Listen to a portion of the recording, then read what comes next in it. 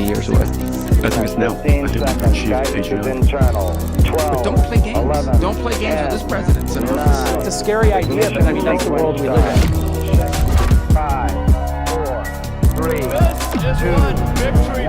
1. Did you get all of that? Life has become more complex in the overwhelming sea of information. The advent of computers and the subsequent accumulation of incalculable data has given rise to a new system of memory and thought parallel to your own. To monitor the situation means to watch history in the making. 5, 10, 15, 20 years away. I think it's now. I think we can achieve it internal. 12, but don't play games. 11, don't play games with this president. So it's a scary idea, but I mean, that's the world we live in. 5, 4, 3, 2, 1.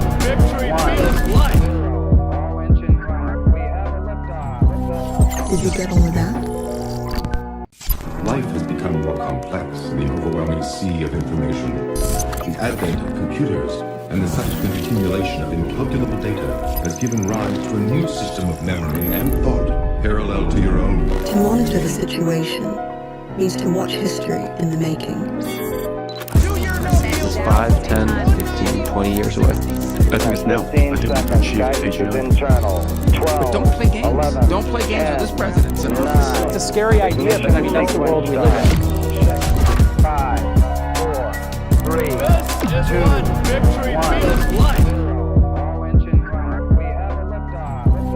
Did you get all of that?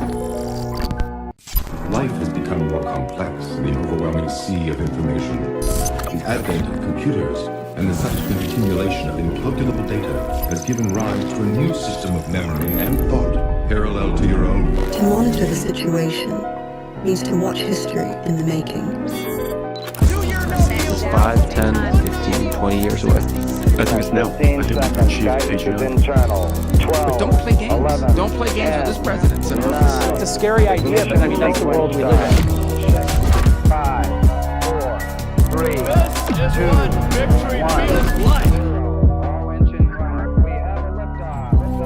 Did you get all of that? Life has become more complex in the overwhelming sea of information. The advent of computers and the subsequent accumulation of incalculable data has given rise to a new system of memory and thought parallel to your own. To monitor the situation means to watch history in the making. 5, 10, 15, 20 years away. I think it's now. I think we can achieve it internal. 12, but don't play games. 11, don't play games with this president. So it's a scary idea, but I mean, that's the world we live in. 5, 4, 3, 2, 1.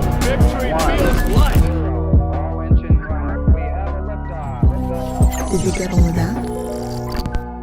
Life has become more complex in the overwhelming sea of information. The advent of computers and the subsequent accumulation of incalculable data has given rise to a new system of memory and thought parallel to your own. To monitor the situation means to watch history in the making.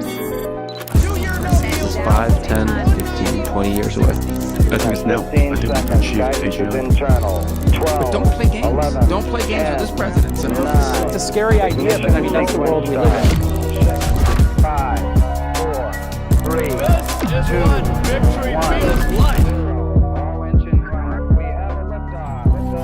Did you get all of that? Life has become more complex in the overwhelming sea of information. The advent of computers and the subsequent accumulation of incalculable data has given rise to a new system of memory and thought parallel to your own. To monitor the situation means to watch history in the making. 5, 10, 15, 20 years away. I think it's now. I think we can achieve it internal. 12, but don't play games. 11, don't play games with this president. So it's a scary idea, but I mean, that's the world we live in. 5, 4, 3, 2, 1.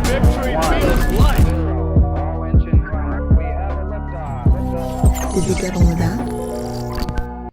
Life has become more complex in the overwhelming sea of information. The advent of computers and the subsequent accumulation of incalculable data has given rise to a new system of memory and thought parallel to your own. To monitor the situation means to watch history in the making.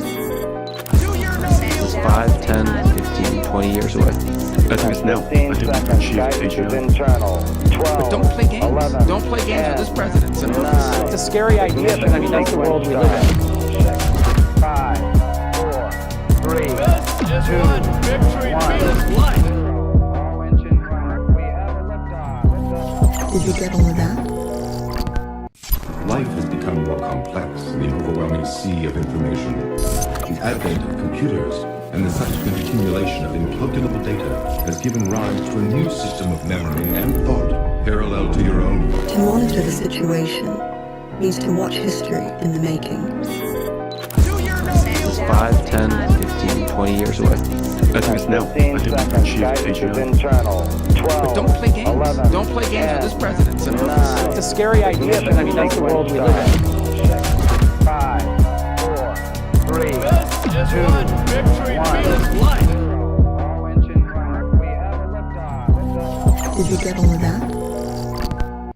Life has become more complex in the overwhelming sea of information. The advent of computers and the subsequent accumulation of incalculable data has given rise to a new system of memory and thought parallel to your own. To monitor the situation means to watch history in the making. 5, 10, 15, 20 years away. I think it's now. I 15 think we can seconds. achieve Guidance is AGI. internal. 12. don't play games. 11, Don't play games with this president. So 9. It's a scary idea. And we're back. We are so back. We are so back. It is Thursday, July 2nd, 2026. Now we're actually halfway through the year, by the way, because there's not an even number of days in each half. Yeah. So we're in the second half. We We're are. in the third. We're not in the third quarter yet, are we? No, we're not in the. Like Q3. Yeah. Yeah, I think we are in Q3 now. We are in Q3. Q3 is like July, August, And September, it does. right? But it's like it starts in mid-July, I thought. When does Q3 start? Is this true? Oh no, it Rock, starts July Is this true? 1st. So We are now in Q3. We are now in Q3. 2026. This is scary. We're also almost in Q3 of the World Cup, which is pretty amazing. I don't know if you guys saw the game last night. I've been a soccer fan my whole life since 2 weeks ago, and so it was crazy for me to I was watch. about to say LARP alert. LARP but alert. yeah. Extreme LARP alert. Yeah, I went to this public watch party in SF. I was surprised by how many people showed up. And we watched crazy goal that got ruled offsides. And then another goal that was actually real. And then we watched one of our top guys get red carded. They got his ass. Mm-hmm. They stole him from us. I can't believe it. And it was a total bullshit red card too. And then one of the craziest penalty kicks I've ever seen. It was a crazy kick. It was really impressive. And so we beat Bosnia 2-0, and now Team USA is going to the round of 16 against Belgium, which is a little bit scary because on the prediction market odds are very Favoring even. Belgium? No, it's favoring USA, but it's 53-47. Okay, cool. Which is really scary. That's kind of brutal. And then if we beat Belgium, the next opponent in the quarterfinals will likely be Spain, and that's going to be really tough. We need a. And if we somehow beat Spain, the next opponent after that is probably France, and that's going to be really tough. Well, Belgium has never won. Their best finish was third place, I think, in 2018. Well, that's not bad. That's recent. Wow. Yeah, that's not bad. Um, so maybe they're. Yeah, The best they're not finish bad. that the U.S. has ever had in the World Cup was also third place, but it was in 1930. Okay, so yeah, the that probably best- doesn't mean anything. The best we've performed since then was in 2002. We reached the quarterfinals, which is totally doable again this time. And I hope it happens, and I hope we make it to the semifinals and then win the thing. It's not impossible that we win the whole thing. It's crazier things have happened. Crazier things have happened in this World Cup. If you look up World Cup winner on the prediction markets, what do we have for USA? 4.3%. That's really not impossible. Yeah. It's not very The likely. most interesting outcome is the most likely, Mm-hmm. as Elon says. So, Yeah. Consider this. Senegal was at 98.5% probability of winning on Kalshi, which means Belgium was at 1.5%. And then they did this insane clutch where they scored 2 goals in like 2 minutes at the 86th minute, and tied it up, and then got a third goal in extra time. So crazier things have happened. Anyway, speaking of crazy things, we're still in the middle of the ongoing singularity. We're in Q, like, we're in like Q 0.5 of the singularity. We're actually always at the beginning of the singularity. Yeah. There is no such thing as like being in the middle of the singularity. We're always at the beginning of the singularity. Yeah. I don't know if you've ever read the book The Beginning of Infinity I've heard of by it. David Deutsch, which incidentally is Sam Altman said this is his favorite book. It's a really good book. I've been recommended this book countless times. Yeah, you got to read this book. But my favorite thing to do with books that are over recommended to me is not read them. This is actually a great cover. Classic like British penguin cover. Really cool. No, it's great. It's a great book. I totally recommend it. I totally recommend it to all of our viewers as well. Read The Beginning of Infinity by David Deutsch. And follow David Deutsch on Twitter. He has Twitter. Anyway, OpenAI has discussed giving a 5% stake to the US government. This is pretty unprecedented. Like, the US government does not often take direct stakes in private companies. This has happened before only a couple of times. Like, during this administration, they took a 10% stake in Intel, although I think they like paid for it. Let's see, I'm going to ask Claude, has the US government taken stakes in private companies before?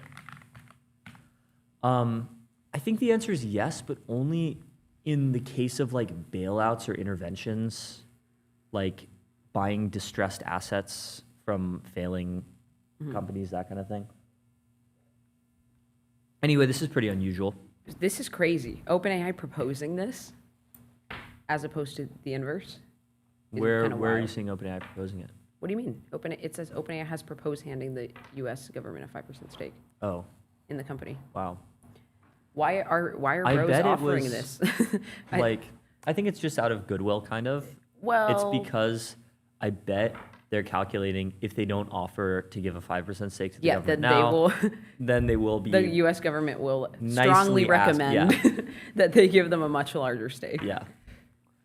Yeah, exactly. So has the U.S. government taken stakes in private companies in crisis-driven bailouts like TARP? They bought equity in Yeah, we've talked about this before, banks, right? in General Motors and Chrysler, which they then exited at a loss.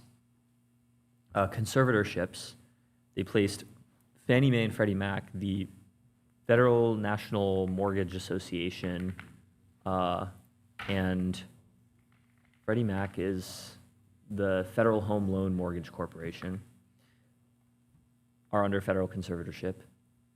But yeah, what's genuinely new is the government taking equity in healthy, non-distressed companies as a deliberate industrial policy tool rather than as crisis rescue.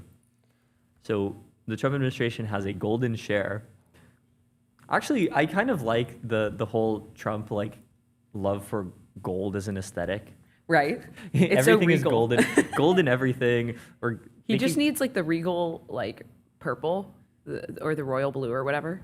Like, you know that shade? yeah. That with the gold.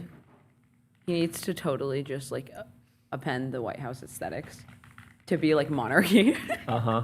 Have you seen like the photos of like the Biden Oval Office versus the Trump Oval Office? Yeah. It's all gold now. Yeah. They love putting gold in there. There was also like a South Park episode about this. Or if you've seen the inside of the Mar-a-Lago ballroom, it looks like this. It looks like Versailles. And you Yeah. might notice that when Emmanuel Macron from France was trying to negotiate a peace settlement between the US and Iran, the venue that he proposed was the Palace of Versailles, which, of course, looks like this. Trump loves this stuff. Yeah. There is like Trump incredible alpha in just like knowing how to like appease Donald Trump based on his preferences. So The Trump administration has acquired a stake in Intel, U.S. Steel, MP Materials, critical minerals firms, metals. Analysts have described this as a shift toward what some call a portfolio state. That kind of goes hard. Yeah.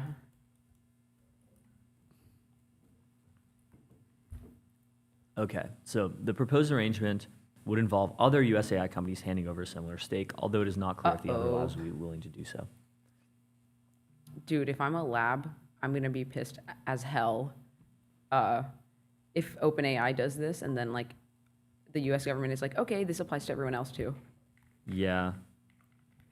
So 852 billion, assuming that is OpenAI's current valuation, 5% stake is about 43 billion, which is not a lot of money. Like if you were to divide that amount between every American, it would be, what do we have, 340 million people. So it'd be $125 per person, which is, you know, it's something. I think that's not that different from like the monthly disbursements of like the Alaska Permanent Fund, which they mention here. It's like $1,000 a year or something in Alaska. Yeah, something like that. Hopefully, you would want your sovereign wealth fund to disperse more than $1,000 per person per year. But, you know, if the AI labs come to eat the entire economy and produce tremendous, like massive economic growth, the likes of which we'd never seen before, we'll get some more money out of it. Conceptual talks between the government and OpenAI were in the early stages, concepts of a plan, and any deal might require an act of Congress to implement. Altman has been in active talks with the administration about the issue of public ownership, including Trump, Howard Lutnick, and Scott Bessent. These guys, Lutnick and Bessent, are proving to be sort of like the singularity SARS. They are now like among the most important people in the world because they are the ones setting the American government's AI policy, more so than anyone else. So like it is really important to keep an eye on these people if you are a situation monitor. Do they have Twitter? I don't follow them. I don't think. Actually, at the World Cup watch party yesterday, Howard Lutnick was sitting next to Gianni Infantino, the president of FIFA. And as soon as he came up, this guy next to me, a very tech bro looking guy, started like loudly booing, probably because of Claude. Because Lutnick was the one who shut down Claude. Wow, apparently I was also not following Bessent or Lutnick, but I've just fixed that. Anyway, Bessent and Lutnick seem to both be more, I guess, pro-state involvement in AI than other people in the Trump administration, like, for example, David Sachs, who is very laissez-faire about things. So,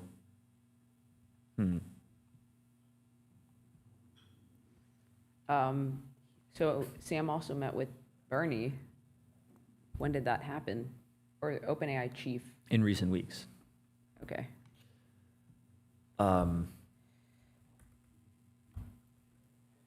Is he technically the OpenAI chief? Is that his Yeah. name? CEO is Chief Executive Officer. Oh, well, yeah, sure. Okay. He also wrote this Bernie. op-ed yesterday. This is we can make AI safe for everyone. Okay, basically his simple framework is a US-led international forum that establishes accepted standards, provides expert and impartial analysis of capabilities and risks, and makes the technology available to nations and companies that participate and follow the rules. Yeah, I just think this is kind of a bad idea. Like, it's sort of like handing all power of frontier intelligence over to like the great nonprofit blob for them to decide like who gets access to it. Yeah. I don't know why this is just people's default proposal to anything. Give it to some international nonprofit blob organization. Just like hand off power to some international NGO. Like, why? Like, what makes you think this is by default better than the alternative? Yeah, it just totally depends on the competence of said NGO, which is usually, which I'm not bullish on. Yeah, like But- when has this ever, when would this have ever worked in the past? if we had the Industrial Revolution, giving the Industrial Revolution as an example again, AI is a technology, I think, much more like the steam engine than the nuclear weapon, in that, like, yes, it is very capable. It is not, by default, very dangerous. It is a dual-use technology, kind of like the steam engine, right? Like, you can use the steam engine to build up a very powerful military that you can use to conquer neighboring countries. Should we have made, like, international forum on steam engines? An international forum that provides expert analysis of steam engines and makes steam engines available to nations and companies that participate? No. I think that would have been bad. And I think that a lot of AI safety people have shown kind of a lack of humility about learning from the history of the thing that we have that is the most similar to the future of AI, which is the Industrial Revolution, and proposing these same kind of weak ideas over and over again. US-led international forum. This doesn't mean I think there should be zero regulation on the technology. Like, we already have laws in place, for example, that already cover the negative uses of AI. Like, you're not allowed to kill people. You're not allowed to kill people with AI. You're not allowed to kill people with things that are not AI. I think people actually underestimate the extent to which current law covers a lot of AI applications.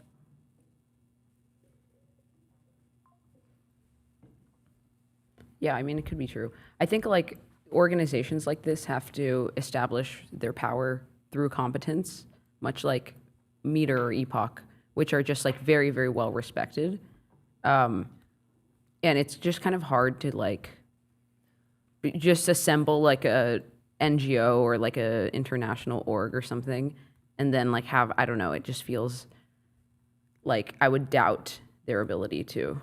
Yeah, I love Meter and Epoch, and you know, many of the people there watch MTS, and we love you guys. I don't know if I would give Meter and Epoch like basically total power over who gets access to certain AI systems. Oh no, total power, no. Well, does like the World Health Organization has total power, right, over like certain things? For example, no, right? I don't think so. So I like it would never be like total power. Ideally, just be like very, very strong standards.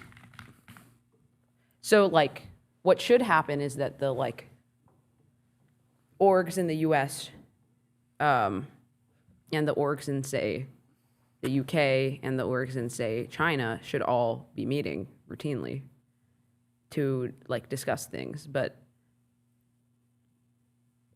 like that could happen without creating an NGO. I prefer that too.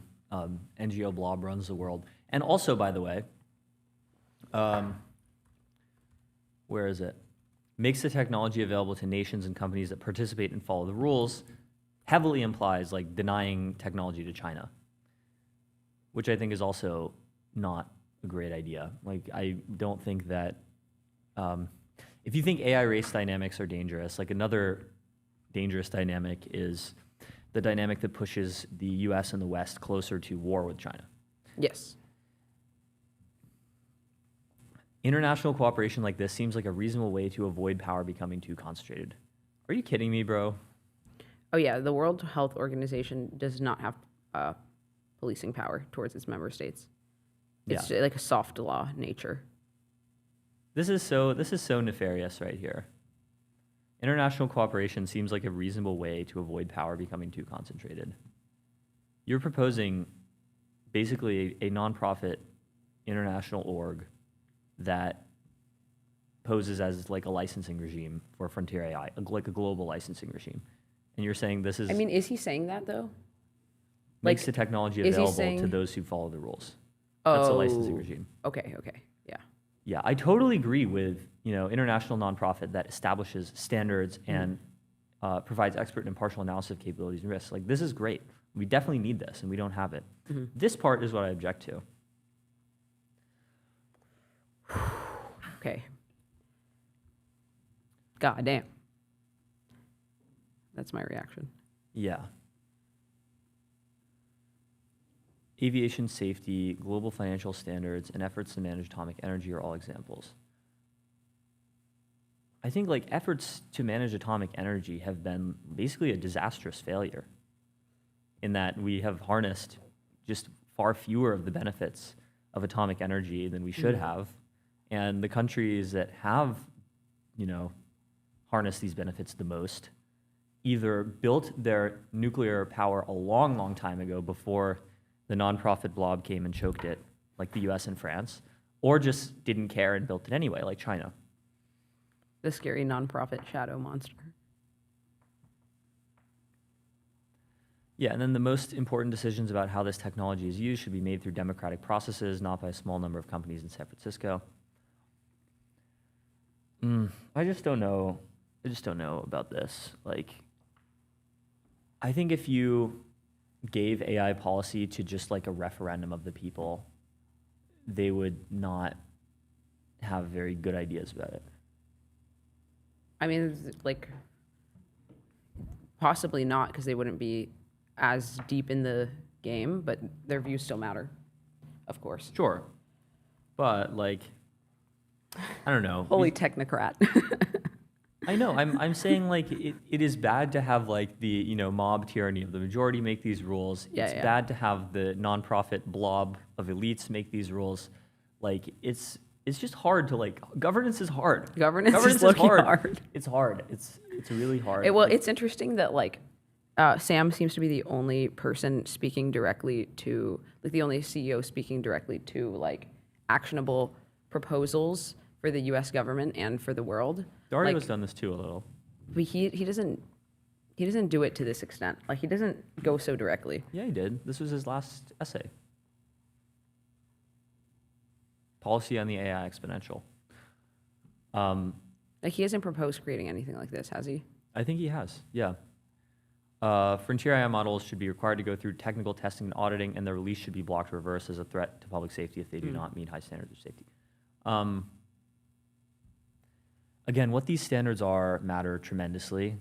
It is also important for blocking on safety to not become blocking on capabilities. Well, that's tough. Lest we just don't get any better AI ever, which would be bad. Like, I think it would be a really bad future if like AI progress just gets blocked over safety reasons. Like, I support AI safety efforts to the extent that they make AI progress practical. Yeah, of course. This is just funny to me because, like, if you guys think this is hard, like, imagine when robotics is solved. Oh my God. You guys are not ready for that. Yeah. And then this whole thing happens again. Oh my God. I think we really just need better policy proposals than we're going to make the international nonprofit blob control AI deployment. It's just bad. We need the I'm sorry, international Sam Altman. nonprofit blob to nicely recommend things and standards Yes. and create They should soft nicely power, recommend standards. soft law. Yeah, but I don't know why people have just such an instinct to, whenever they see something that they see as like novel or dangerous or different, they want to, people who otherwise are like very, pro-American style governance, like laissez-faire, they want to just hand it to basically like the equivalent of the EU. And it's just not clear to me why that would be better by default. I think like there are definitely worlds in which this makes the technology less safe if safety is what you care about. Like, what I've talked about before, if you silo AI research into a single org or a handful of orgs that don't get feedback loops with the world, that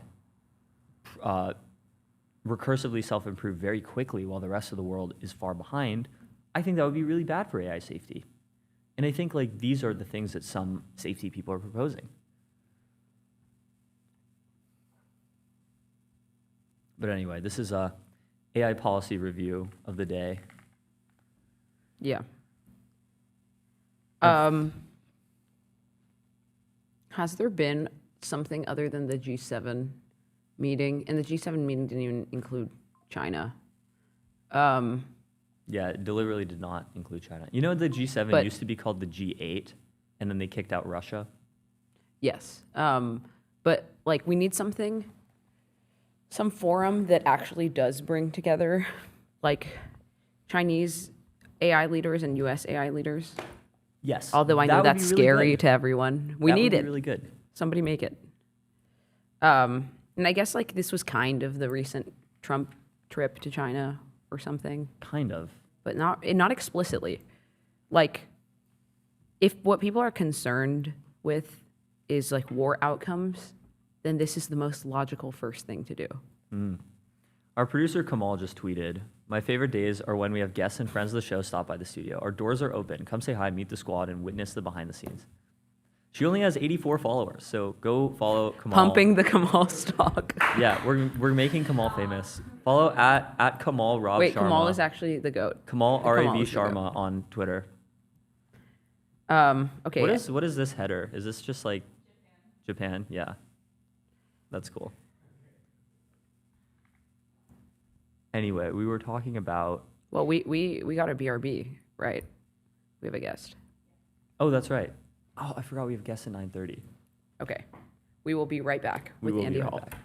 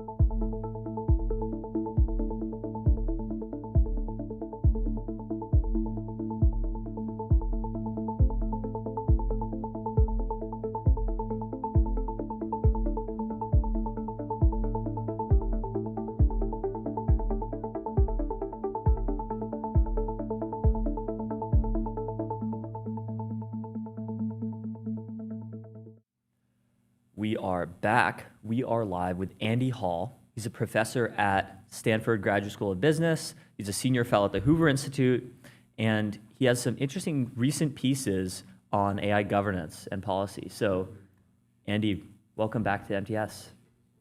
Super excited to be here. What a time to discuss the political economy of AGI. Every day, something crazy happens. That's right. What a time.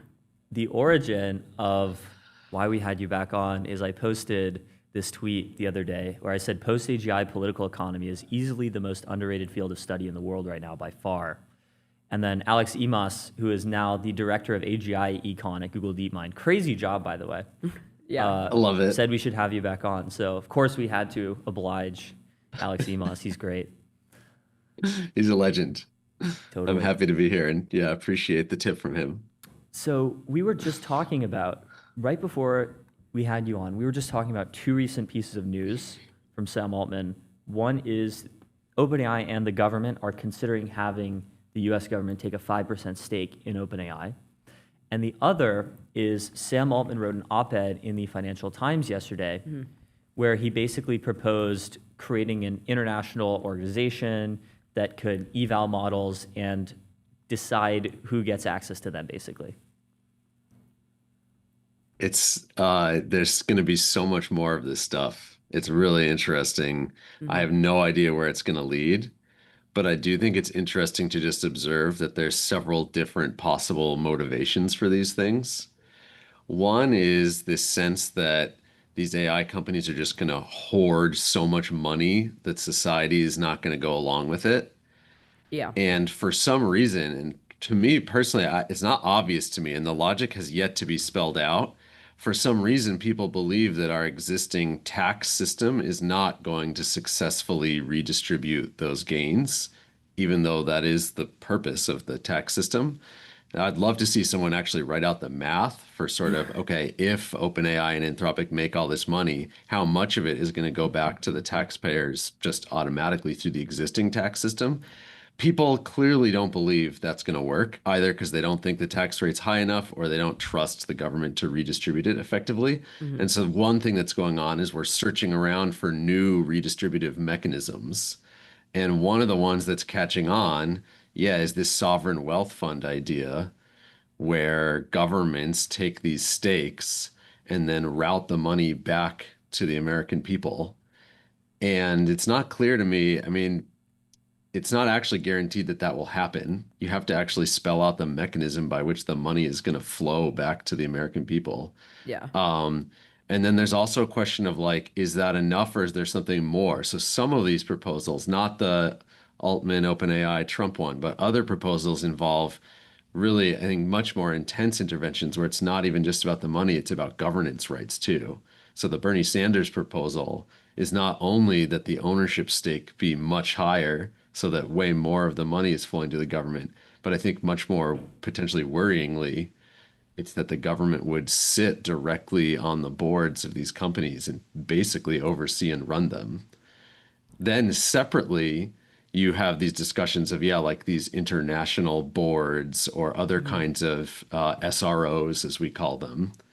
And that, I think, is in part an escape valve to try to avoid this Bernie Sanders idea that the government should directly run these companies. And I think in either case, there's a lot to figure out. Well, how much of this is like aimed at alleviating the public's concerns? Because it seems like the creation of an NGO is a very like something that the American public would hear and be like, oh, that sounds good and responsible. And then the proposing directly an ownership stake, like the government have an ownership stake, also feels like it could be pretty populist. Like if I'm like an average American, I'm like, whoa, that's actually interesting. Like the AI guy actually like might care a little bit about us. So how much of this is like aimed directly at public sentiment?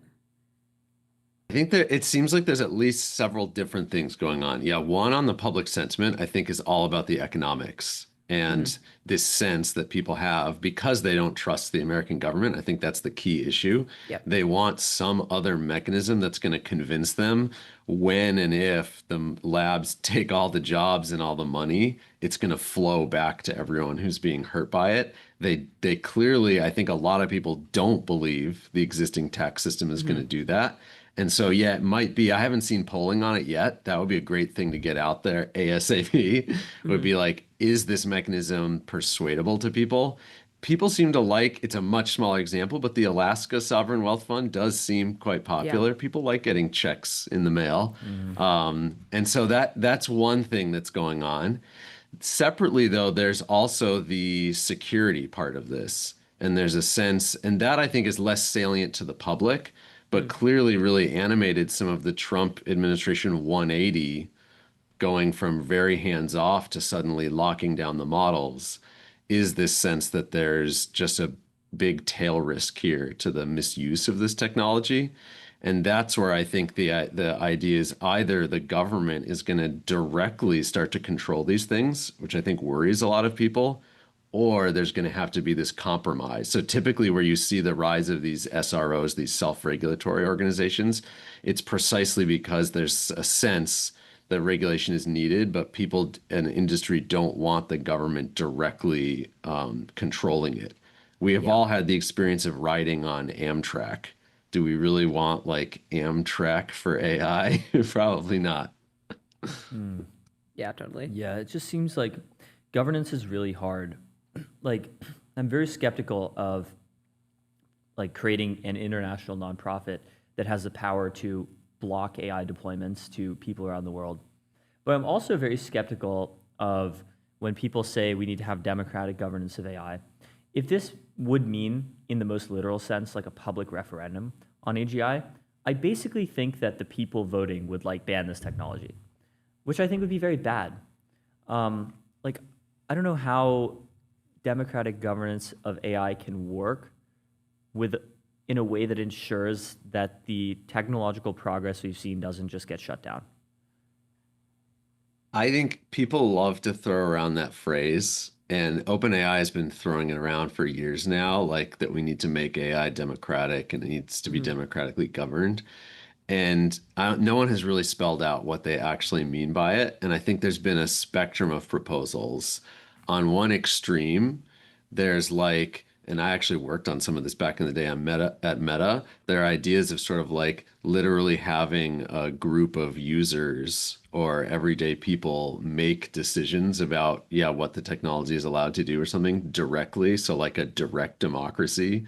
I think I haven't met anyone who thinks that's really the right way to do it. And I think it's exactly for the reason you're saying, Theo, which is it's a very complex set of decisions that require expertise, and people don't have that expertise. And so it would not be a reasonable way to make the decision. I think on the other end of the spectrum, there's an idea that's sort of like, kind of like the decisions the Trump administration is being made.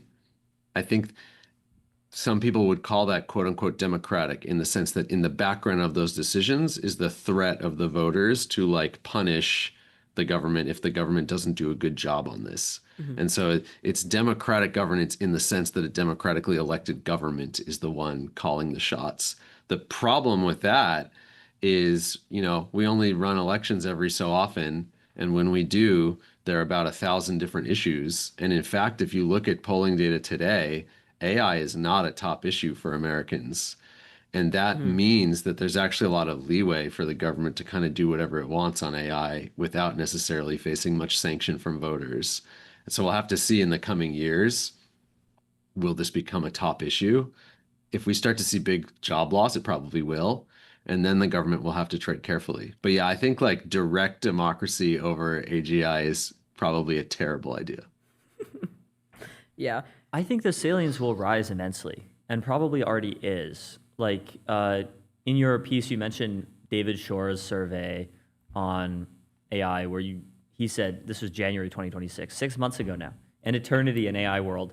AI was ranked 29th out of 39 issues, behind, crime, freedom of speech, obviously behind the economy and cost of living. But it's already more important than issues that were like really salient to a lot of people, like LGBT issues, guns, the environment, abortion. Like, I think it's quite a big deal. And it's not that far behind in salience compared to a lot of issues that we find like really important. Like education, for example, is only like 10% ahead of AI in salience. And it's probably rising because this is a 6-month-old survey. We need to refresh the numbers for sure. And I would be really surprised if it's not rising.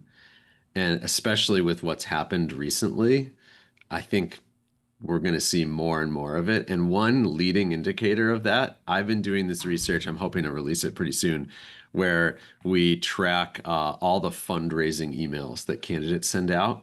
And that's where they really lean in on the like juiciest rhetoric, because the fundraising emails, they're very salacious, they're super negative. And we're seeing over the last couple of months a clear uptick in mentions of AI, mentions of companies, and mentions especially of data centers. They're still at a really, actually, it's kind of surprisingly low rate, but clearly going up. And if you saw, what's been happening in some of the primary elections recently, it's easy to foresee AI becoming a bigger issue. And that's all before it starts to really affect the economy, at which point I think it becomes, yes, super explosive issue. Yeah, One totally. thing I think is really illustrative here is like the Alex Boras versus Micah Lasher congressional election in New York, where, when Boras was running, 6 months to a year ago, he was seen as kind of an anti-AI, almost radical, because of his proposals for having things like an org that can eval models, having the government eval models, looking into unemployment studies and whatnot. And his opponent, Michael Lasher, just wasn't really thinking about the technology. But by election day, the winds had shifted so much that Boras was more pro-AI, and Lasher's proposal was moratorium on data centers. And I think this will kind of happen everywhere. Like populists are going, on the left and on the right, are going to just be like fully anti-AI. Like James Fishback in Florida, like the Groyper Republican candidate for governor. He started his campaign, like one of his 4 policy proposals was ban AI data centers in Florida. I think you're 100% right. And the Lasher story is fascinating because if you believe him, at least, he has said that actually he developed some of the AI policies that Boris then ran with, and that they had discussed it prior to this campaign. And at the time, Lasher thought it wasn't a salient issue, and so he was happy to let Boris run with it and not focus on it. And now, clearly, like times have changed, and it's time to emphasize these more. Yeah, I think the stuff in Florida too is a big deal. It's hard to see this not increasing. Yeah, well, it seems like right now it's like stuck at social issue tier. Like it's there with things like LGBTQ rights. Like, so to me, what's interesting is when it transitions to being something that is like actually tangibly, changing the economy. And I don't know exactly what that looks like, but this was also something that you wrote in your piece about, of like the backlash to AI isn't even here yet. That is something that we will only see like when job loss actually starts. Yeah, and I would revise what I said now as things have come. So first, I still agree. Yeah, I think as job stuff changes, that'll be really explosive. And I'll just say, the jobs report came out today and it was a little bit weak. It wasn't a slam dunk or anything, but there was some weakness in it, particularly in terms of the participation rate in the economy that I could see raising some eyebrows. No direct evidence that it's about AI, but like people will speculate in the coming days. The other thing, though, that is going on that I'm sensitive to that I didn't think about in that piece I wrote, a lot of people that I talk to now are talking about, and I think this is what really animated the Trump 180 on this stuff. This phrase is floating around now, AI 9/11. They're super worried about some like really, really dramatic security disaster that occurs because of AI. If anything like that were to happen, or even if the possibility of that becomes salient to people, that will be really, really a big deal separate from the economy. I think we're seeing an awakening to the security risk. I don't know what to think of it myself. I searched up AI 9/11 and it just No, says it's just AI photos of 9/11. generative AI platforms are capable of creating hyper-realistic historical reconstructions of the 9/11 attacks. Nice. Yeah, I remember this at the time. People were using like the original Bing image gen to generate photos of copyrighted characters like SpongeBob doing 9/11. They had to shut the whole thing down. Oh my God. That was Oh my so God. funny. I bet you if you ask Fable to do this, it'll swap you to Opus 4.8 real quick. Yeah. Yeah. Well, okay, something like I guess a little scary is like how much does the threat of doom actually motivate people and motivate decisions versus like an actual catastrophe? Like if there Yeah. is an actual cyber attack, then I can see that moving the needle. I mean, look what Mythos did without an actual cyber attack. It really moved the needle. I guess so, but not for the public. Like it moved the needle within the government. But what I mean, Sure. like for the actual public, like it might be the case that it's just like actually a disaster that. It's a good question. It's a good question. Yeah, the anticipation of one versus actually experiencing one, even if it's a relatively small one, I think it could lead to a real freak out. And we saw, I mean, after September 11th, we made a number of decisions about the security of the country. Some of them were reasonable. Others turned out later to be totally, understandable but hysterical over responses, particularly with regard to airport security. And we've been like slowly rolling them back over time. Yeah. But we endured a tremendous amount of economic waste from the sort of like security theater that we put in place. And you could easily imagine the same thing happening, or maybe already happening with AI. But at the same time, you could imagine really bad actual things happening. And if we're thinking about like post AGI political economy, I think one of the most interesting and profound questions is like, can you sustain some kind of democracy or some kind of decentralized free society if people believe there are these like extraordinary tail risks? It justifies and this is something other thinkers, Bostrom and others, have written about.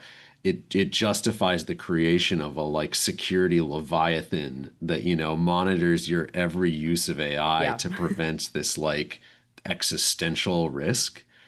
And it's it'll be a really big, much longer term question. Like, can we figure out a way to balance that with freedom? I don't think Bostrom actually believes this, though. Bostrom has gotten much more accelerationist recently, even though people think of him as like sort of the original AI doomer. I don't think he really believes. He was saying he thought that was the right outcome. It was just that he was saying that'll be like an issue.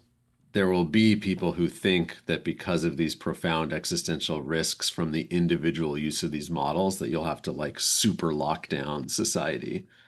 Well, I think you can just harden defense. This is like Vitalik's great insight. It's like if you have models that are powerful enough to create a bioweapon, you can either create literal 1984 or figure out ways to mitigate biorisk through, far UVC light and, quick response vaccines and like all kinds of things. Totally. I think this is, you're getting at, like, oh, go on. That's exactly what I was going to say. I think in terms of like, what are the big research questions? It's like, what part of this, it's an offense defense thing. Like, where does this aid offense asymmetrically? Where can it improve defense asymmetrically? That's what we got to figure out. We have to make defense like economically viable. Like we have to make it something worth pursuing. And I don't know if like exactly what the correct policy is for that. Maybe it's more investment, subsidization. I don't know. You see this with the economic stuff too. There's sort of this idea that we should somehow make sure that AI like augments human productivity instead of replacing it. But then you're like, okay, that sounds great, but how do we actually do that? And it's sort of like, well, we're still working on it. We'll get back to you on that. yeah, work in progress. But that's definitely, these are the big questions, I think. Yeah. So we were talking about post-AGI political economy, like actual post-AGI. Once we have like for real AGI, seems implausible and also bad to me to have like a nonprofit made of humans that licenses AI deployment, for example.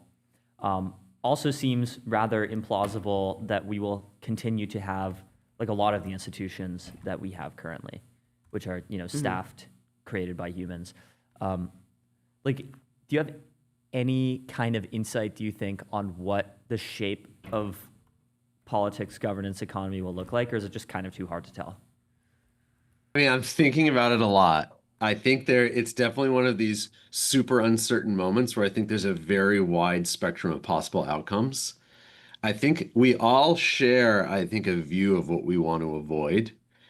There's this, I think, fairly compelling, but I think ultimately wrong set of views that the post-AGI world is sort of like fundamentally authoritarian and dystopian, in part because of the security risks that I laid out, in part because of the economic concentration that seems to be inherent in the way the technology operates at great scale. in part potentially because of the way this technology lends itself to surveillance and control. But I think there are a lot of ways we can counter that. I certainly see where in a country that's already authoritarian, like look at China, I think it's obvious to see how this technology, when we're in a post-AGI world, is going to reinforce the authoritarian, totalitarian sort of approach. But in a democracy, I think there are a bunch of ways we can use the technology for democratic ends. The way I'm thinking about it is sort of if you can use AI, super powerful AI, to give every person a super effective political agent that represents them all the time. Yeah. I think you can actually like go really far with that. Like a lot of our biggest mistakes in governance today are the result of the fact that most of us are way too busy to pay attention, and then a small group of wackos gets to like drive the decision-making process. And certainly in local politics, that's like the dominant problem. Like you think about NIMBYism, Oh for my example, God. like that's totally what Oh, drives it. man. I think in a post-AGI world where we all have our agents helping us, like we can undo those kind of asymmetries.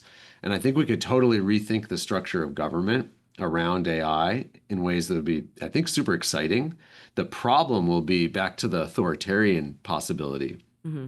The problem will be we probably can't do that if we're talking about one, closed weight model that has won out. Like, how are we going to run a democracy if all of our agents are built on a single model Yep. that has a single point of control by some CEO and or the government? So we Yeah. really we need that plurality of models, and we need to Totally. we need to somehow own our agents. Like the agent needs to respond only to us, not to the model company. Yeah, this is Absolutely. fascinating because I literally wrote a story about like agentic like representation in government like 8 years ago. It was just Wow. for like a short story class. Yeah.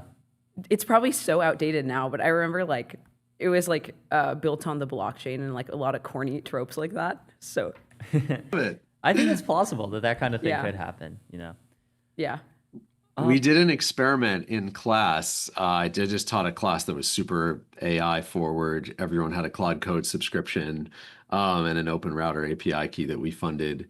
And we did an experiment where we took a set of proxy votes. So JP Morgan, other institutions have fired their proxy advisors, and they've announced they're doing all of their shareholder voting through AI. And so we wanted to do this experiment where every student built an AI representative who then voted on a set of real proxy votes. And then we saw, like, did they vote the way the student would have wanted or not? And what we found was like, it's actually pretty hard to get the agent to understand your preferences, but it is totally doable. And a couple students, like we had a contest, and a couple students developed strategies that worked super well. But then B, the agent is very vulnerable to adversarial prompting. yeah, So in a world where agents are doing all the voting, then the people who write the proposals, the bills that are being voted on, will start to write them in ways that like fool your agent.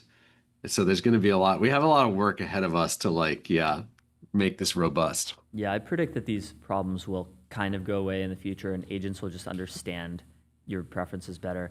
Anyway, though, we could talk for another hour. It's been great, but unfortunately, we do have to wrap now. So thank you so much, Andy Hall, for coming on MTS. thanks, Andy. Thanks for having me. This is super fun, and definitely want to check out that short story. Yeah. I'll Me send. too. I'll see if I haven't can read find it. Sounds It ends good. dystopian though, so it's like a little doomer. I would expect no less. All right, we'll be right back. See y'all.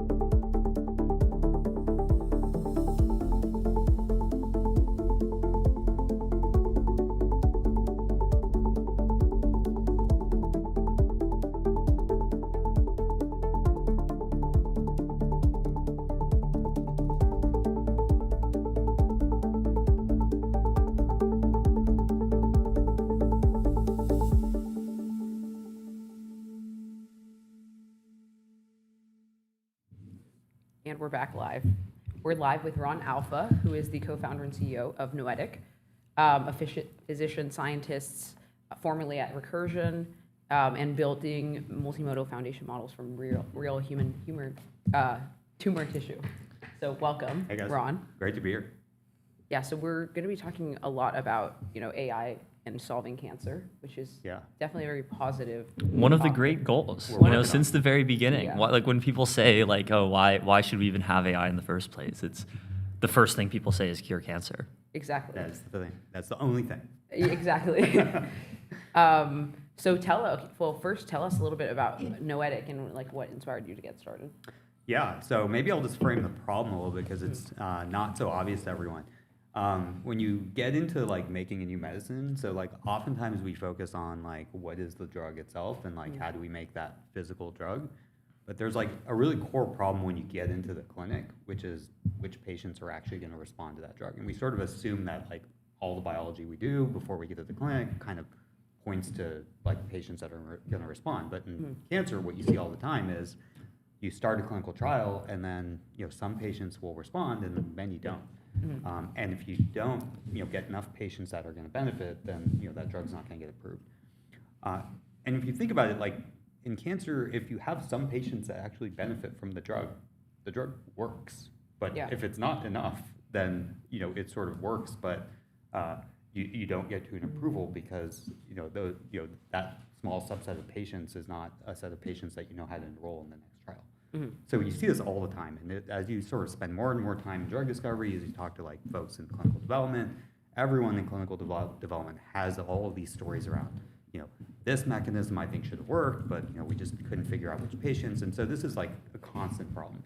And so that was really the genesis of the company. Is like, okay, well, if we can't as humans figure out, okay, these patients are the ones that are most likely to benefit, by simple biological like simple parameters. Maybe we could just train foundation models on like tumor data, and then the models can understand like, okay, what part of patient biology is like therapeutically relevant, and help us like decide, okay, these patients are going to be the best responders for a particular drug. So does cancer like sort of differ? Obviously, it differs in response from person to person. How much of cancer is like a very specialized thing that like there's like unique forms that manifest in different people? Yeah. Like, is that one of the tough problems? Well, we think of like, so, historically we've kind of come from, okay, let's just call it lung cancers or like lung cancers. And then we just call that a group of cancers that affect the lungs. But we've like continuously subdivided that. So you can like describe it by the different types of cells, and then you can describe it by different types of genes. And what we found is that historically, in lung cancer, for example, most drugs that are approved for a very specific type, and that could be, defined by cell type or defined by genes, or even like immune therapies, which are like some of the most successful cancer drugs, really only work in like 20% of many different cancers.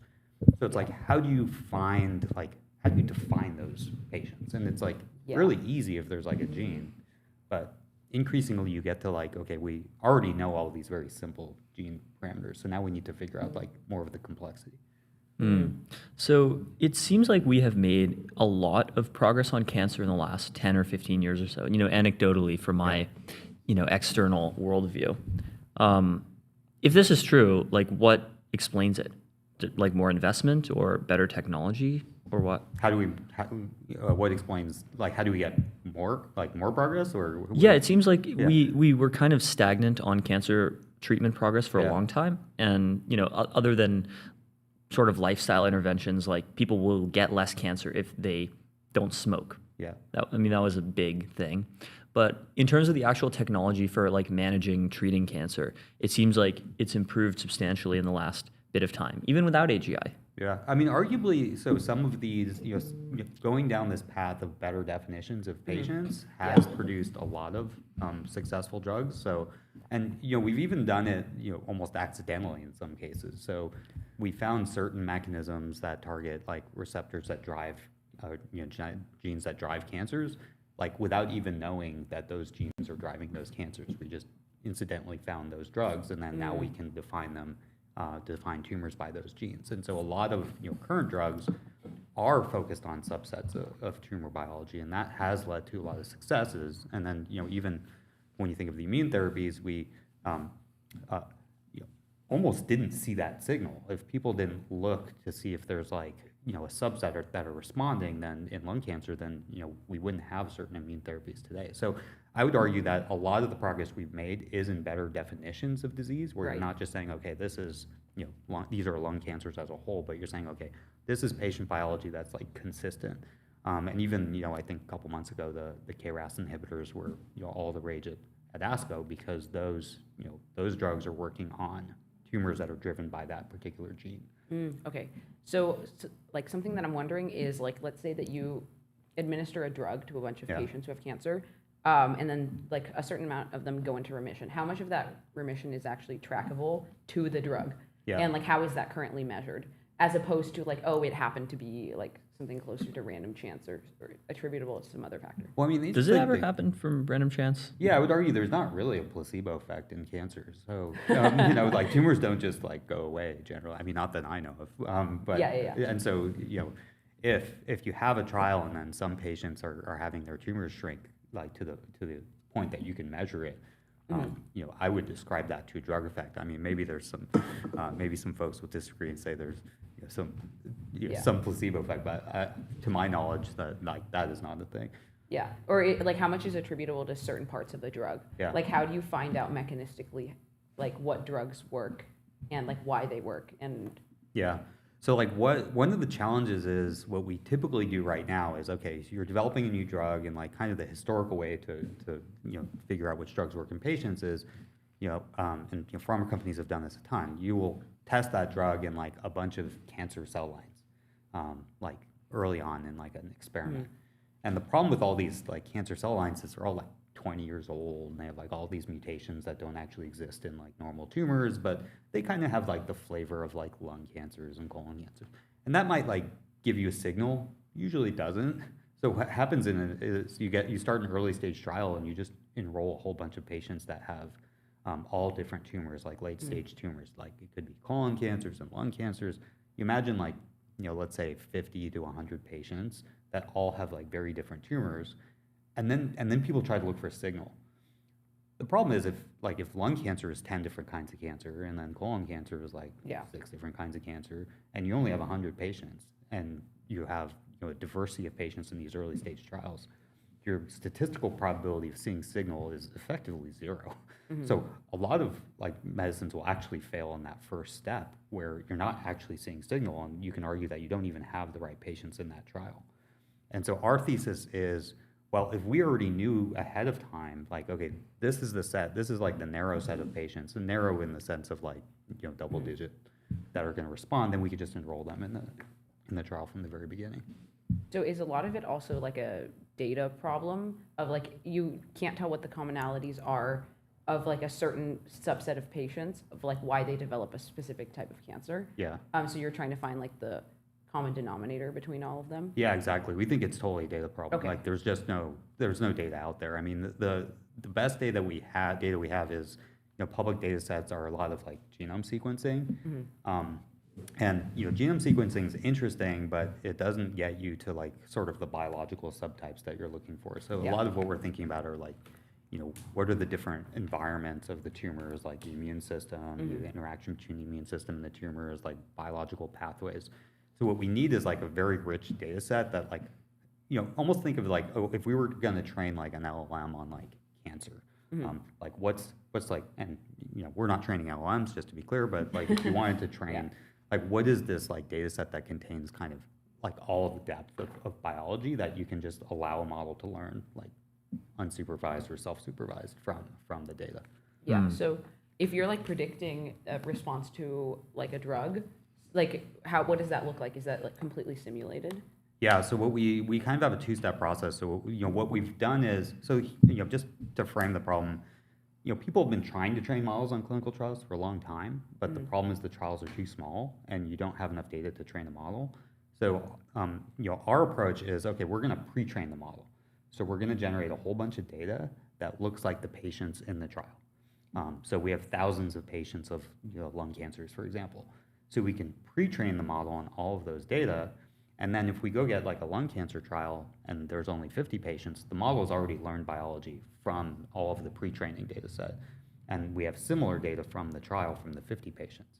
So essentially, once we get the trial, all we need to do is run inference on the patient samples. And the model has seen like that biology already. So that's sort of the first step. So we get access to these patient samples, we run inference on them, we embed them with all of our patients, and then from there we can get to like a set of features that actually a very simple classifier can predict response from. Yeah. Is it true that there's an abundance of drugs in the pharmaceutical pipeline and that we just don't have the capacity to like test all of it? Or would it be helpful for cancer research to come up with even more drug targets? Yeah, I mean, this is a bit of a hot take. So arguably, yes. I mean, if you talk to folks at like big pharma companies, Yeah. they have tons of programs that they're working on at any given time, and they basically bring them into portfolio review, and then every year decide which targets they're going to push forward. So generally there is an abundance of new targets, and pharma companies are not moving forward all of the targets that they could move forward into the clinic.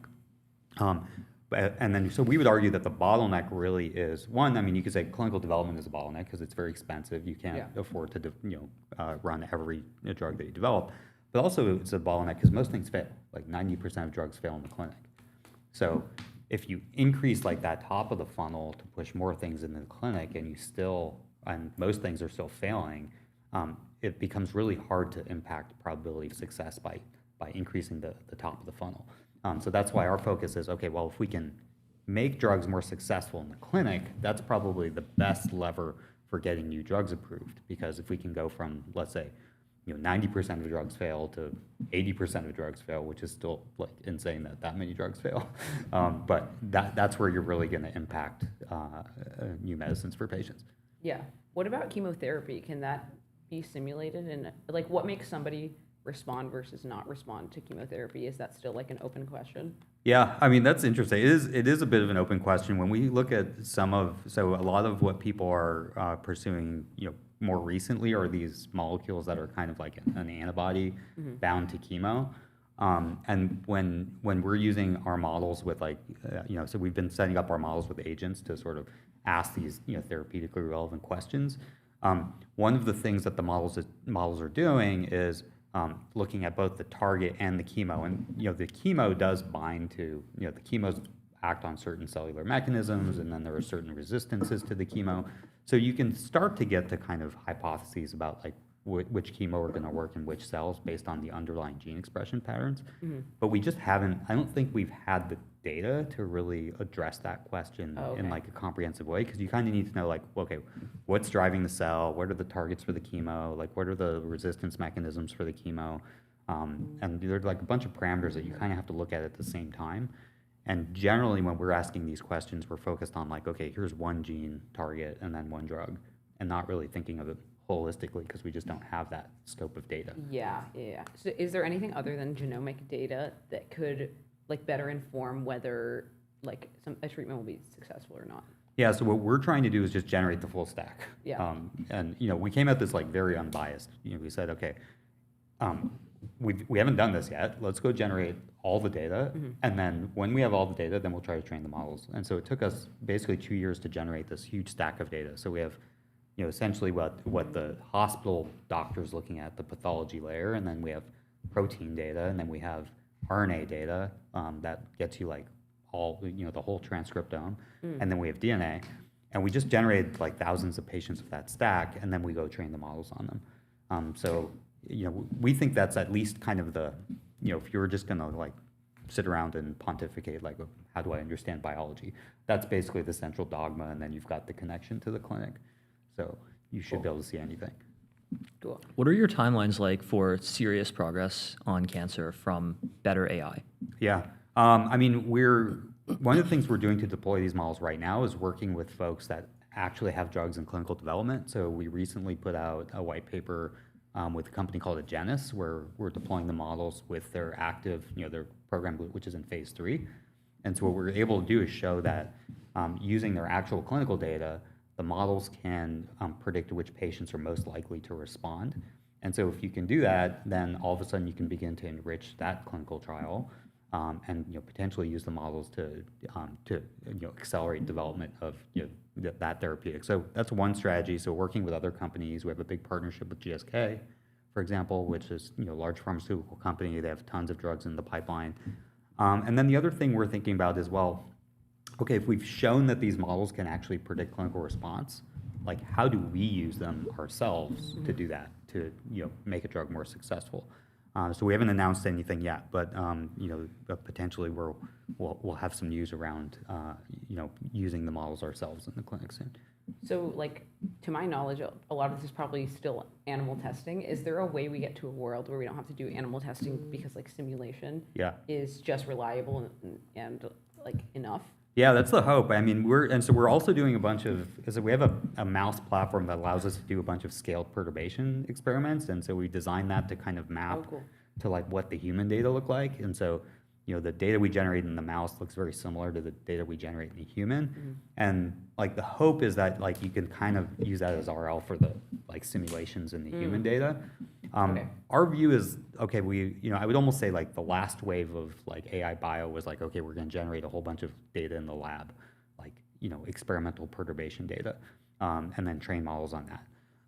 Our view is like this next wave is actually going to be more simulations. And so that's why from the very beginning, we've been focused on like the concept of world models. Like, can we actually just simulate the perturbations? Because, if you want to work with like the data that's like most relevant, which is like the human data, like you can't really perturb it. So we need to figure out, if, how well the simulations are working, and then, get to that point. Our virtual cell models, they're probably not that good right now, right? Yeah. But is that because This of is like a hot topic.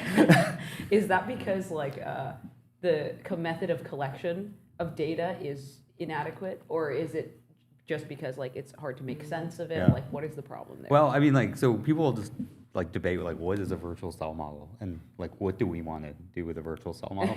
Like, I have a little bit of a maybe contrarian perspective on this. Like, so historically, we've tried to like come up with these virtual cell models as like, okay, if we can just simulate everything, like all the chemical reactions in the cell, and every think of the cell as just a bag of chemical reactions, and if we had a model that could simulate everything, then you can fully understand like up and down the biology of the cell. That would be super useful. Like, my view is kind of like, well, that's going to be really hard. And like, I don't even know what data we're going to need to do that. Like, I don't even think we could generate that level of data. So when we think of like a virtual cell, we're like literally just trying to simulate some biology of a cell in a patient tumor. So you can imagine like a static patient sample, and we're just virtualizing cell biology and simulating like placement and parameters of cell biology by placing cells in that patient tumor in the simulation.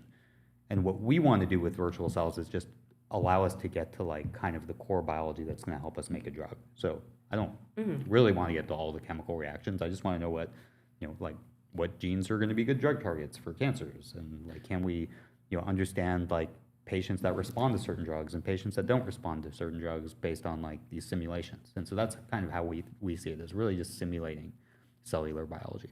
So are there any computational biomodels that are useful to you or your research? Like, can you simulate like an organ? Can you simulate like an entire tumor? Or is it just sort of like simpler like predictive models about like how different types of cancer maybe will react to a different drug? Yeah, so what we try to do right now is simulate. So why the virtual cell model is interesting is it allows us to simulate different cell context in a tumor, like as a piece of tissue. So like that's a little bit abstract. So like, what would you want to do? There are a bunch of cancers. So we had a poster maybe a couple of years ago. There are a bunch of cancers that just don't respond to immune therapies, and you want to understand like, well, what's different about their immune biology that doesn't make them respond to immune biology? So you can take these, like these are patient tissues and static data, and then you can simulate placement of immune cells in like the responders and the non-responders, and then the model can tell you like, okay, what's different about the immune cells in those two contexts, and then that can lead to hypotheses about like why some of those patients don't respond and what drugs to give the patients that don't respond. So that's kind of how we see it, is really you want to use these simulations to get you from like very static like clinical data from patients to like simulated hypotheses and understanding of biology. Right. Is there anything that could be helpful on the preventative front about your research? Like, if you have like, you collect a lot of data about a person, or I have my like DNA file or something, then I can predict my cancer risk, or like, is that possible? Yeah, potentially. Right now, we're not collecting any normal tissue. So, I mean, the models do better if they learn on like everything. Like you just want to train AI models on as much data as possible. Right now, we're focused on like exclusively training on tumor data because that's a pretty high bar. We've only been around for about 4 years. So right now, so the idea is like, can we just focus on just understanding all of cancer biology and then maybe some like immune biology separate from that? You can imagine that over time, as you start to train on like normal tissues, then the models can start to learn kind of the sequence of like transition of tumors from like being like not cancerous to being cancerous. That too, like what state, like does it matter the data collection of like a certain stage of a tumor as well? And like it's really important because like there's still a lot of debates in certain cancers, like, are these weird cells that pathologists see going to transform into full-blown cancer? Are they not going to transform? So I think that's one of the hard clinical problems in a lot of indications right now is like, if you're a patient and someone says, we see something early stage, it's not cancer now, but it could be, like, there are still a lot of cases where we just don't know like the timelines or if something's going to transform or what's going to happen to it. Yeah, totally. Well, I think we have to wrap here. Oh, cool. Thank you so much, Ron. Thank you, Ron. This is awesome. It was great to be on. Yeah. We'll be right back.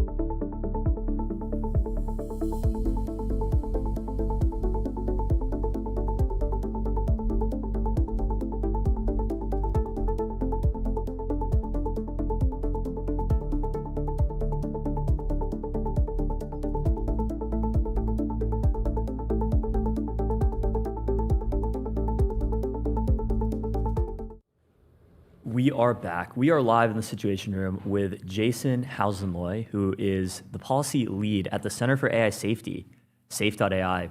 We actually just went over one of their recent posts on stream like a week ago. Yeah, I'm a Dan Hendricks fan. And previously worked on policy at AI 2027, worked at the Center for Human Compatible AI, and was an Emergent Ventures Fellow where I met him at the conference a year ago. So Jason, welcome to MTS. Yeah, thanks. Lovely to be on. So I guess the topical news of the day, as we talked about earlier with Andy Hall, if you know him, is two different policy proposals from Sam Altman. One is the US government gets a 5% stake in the company soon, rather than as an abstract future thing. And the latter is creating, the exact wording he used was an US-led international forum that establishes accepted standards, provides expert and impartial analysis of capabilities and risks, and makes the technology available to nations and companies that participate and follow the rules. So, any takes on either of these two things? Yeah, I mean, like, I don't know. I feel like a pretty kind of common sense approach to AI policy. You know, I think people kind of fuss over different threat models or whatever, but to me, it's like, you know, what are things that we can agree on? It's that it'd be good if we didn't die, and it would be great if the wealth from AI was distributed, ideally in somewhat kind of in even way. And so I think that, you know, maybe in kind of reverse order, this is OpenAI's, you know, first kind of big attempts to go and swing at some of those kind of common sense ideas. And the way they're looking at doing it at the beginning is to try and, you know, give the US government a stake in that company and you know, try to do some form of international coordination. And I think, like, you know, my guess is, obviously, the devil is in the details for a lot of these things. Yeah. I think I'm glad that they're thinking about this. I'm glad that, you know, there's a thing, right? Like these CEOs, right? Like, I think if you look at a lot of the stuff at some of these companies, right, some of them are just kind of monomaniacally focused on making a number go down. And I think, like, it's pretty important for there to be some perspective and some high level strategy of, like, okay, here's how our technology integrates broadly in society. Yeah, totally. It sounds like Mott and Bailey a little bit, where it's like the Mott is, you know, we should think a little bit about the societal impacts of AI. And then the Bailey is like, we end up with like the international, like global blob organization that controls the release of and access to the technology entirely, which I think would be a really bad outcome. Like, I think it would in fact be really bad if you end up inadvertently centralizing AI control into a single organization that has the ultimate authority, basically, to say who can and cannot have access to frontier intelligence. Like, if you are to create such an agency, either domestically or internationally, it seems to me that it should, like, at a bare minimum, have like a mandate of ensuring that as many people as possible get access to the technology, unless the risk from a given deployment would be so great that it has to be restricted. Yeah. I mean, I agree with you there. Maybe we'll have slight disagreements on, like, you know, at what point do we want to draw the line, right? Like, I saw your earlier discussion around, like, biodefense and biosecurity, and I happen to worry kind of, you know, we happen to worry a lot about those kinds of issues. And I think that, like, my guess is, you know, if you really are upheld in the way that some of the progress in this technology is going, then maybe that point is coming pretty soon. Yeah, totally. So I think when people talk about, like, democratized gains from AI, like, there's so many ways that can look, right? Like there's, like, how does the average person benefit from AI in a way that is, like, tangible to them? And then how would you enforce that or create a mechanism for that or create policy or discussion around it? And so I feel like it's natural that people would be like, their first instinct would be like, okay, well, have the government do it. Like, let's give them a stake and then let's have them distribute it, or let's have, like, an NGO or something. Like, how do you ensure that happens in, like, a different way other than centralizing it? Yeah. I mean, this is the whole thing, right? Like, this has always been my problem with universal basic income type proposals. It's that, like, oh, what is the, like, implicit guarantee of a universal basic income it is that, we will pay out our money from this tremendous wealth that we've created,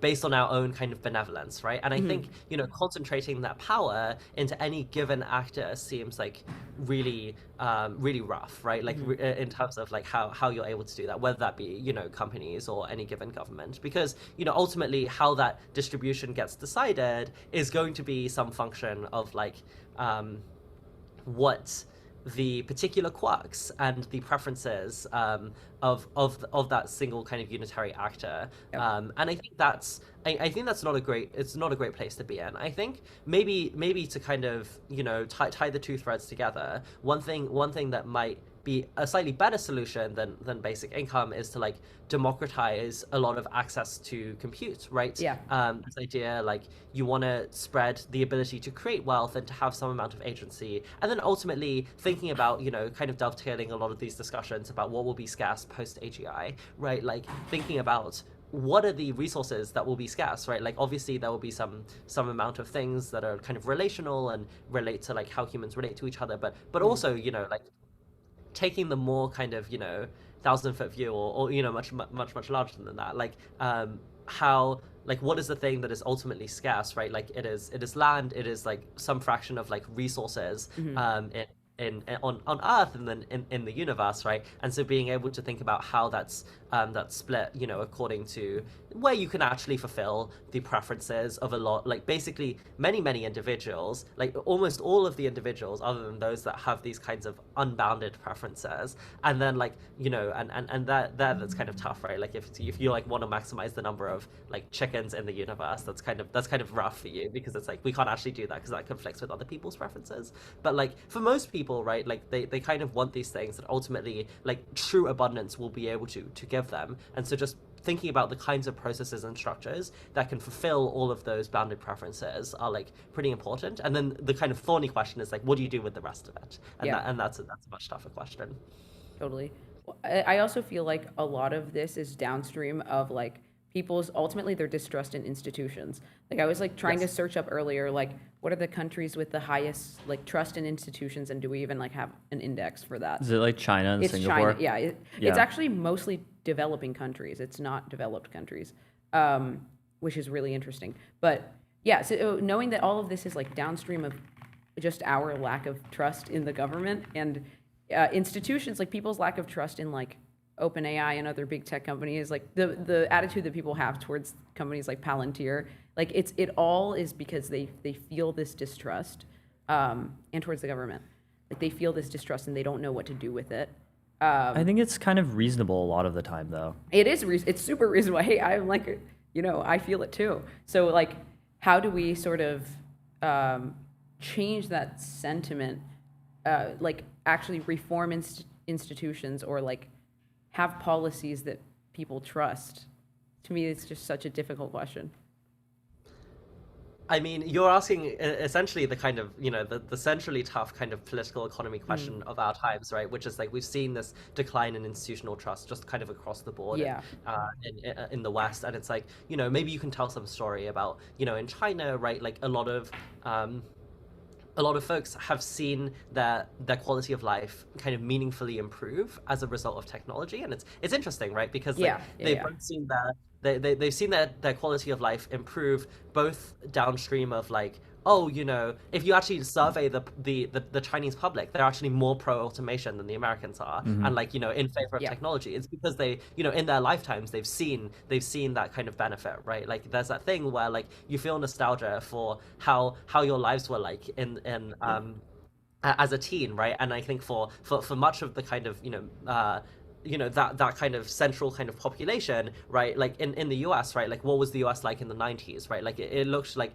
a lot more kind of cohesive, community-based type society, and you can and one that had less technology. While like if you think about China in the 80s or the 90s with just like dramatic development and growth, you can basically see like, okay, like there are kind of these reasons due to the fact that these countries and these governments have just had more recent success. That's where the kind of ability to build that kind of trust comes from. And so maybe one answer to your question is therefore like, can we make prosperity like can we make it kind of visible and salient to everyone again? And I think like, there's this observation, right? Like our built world hasn't really changed as a result of tech. Like, GDP growth has kind of continued along like, 2% a year or whatever in the US, and like but the world I look outside looks pretty similar to the world outside 30 years ago, and I think that's downstream of like some of these structural regulations, like whether that be on how do you build housing, or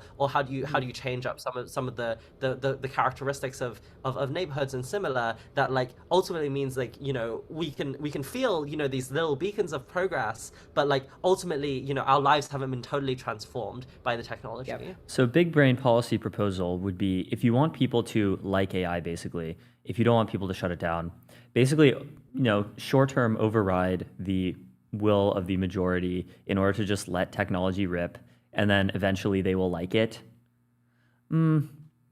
I don't know. It seems like this was sort of the de facto policy that we had in the West throughout like the 60s. And then I guess people decided that they were fed up with technological growth and with the physical world changing too fast. And they decided to impose the regulatory regime that we have to this day. I'm not sure the solution is that simple. Like I'm not actually sure that or the story is that simple. I'm not sure that there was a single point at which the West decided, we don't want to build anymore. I think it was much more a kind of cultural shift or something, where we felt like what is ultimately that propelled some of the innovation of during the Cold War, right? It was the Cold War. Like it was the fact that we're in this kind of like dramatic competition with like a serious ideological rival, and like that required adopting technology. And I think it's no coincidence that if you look at the kind of policies of countries that are in these kind of ultra competitive, like your way of life is at existential threat kind of environments, like Singapore or like Israel or some of these countries, like they actually do have more sane regulation and like better like and because it's really this like survival of the fittest type thing. Although I would say, Theo, on your earlier points, I think that like maybe I'm not proposing letting it rip. I actually think that there are ways to get a lot of the benefits of this technology without basically recklessly taking on a lot of the things that people are kind of legitimately worried about. Like I think we can cure cancer without automating their jobs, right? And I think that and I think that's a direction of thing that I'm pretty excited about, and I don't see enough discussion of. Why is automating people's jobs a bad thing in a world where we would be able to provide for everyone with UBI or whatever? It seems like, have you read Scott Alexander's piece, Basic Income, Not Basic Jobs? It's great. It provides like a whole list of reasons for why we should prefer to just automate people's jobs and then perhaps pay them whatever income they would have lost, than to basically keep them as bottlenecks in an economy that doesn't need them. Like, for example, a very clear example of this is like driverless cars, like Waymos, for example. If we just let Waymo rip as a technology, it would save tens of thousands of lives. It would make transportation more convenient. Eventually, it would make transportation cheaper. And with the gains created by this technology, we could absolutely pay for, retraining, unemployment insurance, all kinds of stuff to help out the Uber drivers who are going to lose their jobs. And imagine that, but the entire economy. Yes, like I worry because I think Silicon Valley has this kind of like, we know better than you kind of philosophy around like, okay, here's where you derive meaning from your life, right? I think we saw kind of very similar arguments being made in the 90s around like NAFTA and free trade, right? And like, you don't get me wrong, like I think free trade is great, but I think it did come at like true cost to a whole swath of people, right? Like, and I think being like totally underrating that, or like, even like just kind of writing that off and saying like, that would be good for the long term. Like you better have a lot of confidence that your technology is going to do that, or like your technology is going to enable the kind of abundance, and that it is like spread evenly in the kind of institutions and the folks who are building it, and before you can basically make a trade over people's livelihoods. People talk about these like transition periods after large like the Industrial Revolution, right? Like where like ultimately the Industrial Revolution was like great for human prosperity, for the planet, but it came at this cost of this like decades-long kind of transition period for a lot of folks who weren't able to reskill and get jobs, right? Yes, And, but I'm like, proposing it's that they very don't lose their yeah. livelihoods. I think like ultimately though, like the thing that people kind of underrate here is that like what makes a good life is not sustenance or something. And I think that like I think this like detachment of like you know, your efforts from society getting better, like some would argue, is a like central cause of a lot of the kind of discontent and malaise that we see in like, you know, current society or something. And like, you can imagine this kind of problem at massive scale if like, you know, everyone's efforts is like disconnected from like them being able to improve the lives of the people around them. I find myself unconvinced by this. I think that this is an argument that is overfit for elites, like for people like you, who do things that are high impact. But like for the vast majority of people, if you work as a cashier at McDonald's, if you work as like an insurance salesperson, if you work as like a marketing person for a small Fortune 500 company, like what you do, like your direct outputs at work from your day to day do not like measurably, materially improve society in a way that you can tangibly perceive. Like a lot of people, probably most people, like really hate their jobs. You know, they say happy Friday. They look forward to the weekend. They're like, oh, Monday again. Like they don't want to be working forever as a cashier at McDonald's. Like people will find absolutely better things to do with their time if they have their job automated away, provided that they're taken care of. Like people find meaning through all kinds of things. They find meaning through watching sports. They find meaning through playing games. They find meaning through spending time with their family and friends. Yeah. I agree. Like I think it would be kind of, you know, it would be kind of tragic, right? Like if in 100 years time, like we still had those kinds of jobs that people disliked, if the culture around work was the one that you had said. But you know, as I say earlier, like you better have confidence in your technology, the people building it, and the institutions that are surrounding that will bring it before this world. Because I do not think it comes by default. Like I definitely don't think it comes by default with the kind of competitive pressures that we see around how this technology is deployed. And I think like, you know, you have to take quite an active hand in shaping some of these institutions and the way this technology is kind of deployed and used before we can kind of dream towards that future. I think it totally comes by default in a democracy, though. Like, I think there's just substantial democratic pressure if there were ever massive job loss to give people money. And like we saw this during COVID, when the unemployment rate spiked from 4% to 15% in about a month, like Congress passed this massive bipartisan bill that was like 10% of US GDP in the span of literally days. And it was signed by the president in the span of literally days in order to give people whose livelihoods had been disrupted a sizable amount of money. Like this would totally happen in an automated world.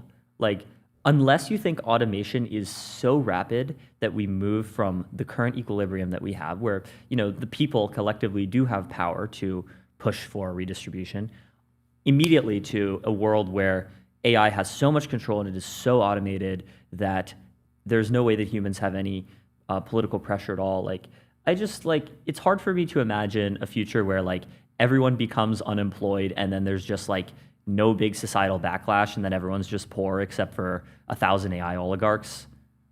Yeah, I think I think part of this is just that like things like this are always so gradual and so slow burn, and so the job loss will be gradual and slow burn, and it's very hard to predict like what will be the tipping point, and when there is a tipping point, like if it will be managed, you know, in the very idealistic way of like, okay, we're gonna, you know, give everyone UBI, or we're going to look out for like the random cashiers or whatever. Like I think a lot of these conversations are not actually, even if you have in mind like the cashier at McDonald's or whatever, it's like very hard for those people to actually understand what motivates these people in life and like how their lives can become tangibly better still. Like there's just a lot of open questions. I mean, I will just simply observe that I think I notice a thing going on, which is that a lot of the folks who are more optimistic, you know, maybe like yourself, Theo, about the future of automation and similar, like in some sense don't believe in super intelligence, like in any in like, you know, a meaningful in a meaningful way, because I actually think that, like, you know, this kind of scenario that you lay out does not seem so implausible to me. And like, I don't know, as you know, Luke Drago argues in the like Luke Drago and Rudolph like Lane argue in the intelligence class, right? Like, ultimately, what is the foundation of democracy? Like, why is it that we have the democratic institutions that we do? It is ultimately because humans provide value, and like democracy is a way to or like an efficient way to organize and kind of structure those humans so they continue to provide value, right? Like humans ultimately can opt out of like society if you know, and that would be terrible for the governments that manage them. But in worlds, because, you know, humans, you know, they provide money to the, like, you know, they provide work and their labor to the economy, and they provide, you know, their lives and their physical strength towards like the military, right? And like, ultimately, if you're able to kind of, you know, have these things kind of split apart, then, like, you know, in pretty rapid succession, then there is no actual, like, what you're hoping on is the kind of reliability of these institutions that have lasted, you know, 250 years in the US to continue, right? And I actually don't think that they are so robust. I don't think automation will be so rapid, though. I mean, I basically think that it'll be, like, the economy obviously will, like, you know, as we know, right, we'll slow things down. But like, the question is, like, ultimately, do you reach an end state where, like, where this technology, like, is where this technology does allow for this split of, like, you know, where humans' values come from and how they can contribute in democratic systems. And I would argue that, like, you know, this is an end state that, like, and that we will reach, like, whether that be like in 5 years or like 20 years, like, both of which seem like totally reasonable, and in the grand scheme of things, a very, very short amount of time.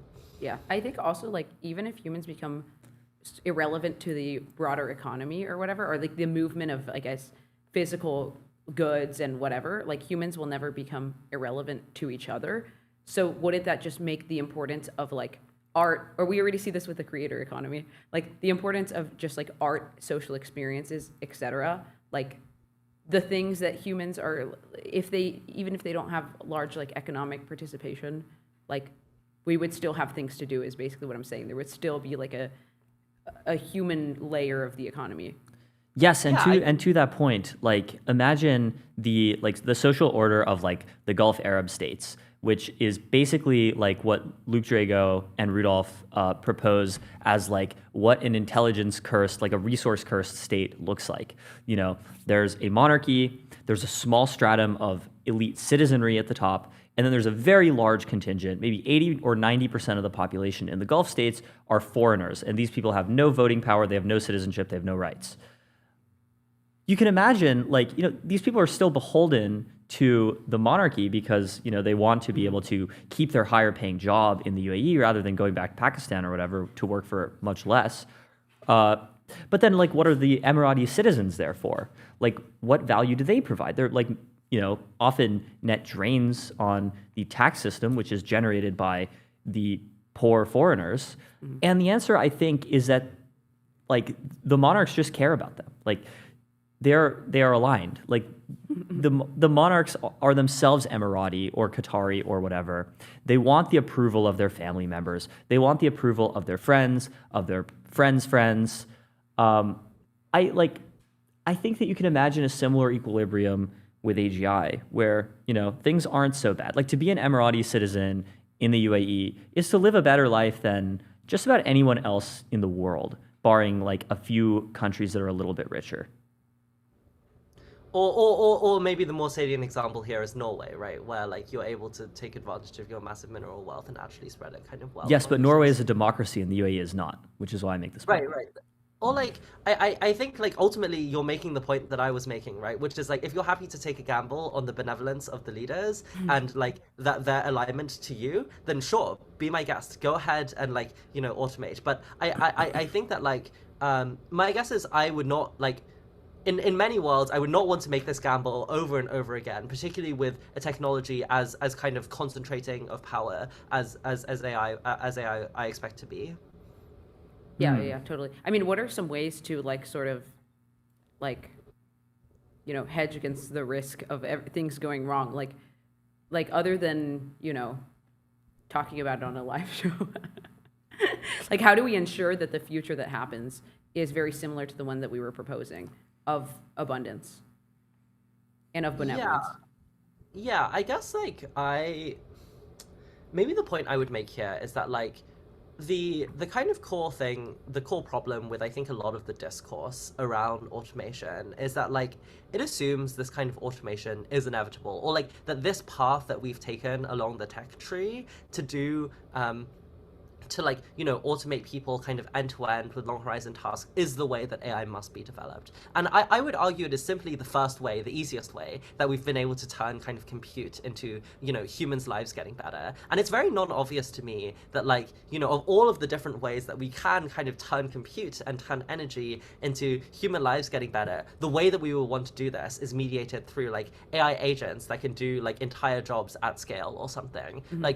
Like if we could pour all of our compute, and obviously this is like, you know, a lot more opinionated than like how you would have the free market do it, but I would say that, you know, you would maybe spend all of your compute training like, you know, larger AlphaFold type systems, right? Like go and kill cancer, go and do the things that like actually that really treat AI as like a like, you know, a kind of extension of like what humans want to do, right? Like the things that humans like tools, right? And I think that to me is a much more kind of compelling vision than the ones that have been laid out kind of otherwise. Yeah, unfortunately, we have to wrap here. This is really great. I would love to talk to you more about this in the future, because it seems like we have a lot of interesting disagreements on different aspects of AI and AI policy. But it was great having you on today. Thank you so much, Jason, for coming on MTS. Yeah, thanks very much. Jason, this was great. And we'll be right back.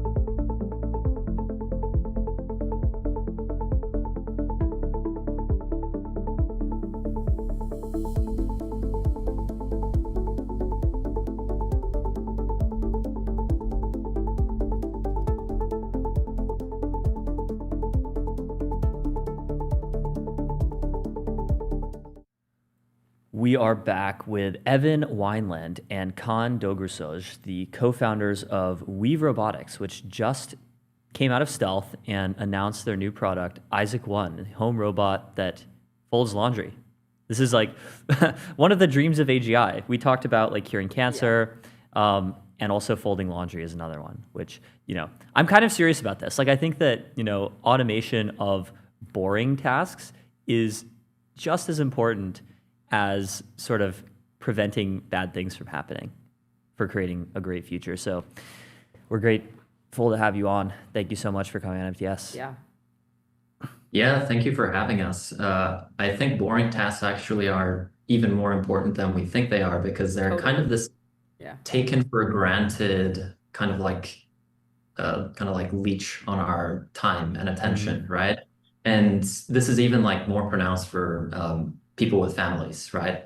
There's so much laundry to do. Like, it's like if you have kids, I don't know how this works, but the amount of laundry you have just exponentially grows per kid you have. But at the same time, Isaac One is actually not just about folding laundry. It is about giving your home the daily reset that it needs. There's a ton of small things like entropy that accumulates in your home as you just live your life, right?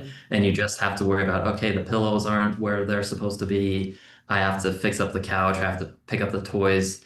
This is kind of like the future that we're building up to, such that you don't have to even think about, oh, like I need to do these like small things around my home to get it to a place where I can feel at home again. Totally. So I guess like one of my first questions is like, does it make sense to have specialized robots in the beginning? Like as, like home robotics gets deployed, like, does it make sense to have, okay, this is just the laundry specific robot and it's going to only, be served, like it's only going to serve this purpose and it's only going to like learn and be trained for this particular purpose? So the way that we actually approach this is we've made an embodiment in Isaac One that is actually capable of a long tail of tasks in the home, but we are also focusing on core use cases that we know that it will do well out of the box. Right. So we tried to reinforce with this launch that seems to have really resonated with people, that it will focus on multiple aspects of the laundry workflow, also making sure that we tidy up strewn clothes and then handling massive hampers, which our hardware was designed for. As Khan was talking about, doing a sort of daily reset so that things are where they're supposed to be at the end of the day. But by being a bimanual robot with 2 arms, with a telescoping body that can reach a human level of height, we actually are literally capable of more. And what we'll then be able to do is ship over-the-air updates and features over time that literally mean that your product gets more capable for you. Right. Awesome. And as far as specialization goes, just wanted to add one more point. So we have Isaac Zero, which is kind of like the previous version of our robot. That Isaac Zero just folds laundry for our customers. It's already deployed in like homes and businesses since we launched earlier in the year. And that one essentially is kind of like the most general laundry folding machine you can get ever, right? There's machines that like are industrial and you have to pay hundreds of thousands of dollars and have to have like at least like 2-3 living rooms worth of space to have in your hotel or whatever warehouse you have in to fold t-shirts end to end, right? And those don't work that great, right? Like they get stuck. It still has to be fed in by a human. Smaller versions still require somebody to actually have to put in the t-shirt in like a very specific shape. At the end of the day, 2 arms is really what you need to like fold laundry that is meant for human bodies. Yeah, totally. So what else can Isaac One do around your house? I see in the demos it folds laundry, it makes your bed. It parks itself, right? It parks itself, that's cool. It picks up toys and puts them in a basket. Like, what can it do and what can't it do yet? Yeah, the way we think about Isaac One's features is essentially like 2 buckets, essentially. One is laundry, right? That's kind of like the chore bucket, and laundry is the first chore that we're targeting. And then the other is daily reset. So when you are kind of talking about like tidying up toys strewn around, fixing up pillows, fixing up blankets, that kind of goes into the daily reset of your home. And that really is focused on kind of like bringing your home with kind of like minor touch-ups here and there to the default neutral place where you want it to be. So in that bucket are, again, like picking up toys, picking up shoes, fixing up pillows, folding blankets on couches if needed, and then also making your bed. I see. So how did you guys decide on the form factor? It seems like home robotics is like slowly converging on a design that is like cuter. And also, you know, like there's obviously like the base wheels, which is totally, you know, like for fast rollout better than legs, which are largely inefficient and hard to deploy. Also, is it inspired at all by Baymax from Big Hero 6? No, I think, but we've gotten a lot of people that have kind of noted like, oh, I feel similar things as when I see the Isaac one as I did with Baymax. The face is and the I same. think, yeah, the face, and also I think there's something we spent a lot of time thinking about how do we make this robot feel really, really good to be around in your home, right? Not just in like a demo video, but actually like if you sit on your couch and if you think about, okay, like I'm actually going to have a robot living with me. What does that thing have to look like? And that kind of goes back to how and why we founded the company too, because we sat down on our couch and like thought of like, what is the robot that is actually going to be useful? What's a good product that I would pay money for here? And who's building it? And you know, maybe a dicey comment, but like nobody was building it. So we're like, okay, we left Apple and we founded Weave to build that robot. And since day one, we've imagined this form factor to be at a high level, something that can really collapse and go into a corner when it's not working. So it can be out of sight and out of mind. And something that is capable so that it can actually help you around the home. So it should be able to reach human height, right? It should be able to have arms such that it can reach cabinetry that you're able to, or fold laundry that you're able to. And finally, I think the layer on top of this is, okay, like what does the industrial design of this look like? What does the feel look like? And this is where we turn to fabrics a lot. It's in the company name too. We've been obsessed with for a long time. And it is something that is like already we see a ton of furniture with fabrics in the home, right? There's functional reasons for this and design reasons for this. It is soft. It's literally soft to the touch, and it also gives everything like a soft feel. And also functionally, things wrapped with fabrics generally are softer, right? If you bump into it, if something scrapes it, it won't scratch, it won't like damage either object. So we knew we wanted to do something with fabrics to make the robot like really feel good to be around and essentially make the robot feel at home. And then essentially everything below that was, okay, like how do we make it so that we can give the fabric good structure so that, because it's a very tricky material to work with, how do we give the fabric really, really good structure? And how do we make sure the robot is able to perform the tasks it needs to do, but also excel at those because of the design? So it was a very long and iterative process leading up to this.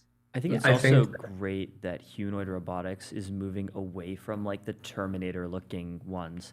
Like even, you know, no hate, of course, to Tesla or to Unitree, but like the Tesla Optimus and like the Unitree G1, they kind of look like Terminator-y. And I think that, you know, if you want one of these things in your house, as opposed to just like in a factory or wherever, like it's really nice to have it look friendly. Totally. Yeah, Unitree to me is like a research robot. Like it's just purely functional. What people want this is basically a cohabitant, basically. Like it's going to be large and bulky, and it's going to largely cater to people, you know, households with kids. Like a lot of it's a very difficult product design problem. I think that you hit the nail on the head with the word cohabitate. These robots are going to make our lives better, but in the process, there's a lot of responsibility that comes with that. And coming from Apple, I think that we both know how important the look and feel of a product is in the consumer space. I think that this is something fairly unique to Weave, and it's been kind of galvanizing for us from the beginning. I won't I won't belabor much of what Khan said because he put it well, but we did actually. I remember us sitting on our sofa in 2024, thinking about what this robot needed to look like, and it actually bears a striking resemblance to what we've released with Isaac One, and it really seems like people resonate with it. One thing that I'll add on the industrial design,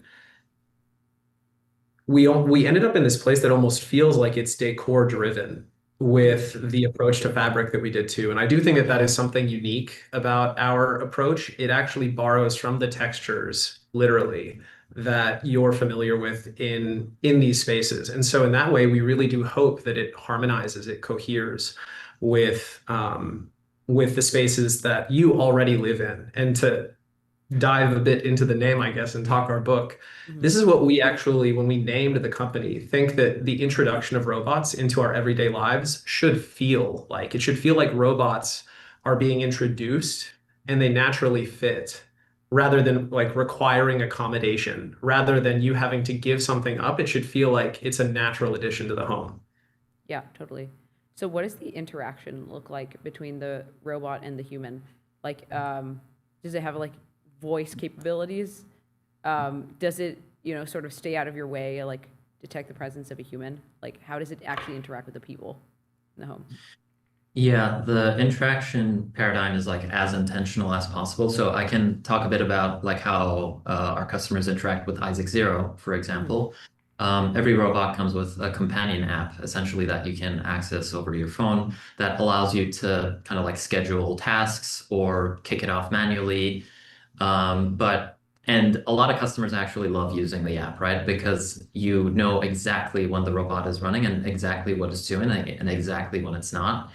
Some customers actually don't want that. Some customers do not want to touch the app at all. They don't want to touch their phone. They basically want the robot to run if there's a laundry load right in front of it. And so we kind of enabled that toggle so that it's kind of up to the customers to kind of see like, hey, like I want the robot to actually ambiently see if there's work for it to do and do it. With Isaac One, this is going to step up a bit, right? Because it's not just laundry folding. There's plenty of other tasks. There's more in the day of the robot to schedule. But we want to keep it as intentional and as close to discrete as possible. Because I think with home robots, it's very important that things don't blend into this, okay, I don't really understand what the robot is doing. It's doing like a bunch of things. Is it doing daily reset? Is it tidying up? Why did it pick up the pillow? It's very, very important that there is strong understanding of what the robot is doing and what that feature is. And that's how we're approaching it with One as well. You asked about audio and microphones. This is something we're thinking very, very hard about. For the first versions, we're actually leaving audio out and making it so that the robot is programmed explicitly through the app. Got it.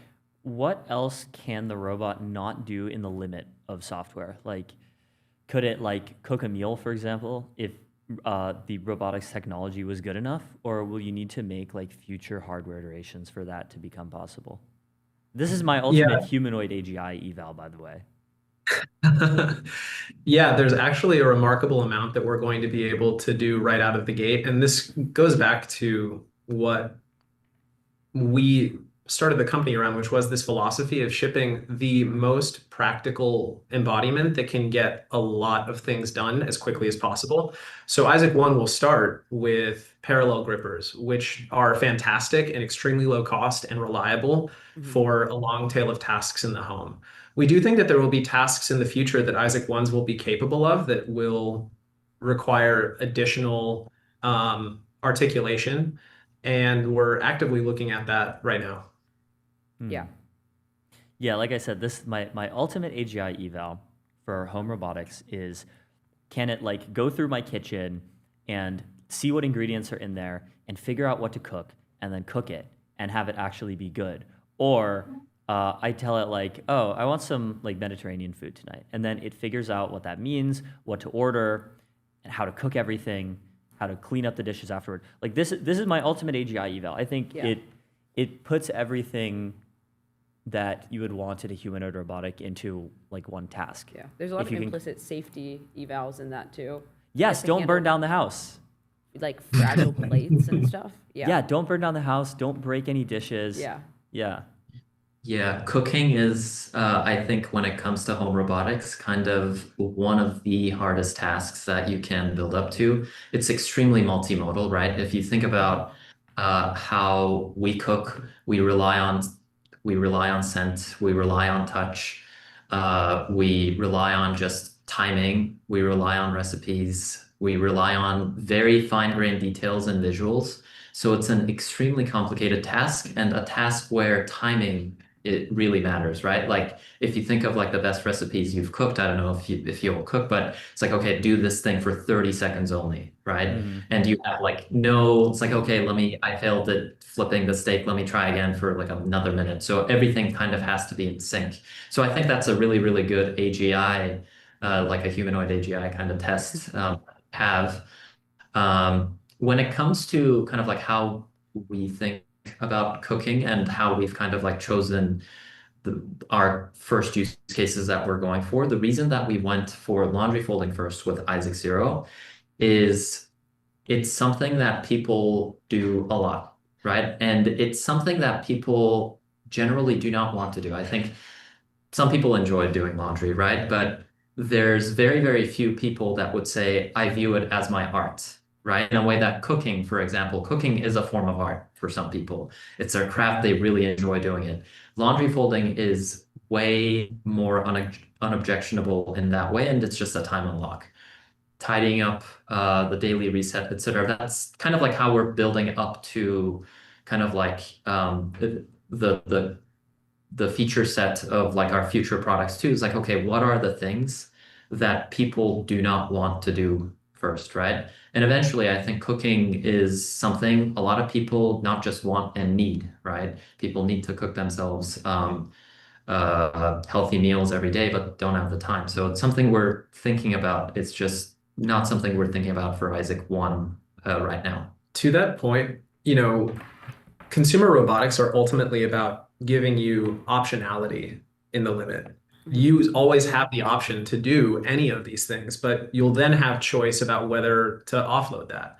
And this is one of the things that really gets us up in the morning is that consumer robotics done right, if they're accepted by people, they actually drive value in the home.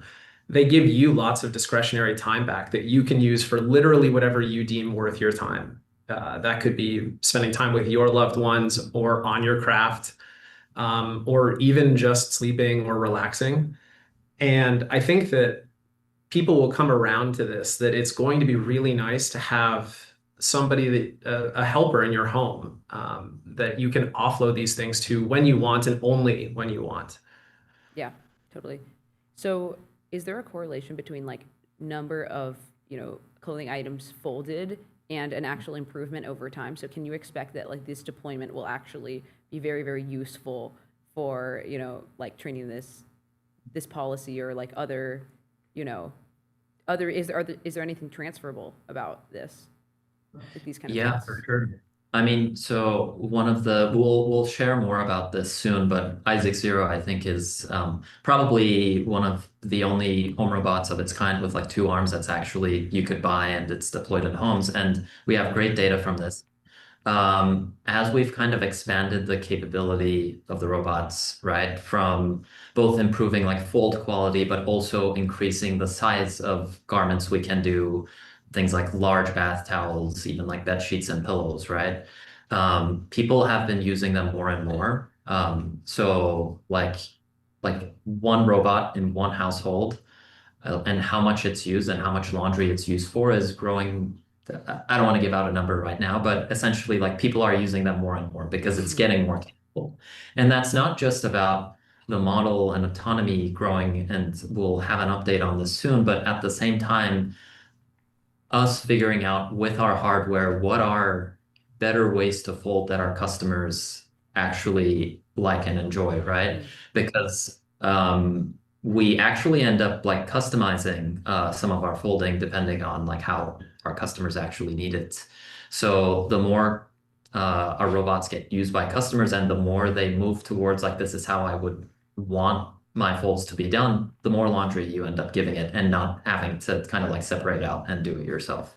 Yeah, Sophia, to that point, it's not even just that we get better at the task as we first conceived of it when we set out to do it. It's also that, as Khan was alluding to, we also figure it out in the process of deploying better. This is actually one of the really key things about just figuring out how to get to a robot that people will want, that can be shipped soon, and that will be delightful for them. Is there is some amount of this that is beyond the event horizon of actually getting these things in homes. There's a bit of figuring out to do, and like sort of Pareto improvement that you do, that only comes with experience and has people actually try the thing.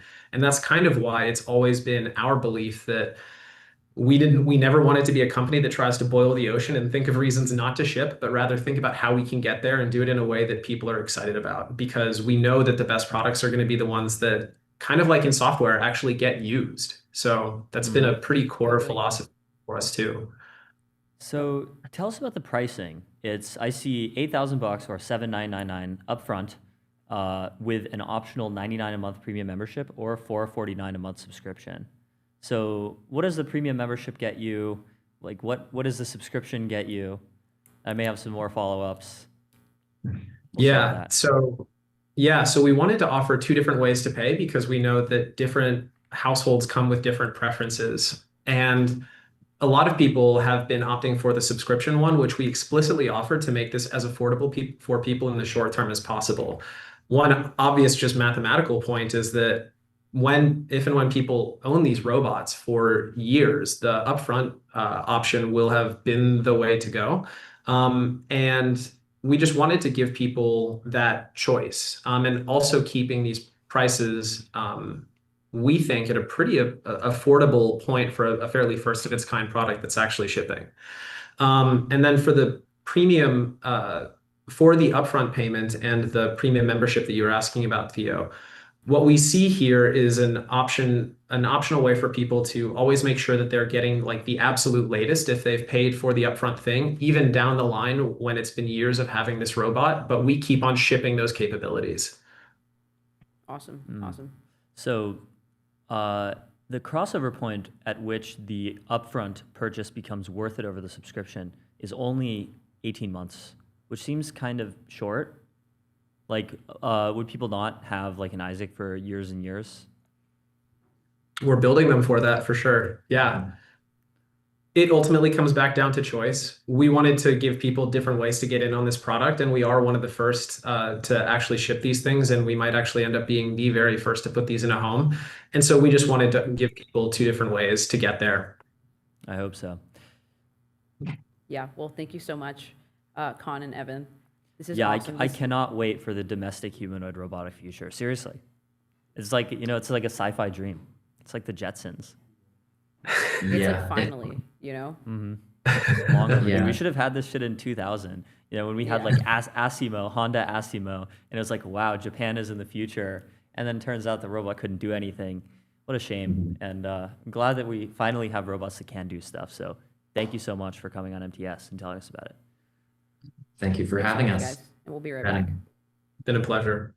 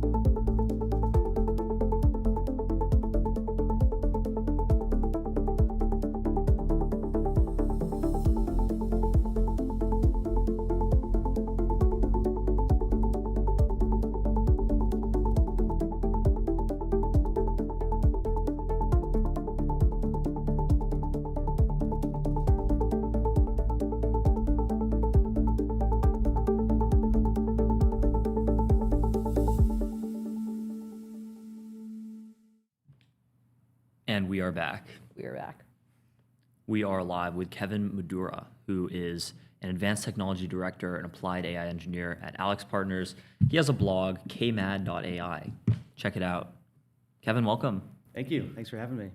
In the studio again. We love these in-studio interviews. They're so good. Yeah, It's we beautiful. love making our producer have to work really hard between switching screens. Yeah. Okay, so I guess like one of our first topics on the roster is talking about forward deployed engineers and sort of how like frontier lab jobs are changing and how like basically just how does this whole frontier AI like landscape look in terms of the ways that the jobs are changing. It's the FDE revolution. Like It's the every FDE. day. Seems like everybody has an FDE these days, or Yeah.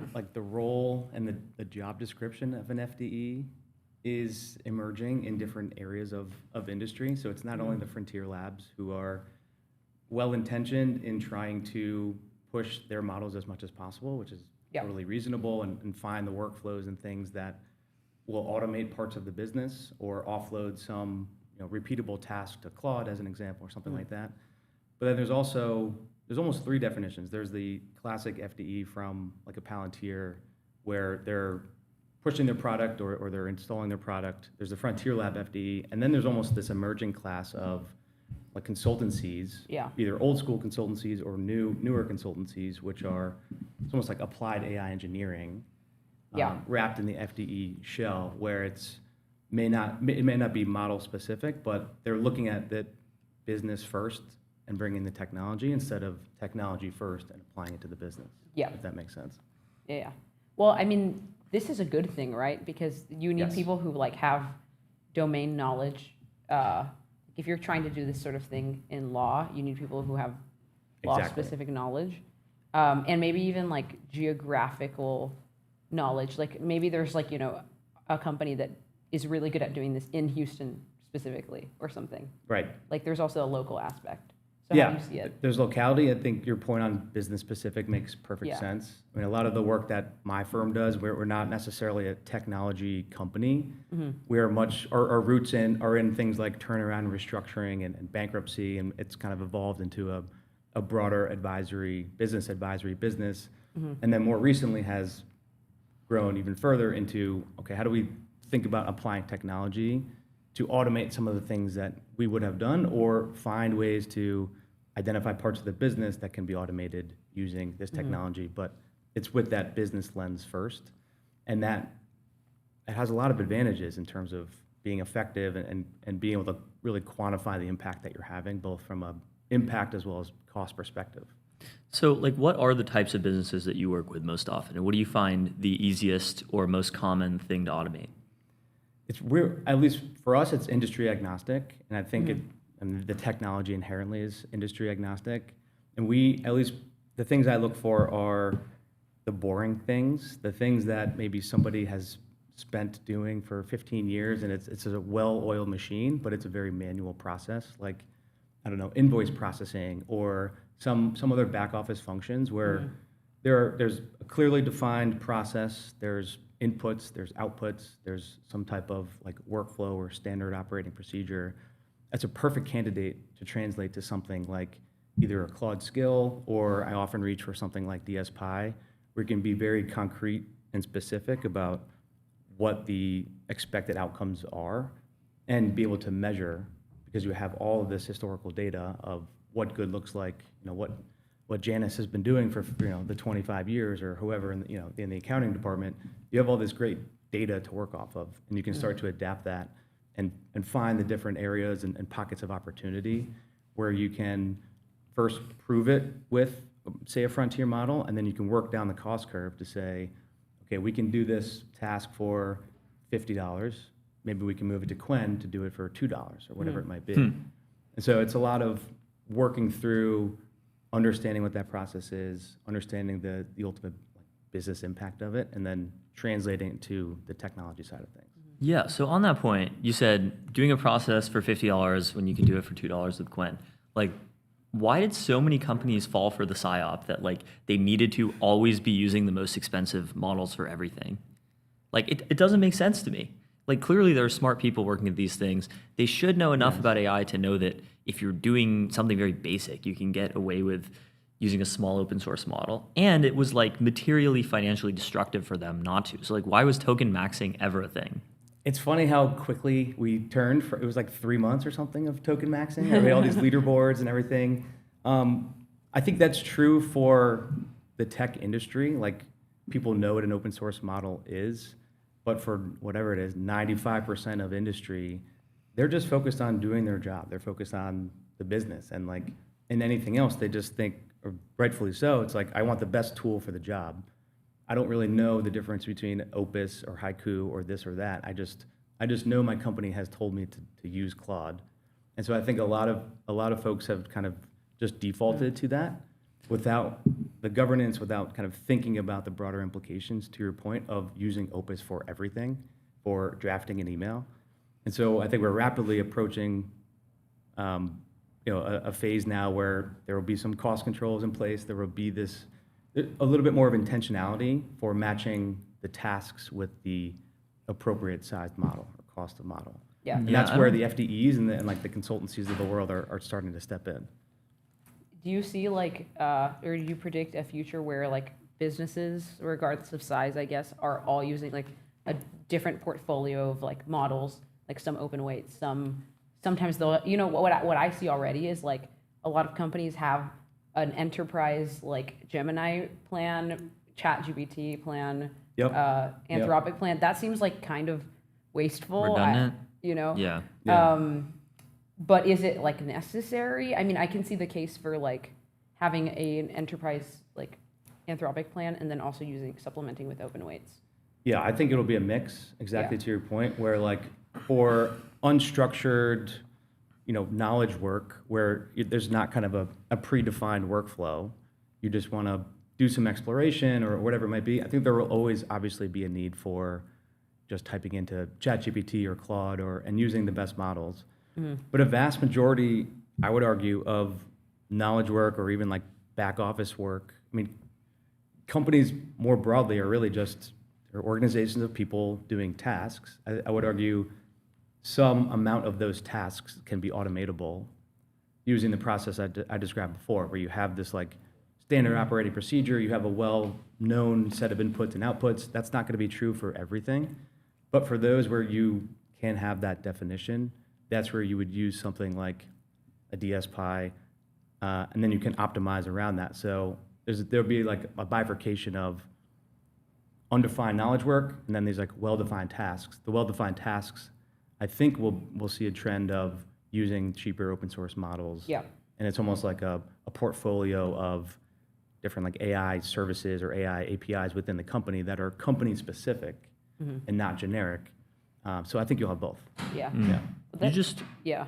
Go ahead. Well, that's interesting, because then if you are OpenAI and you have your deployment company, then you're like incentivized obviously to make sure that whatever company you're working with runs like OpenAI for the whole stack. Sure. And so then that makes me wonder, what companies are they targeting first?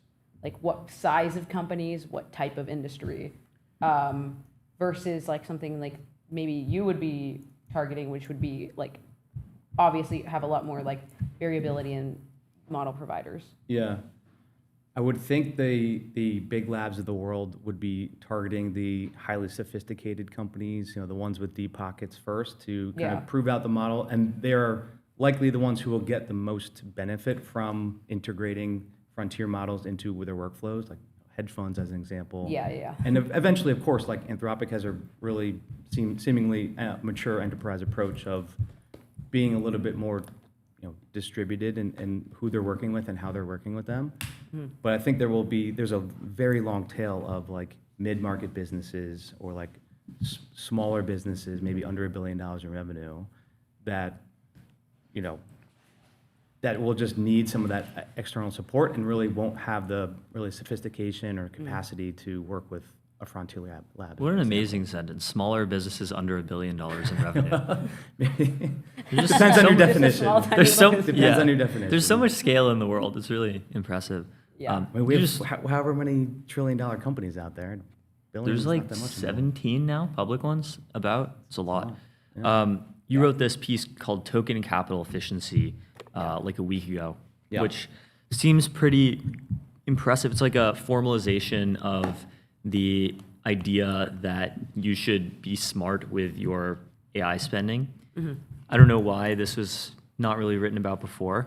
Could you explain the? We've walk us through the explored some article. of these concepts, and it's really a follow-on to Satya's post, which was maybe 2 weeks ago, on just this broader concept of the IP and knowledge of your company being able to accrue value by basically codifying that and using models to do that. So like what we were talking about before in terms of getting an understanding of the tasks that are important to your business and being able to use fine-tuned models, or in other words, kind of own your own intelligence for that. How do you have a strategy to measure that and do that effectively?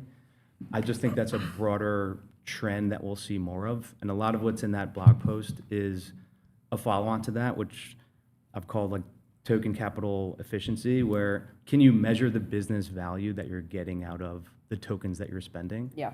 So instead of token maxing and using Opus and 5.5 for everything, can you have a strategy as a business to measure the effectiveness of your spend on tokens? And the way I would argue you do that is you kind of inventory your tasks, you prove out what works, like what is automatable, what you want to automate. You define your evals for measuring how successful that will be.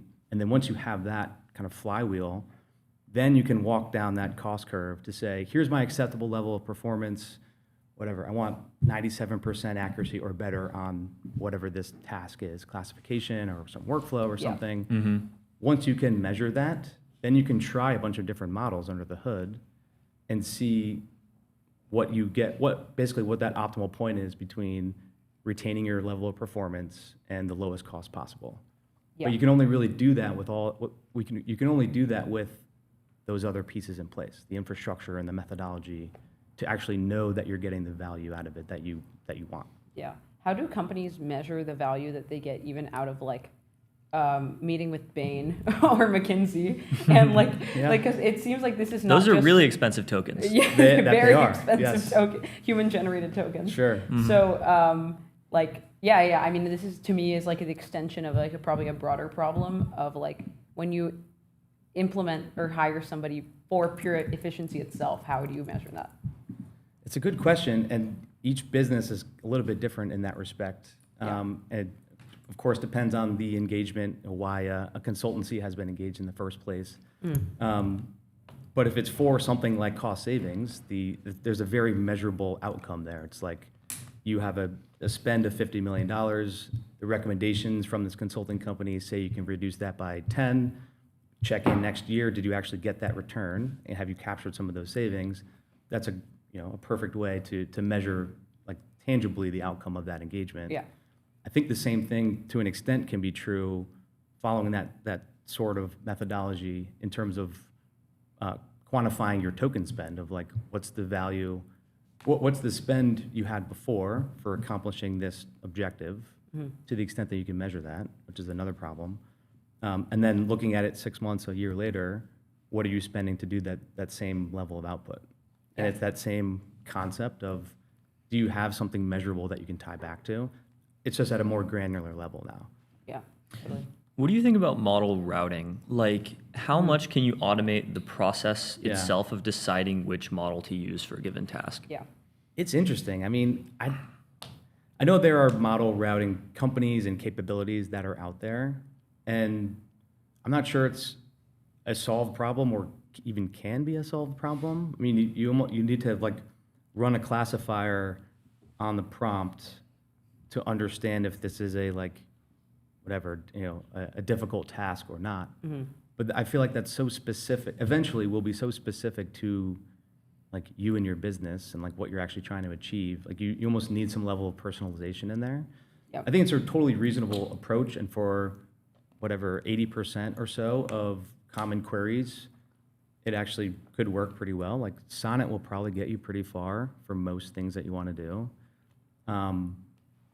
So it's interesting. I mean, it's certainly a viable approach and a reasonable one to take in the short term. I don't think anyone has totally figured it out yet. Yeah. But it's an interesting space and a natural first step, an easy first step for people to take if they're trying to control their costs a little bit. I'm not a turbo fan of Sonnet. Like, I feel like it's just behind the Pareto frontier for everything. Like, if you want something smarter, I would rather use an Opus or a Fable.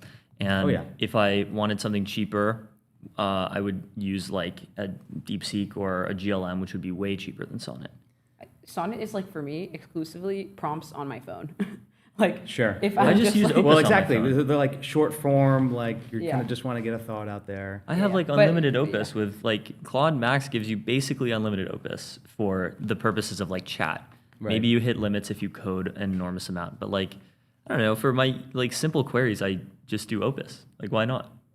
Well, then, but at an organization, you have to consider if you have 5,000 employees all using Opus for like, at that point, what's the weather today? It's like, you don't really need to do that, which is where something like model routing can come in. Yeah, totally. So there's kind of a push and pull there, because you obviously want to give people the best of the best, but you want to do it in a way that's intentional and not just token maxing for the heck of it.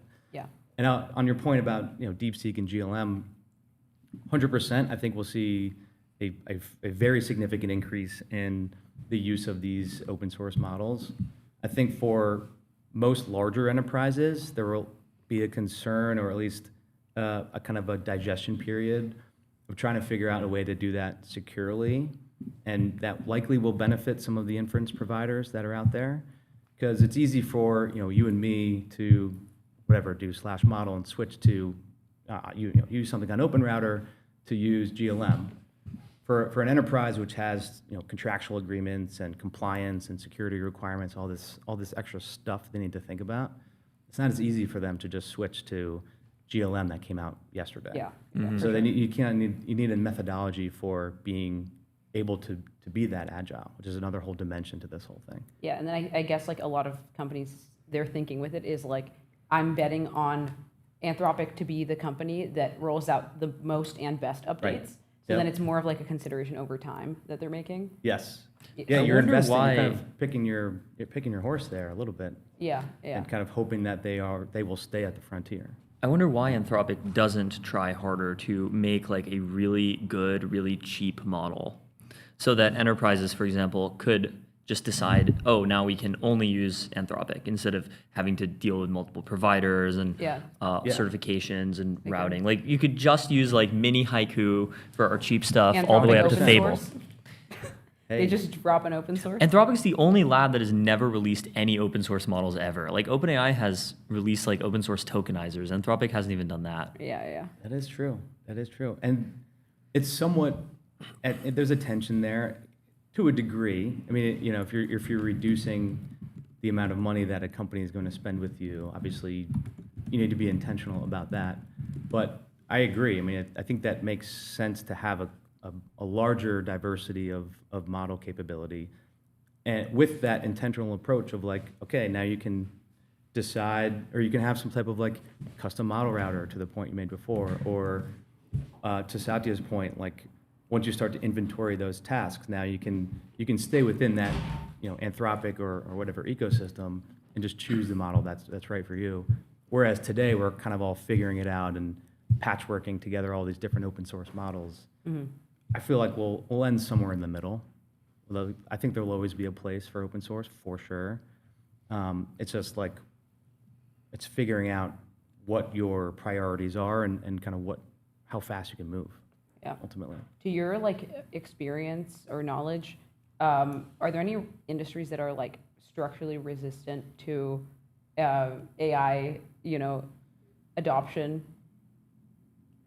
I would say the highly regulated ones, I mean, just inherently are slower to move. That's not to say that people aren't trying. It's just there's a lot of organizational inertia and procurement and like all these other things. Like I mentioned, security and compliance before.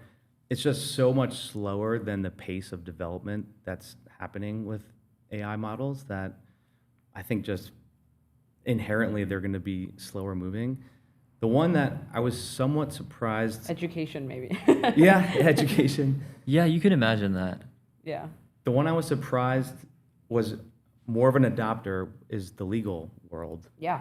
Where like and I've worked with a bunch of attorneys, have testified in court, so like can appreciate the level of nuance and specificity that you need. When you get hammered on a cross, you need to know like the numbers, or you need to know where where your information came from. But we've seen multiple examples of attorneys or expert witnesses or whomever using AI to write their reports or write their briefs, and they get nailed for it because there's hallucinations and whatever else. So that it's the inverse. I would have expected them to be much more conservative, but legal has been one of the kind of the front runners in this space. Well, I think LLM technology lends itself very well to legal.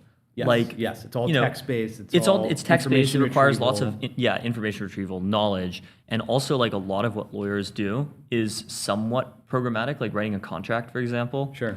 LLMs can write contracts really well because there's just like not a ton of variety required. That's right. Yeah, I mean, if you think about it, like if you're training on a bunch of contracts, a lot of that's going to be in distribution, right? It's like this is an NDA format, this is a MSA format, and it's very easy for the model to put that together. So ChatGPT, please write my divorce papers. I was just thinking that, is it like kind of better? Like, are you less likely to get scammed now because you can just like run a terms of service or like a legal document through ChatGPT and be like, hey, is this person trying to scam me or like steal my information without me knowing? Yeah, we should have something like that. You So it's should like an totally have auto something scan. like that. Yeah. That should be easy. Yeah. Well, you have to trust your agent, but I think I trust my agents more than I trust like random terms of service on the internet. Yeah, I mean, I guess there was always the joke of like no one actually reads those before they hit accept. I guess now your agent can read them and flag if you're signing up for something that's totally out there, but 99% of the time you're probably just going to hit accept anyway. At least I know I would, but yeah. Are there any industries that you think are like particularly like going to benefit tremendously from AI adoption or FDEs? I think the ones, it kind of goes back to the original thesis, and it's somewhat industry agnostic, but the ones that are well established, the ones that have these well-defined like, workflows, think of like insurance companies, think of like healthcare, healthcare payment companies, even some like financial services as well, just because it's a little bit more rigid and well-defined. And I think that's very amenable to offloading some of these tasks where, yes, you still have like this, there's some reasoning involved in the process. That's why humans are doing it today. Yeah. But it's within the context of these much broader deterministic processes.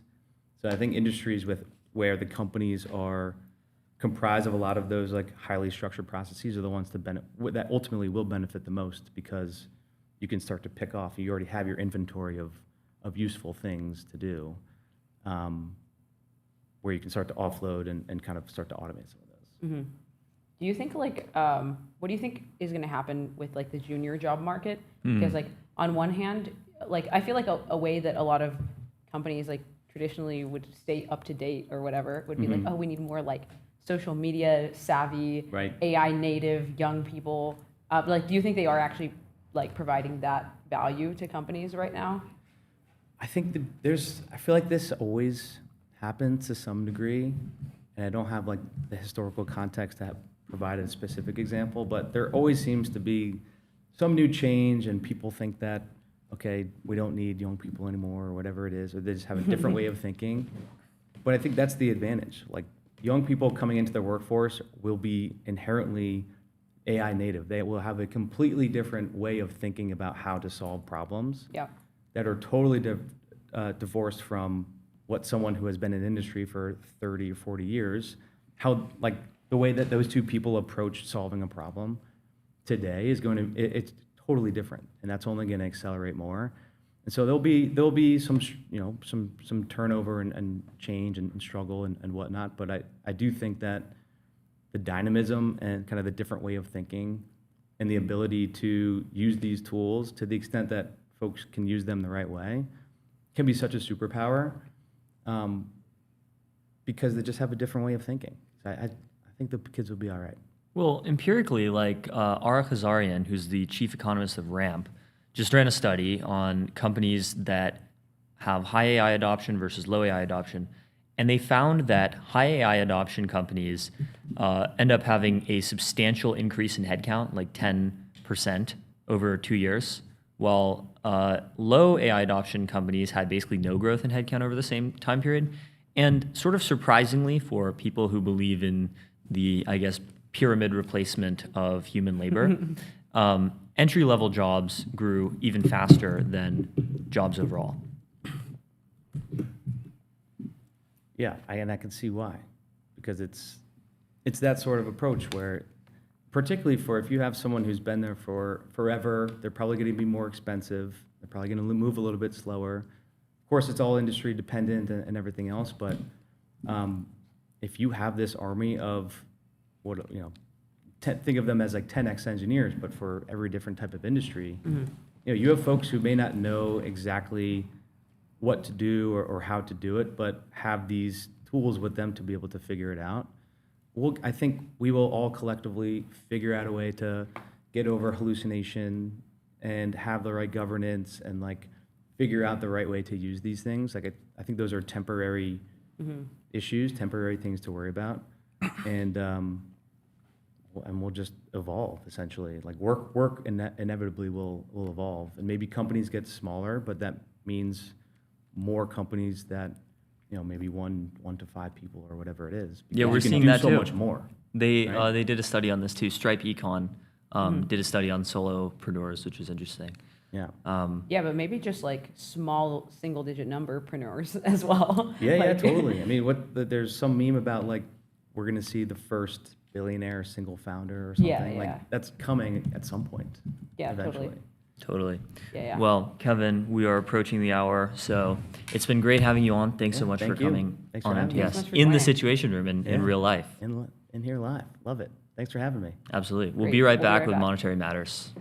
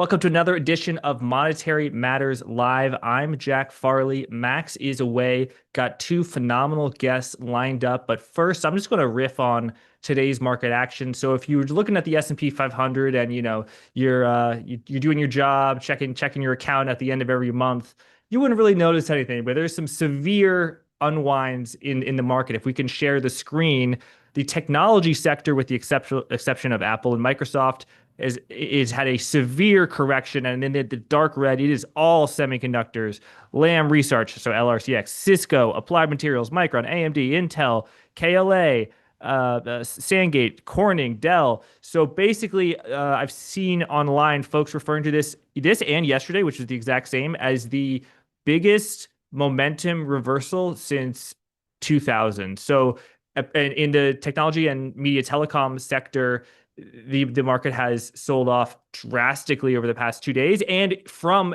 a day where we've basically been rallying every day. It was pretty nice.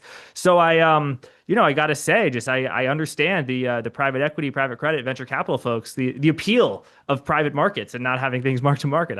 I kind of get it.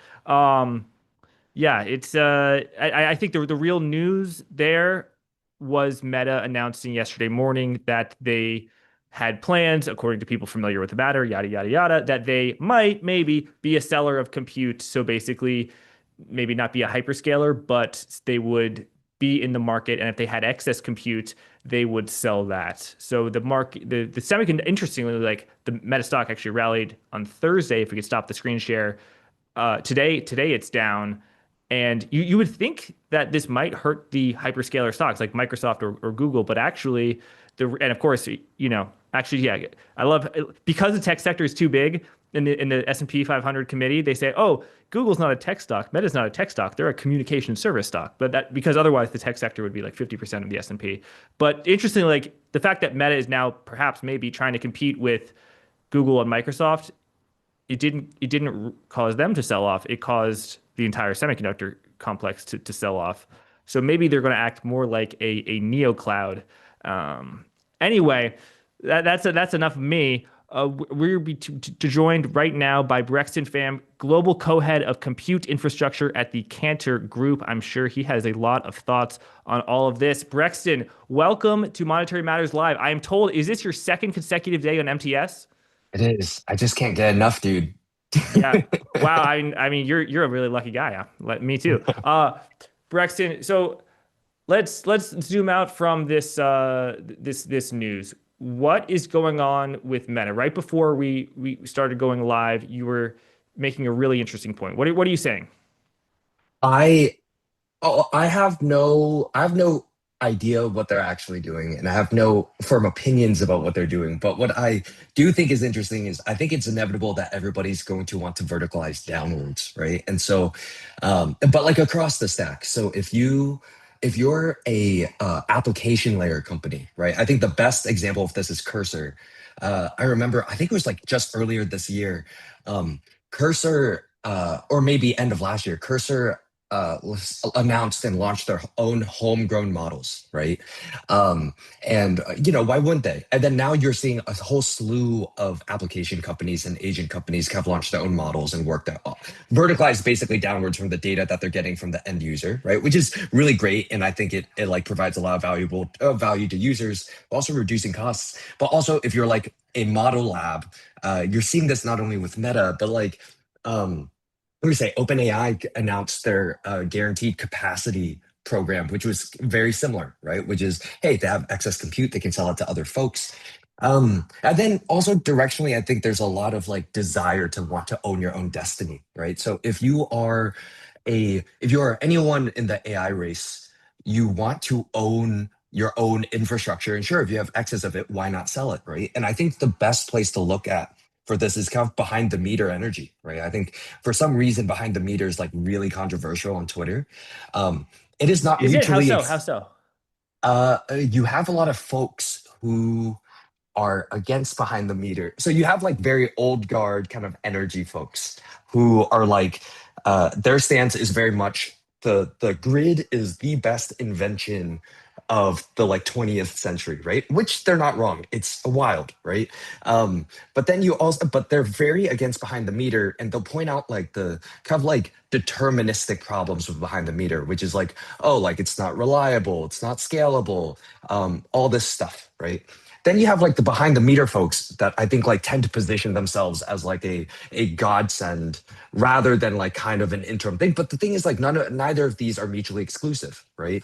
And so I like look, this is my own personal opinion. I think it is inevitable that you will have both for large industrial loads in the US, right? And you're starting to see a lot of like very interesting kind of private grids, private wires being built out. And also, I think like diversification of energy sources is like net good for the average, like not only American business, but American household, right? And so that's where even like in the private sector, you're seeing like really cool innovations on the nuclear side, the geothermal side. And of course, like everyone talks about like gas turbines, but like what do gas turbines run on? It's like liquid natural gas, right? And so then in the US, you kind of need to basically become experts overnight in terms of, okay, where are all of our LNG terminals and all this stuff? Anyways, it's very interesting. I go on that rant to say, I think directionally everybody wants to own their own destiny, right? So if you're an application layer company, you want to build your own models. If you are an AI lab, you want to own your own compute. And if you are a cloud, then you want to own your own energy if you can, right? And you know, I think this idea of sovereignty is like very hot and topical now, especially post Fable. Anyways, end rant.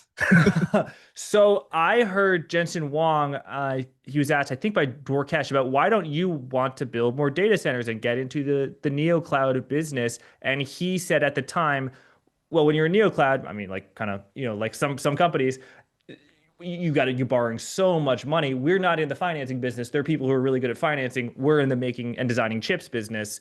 It kind of said, you're saying that actually a lot of the entire ecosystem is not doing that. They're not sticking to their knitting. They're not going to be like, oh, we're a software provider. They're like, no, we're a software company, but we're also going to be developing data centers in Kansas at scale because we want to control our destiny. That's what you're saying. Yes, kind of. Well, so this is where I think this is like a really important exercise of picking your battles, right? So like, I think my mental model generally is in a post AI world where you can build, especially in software, you can build a lot of things faster, right? And then anybody can verticalize up and down, and you can suddenly pick battles with anybody you want.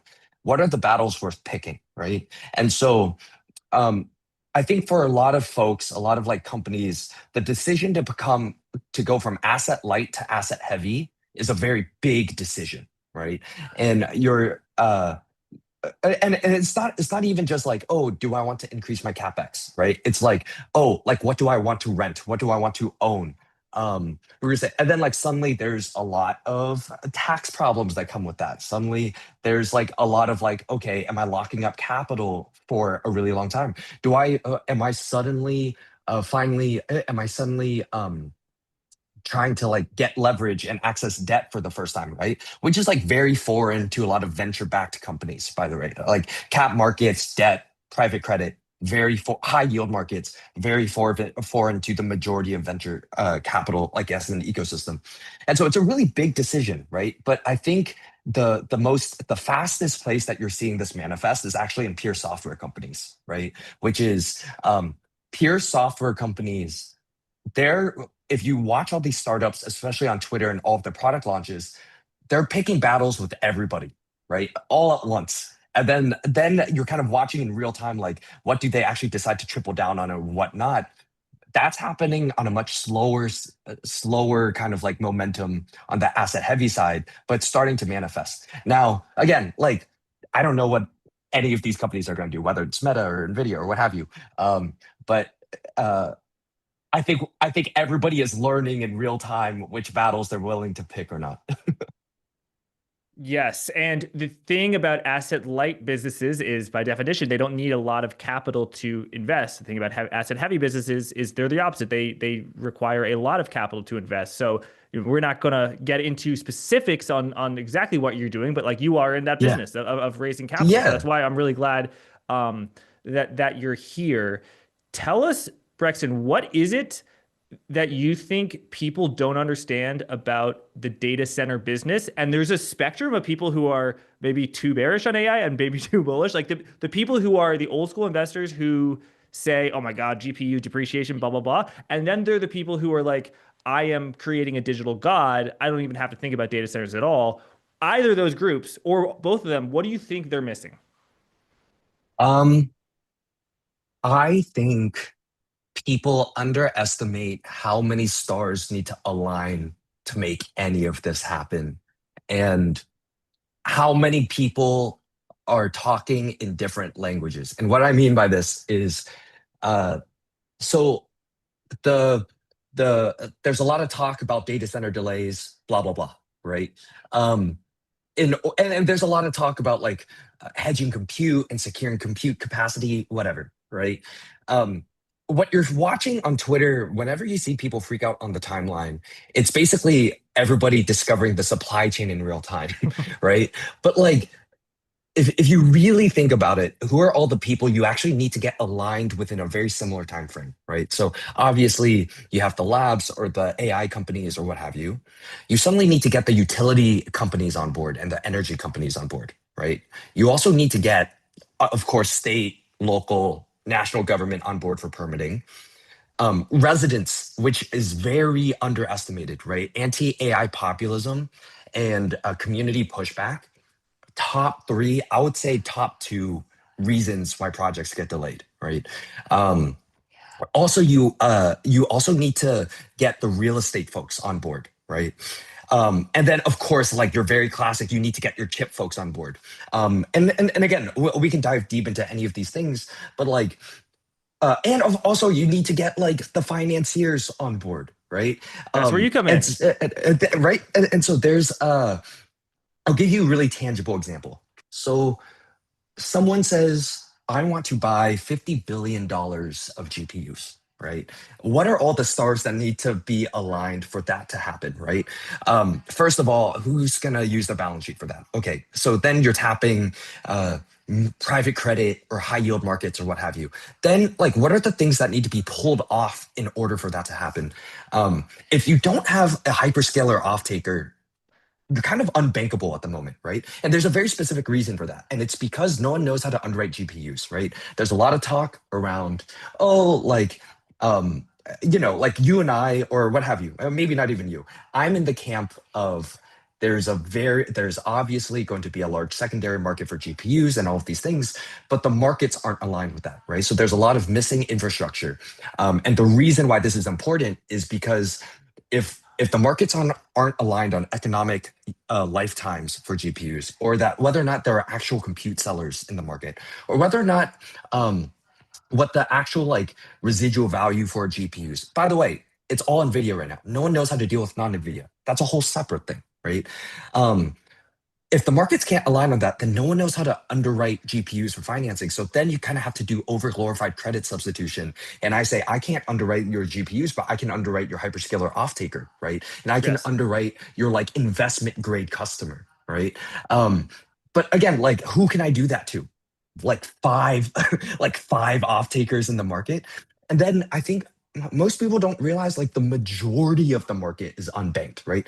Because the majority of the market who actually pursue GPUs and chips are sub IG or unrated folks, right? Whether it's the off-taker or the borrower, right? So how do they finance themselves? Purely in the equity market? So or VC, private? Yeah, so there's my hot take is that I would argue that the majority of the financing in the venture markets over the past 2 to 3 years, when you look at these really large venture rounds, the overwhelming majority of it has been put towards actually financing equipment, and equity is the most expensive way to do that. But like to your point, yes, right? Because it's their only avenue right now, right? And so then, like, I think directionally, a lot of people get really excited about like, oh my God, like what if GPUs become like asset-backed securities or what have you? We haven't even seen actually live multi-tenant or pooled deals for GPU financing yet, right? Because again, like we've been all skirting around this problem around like, okay, what are GPUs actually worth? And again, like I'm going on a tangent, but like one of the really big missing pieces of infrastructure that like doesn't exist right now is like liquid secondary markets for GPUs, right? And there's a lot of unanswered questions, which is number one, the difference between how useful a GPU is, like an Nvidia H100, if you gave me the actual thing versus whether or not you give me the thing plus a rack to plug it into, dramatically different economic usefulness, right?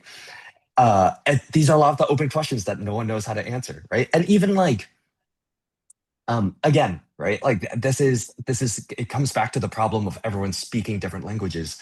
No one knows what that thing is, right? Like, what is that thing when we talk about compute? Is it like eight 100s with this type of interconnect, with this type of PUE? We're gonna say connect it with this type of SLA that's guaranteed, right? No, we're not really aligned on a lot of these high level things yet. I have a lot of questions. I have no answers. What does SLA stand for in PUE again? PUE is I'm gonna be very bad at explaining this. PUE is like power efficiency. Okay. And then SLA is just like reliability of the but when we talk about SLAs when it comes to compute, it's not necessarily like the reliability of the GPU, it's the reliability of the service to the end customer, right? So like if I'm running a shit ton of inference, I want to make sure I don't experience outages, right? So like then like a data center that is like balls to the wall, like really, storied in Texas versus a net new site in like Ohio, dramatically different, kind of like gut instinct reliability and like what people can kind of guarantee in their SLAs. I got it. Okay. Thank you for explaining those concepts. And I'll just explain kind of what you meant before about the data centers need basically the lenders to data centers and to the so-called neoclouds, they are making loans and they want it to be guaranteed. A lot of these companies, like I could start a company tomorrow and probably, the biggest banks in the world probably not going to lend to my data center company, probably, unless I say I know Brexton. But that but they will, obviously if I have Microsoft as a tenant and I have Microsoft agrees to be my tenant for 5, 10, 15, 20 years, banks and private credit are much more likely to lend against that. And so you're saying if they don't have that type A tenant, or really it's 5 tenants, we all know who the companies are, then they're somewhat unbankable. It's hard. It's like tougher. Tougher. And you said because people don't believe in the story of that there's going to be a market for compute. And I think on the equity side, I think I totally agree with you. Like, I mean, people can look at what the stock of Nebius has done, but I might argue as a lender, you don't get to participate in that upside as well. So it makes sense that you're like, hey, you need Microsoft as a tenant. Yeah, and there's again, there's like a lot of disagreements right now, right? Which is I would say a non-trivial amount of people do not believe that there are actually sellers of compute out there, right? And what I mean is like when you look at like the majority of compute contracts, they're like bilateral, very bespoke and custom and very large, right? So the spot market for compute is actually extremely small, right? Like I'm throwing numbers out, just out of my butt right now, but like I would say maybe like 5 to 10% that's available. But like if the amount of times I hear about someone saying, oh, like I went on Vast or Run Pod, but I can't find anything right now, even for a couple of hours. Like it is very bleak, right? And even if you are a very well-funded neo lab, right? You could have raised like 9 figures, 10 figures of funding. Whether or not you get compute capacity versus one of the mega labs versus a hyperscale, completely different, right? And so again, like I'm in the camp of I believe there are compute sellers out there, but like convincing the rest of Wall Street, convincing the rest of the world, that's a whole different story. And like they have very practical considerations, right? Like if you ask the average person in Silicon Valley, do you believe there's a spot market for compute? You'll get a lot of different answers. And who would be sellers of compute right now in the spot market? I mean, like Nebius maybe, right? Yeah, we're gonna say it's excess capacity from neo clouds, right? So yeah. um I am going to be completely wrong, maybe, potentially. I have no idea. But Okay. in terms of names, but there's like a bunch of, there's not a bunch, there's a handful of companies who are excess compute aggregators, right, from the neoclouds. And then they say, hey, like I can stitch together this amount of like GPU hours for you for any startup to be able to consume on an hourly or daily or weekly basis. Um, the one of the things that kind of melts my brain a bit is like there's so many neoclouds out there that I get confused a lot about like who actually owns the thing versus who aggregates the thing versus like who's like a marketplace for that thing, because they're all different. Like there's so many of them and they're so different. But it goes to show, right? Like I think that is a leading indicator of just how much demand is out there, that we're getting all of these permutations of sellers. Yes. And why do the neoclouds exist? Given that the hyperscale business model, these are the best capitalized companies in the world. Like six years ago, I never would have predicted that there would be new companies that come in and try and compete against the biggest, most established companies in the world. Like, how do these neoclouds find their niche? Yeah. Wow. That I'm gonna say this. Okay. There's a lot of angles we could go here. So the first one that comes to mind is like, again, if you eh, like how do I put this? If you are a massive company, right? And like suddenly you have the decision to like buy powered land or to rent or to lease powered land and then construct the shell and then construct the rack and also be opinionated about the configuration of like what chips, what type of memory with what type of interconnect. That's a big decision. It comes back to the asset light versus asset heavy thing. So again, this is a decision that you're seeing all of the hyperscalers have decide in real time, and they're also all hedging, right? They might run an experiment here, they might run an experiment there, but like again, I'm like the neo cloud, and if you look at how a lot of the neo clouds started, a lot of them were like Bitcoin HPC miners, right, that then pivoted into AI factories, right, because they were already owning that risk. They were already the tenants of the powered land. They just need to reconfigure their power shell and actually the IT code, right? They had the IT code set up. And so there's that element around like, okay, how deep in the weeds and asset heavy do you want to be, right? So there's that part. The second thing is we're gonna say there's a lot of like very specialized software configuration and orchestration depending on what types of chips and configuration you have on your rack, right? So like a neocloud that services inference for AMD and TPUs is going to be completely different from one that does NVIDIA, right? So then again, right there's that decision of like if you're like a really, if you're insert hyperscaler, how do you even begin making that choice, right? Um, and then also I think like there's like a lot of like geopolitical decisions too, right? Which is if you are, I'll give you a really good example. If you are a US neocloud, right, and you are servicing frontier models, how do you decide what countries get access to US frontier models versus not? Right. That's like a big decision that you kind of need to navigate. So I think there's a lot of reasons why I wouldn't want to.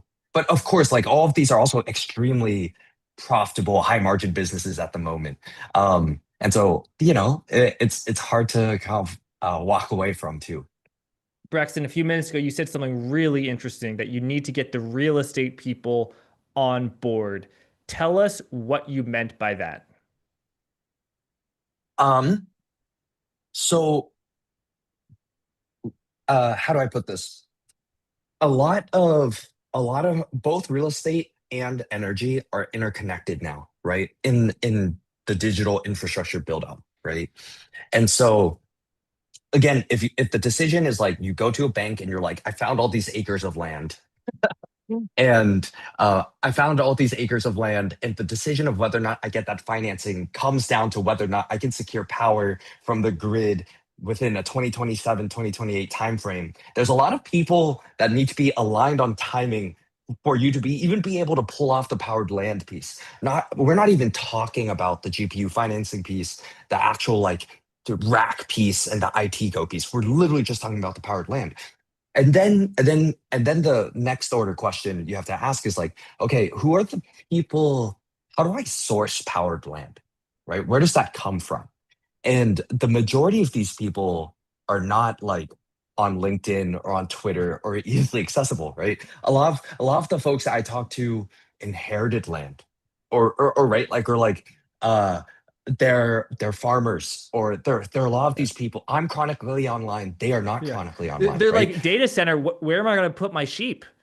Exactly. And again, they don't even know, and it's definitely not their fault, right? Like, Yeah. and I'm learning too. But like, when you're getting all of these people from all different aspects of life, even knowing what the right questions to ask is difficult, right? And so then even like the last thing I'll say before I shut up is I was talking to someone recently, and they had the opportunity to buy, like hundreds of acres, like very cheaply, right?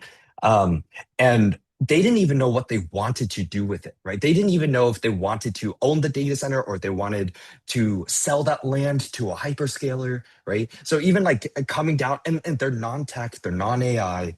So even the decision of what that person personally wants to do, most people don't really know, right? Yeah. Yeah, and that's such an interesting point of the people, like individual stakeholders who just own a bunch of land.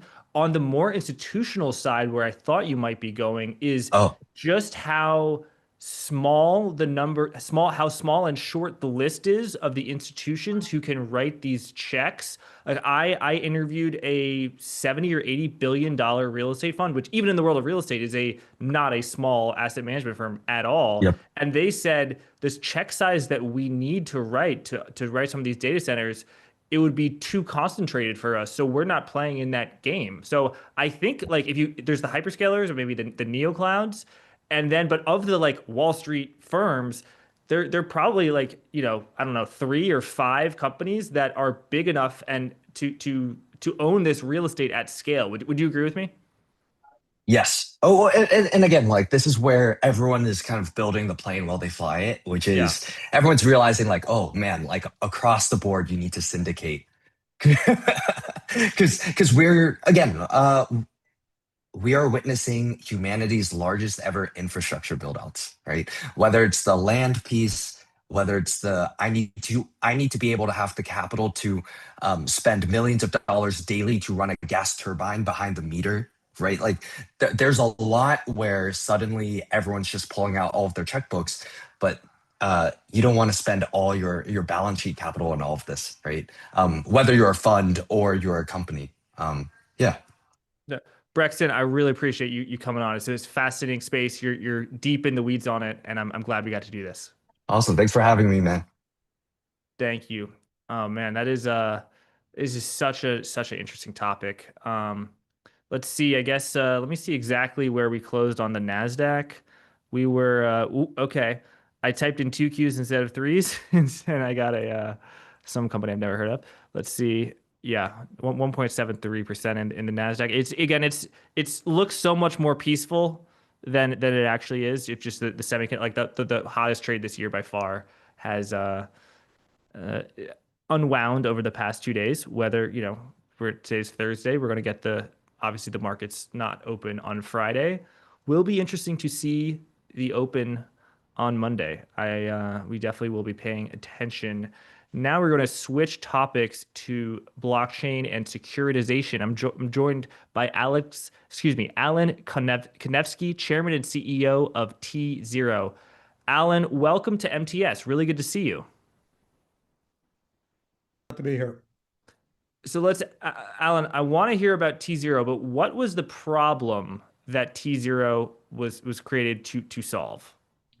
No, absolutely. And look, it's a great question, and it's one that a lot of people get wrong when you think about tokenization.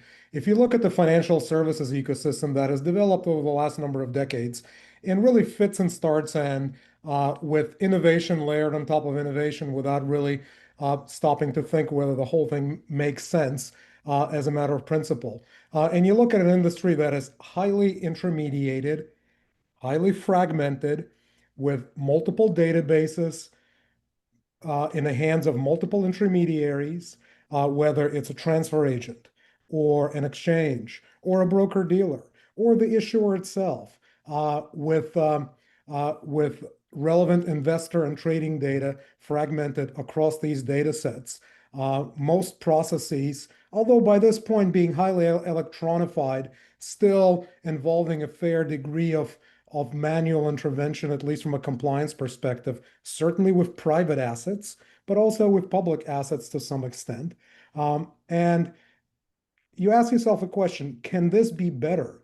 Can we do to financial services what intranet did to data globally, where you take representations of value, whether they be shares, whether it's debt, whether it's money, whether it's what you think of at this point traditional crypto, and it's funny how we can say traditional with respect to crypto at this point. Yeah. And you say, can there be one digitally native global data layer that represents these items of value?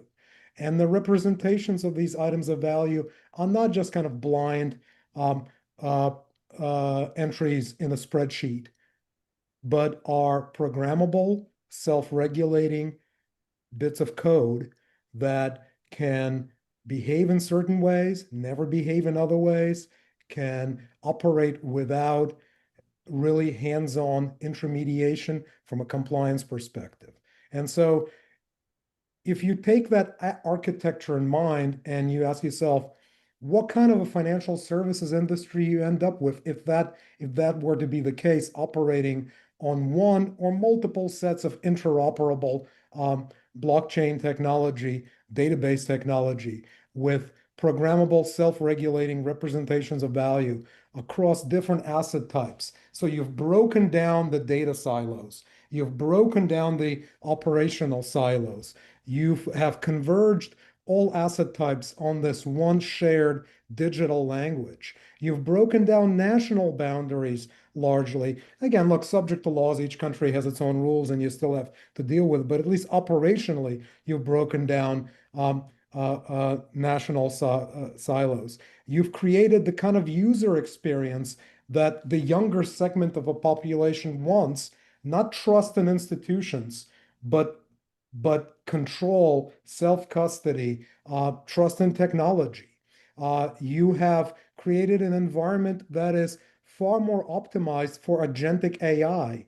That's been getting an increasing amount of press lately.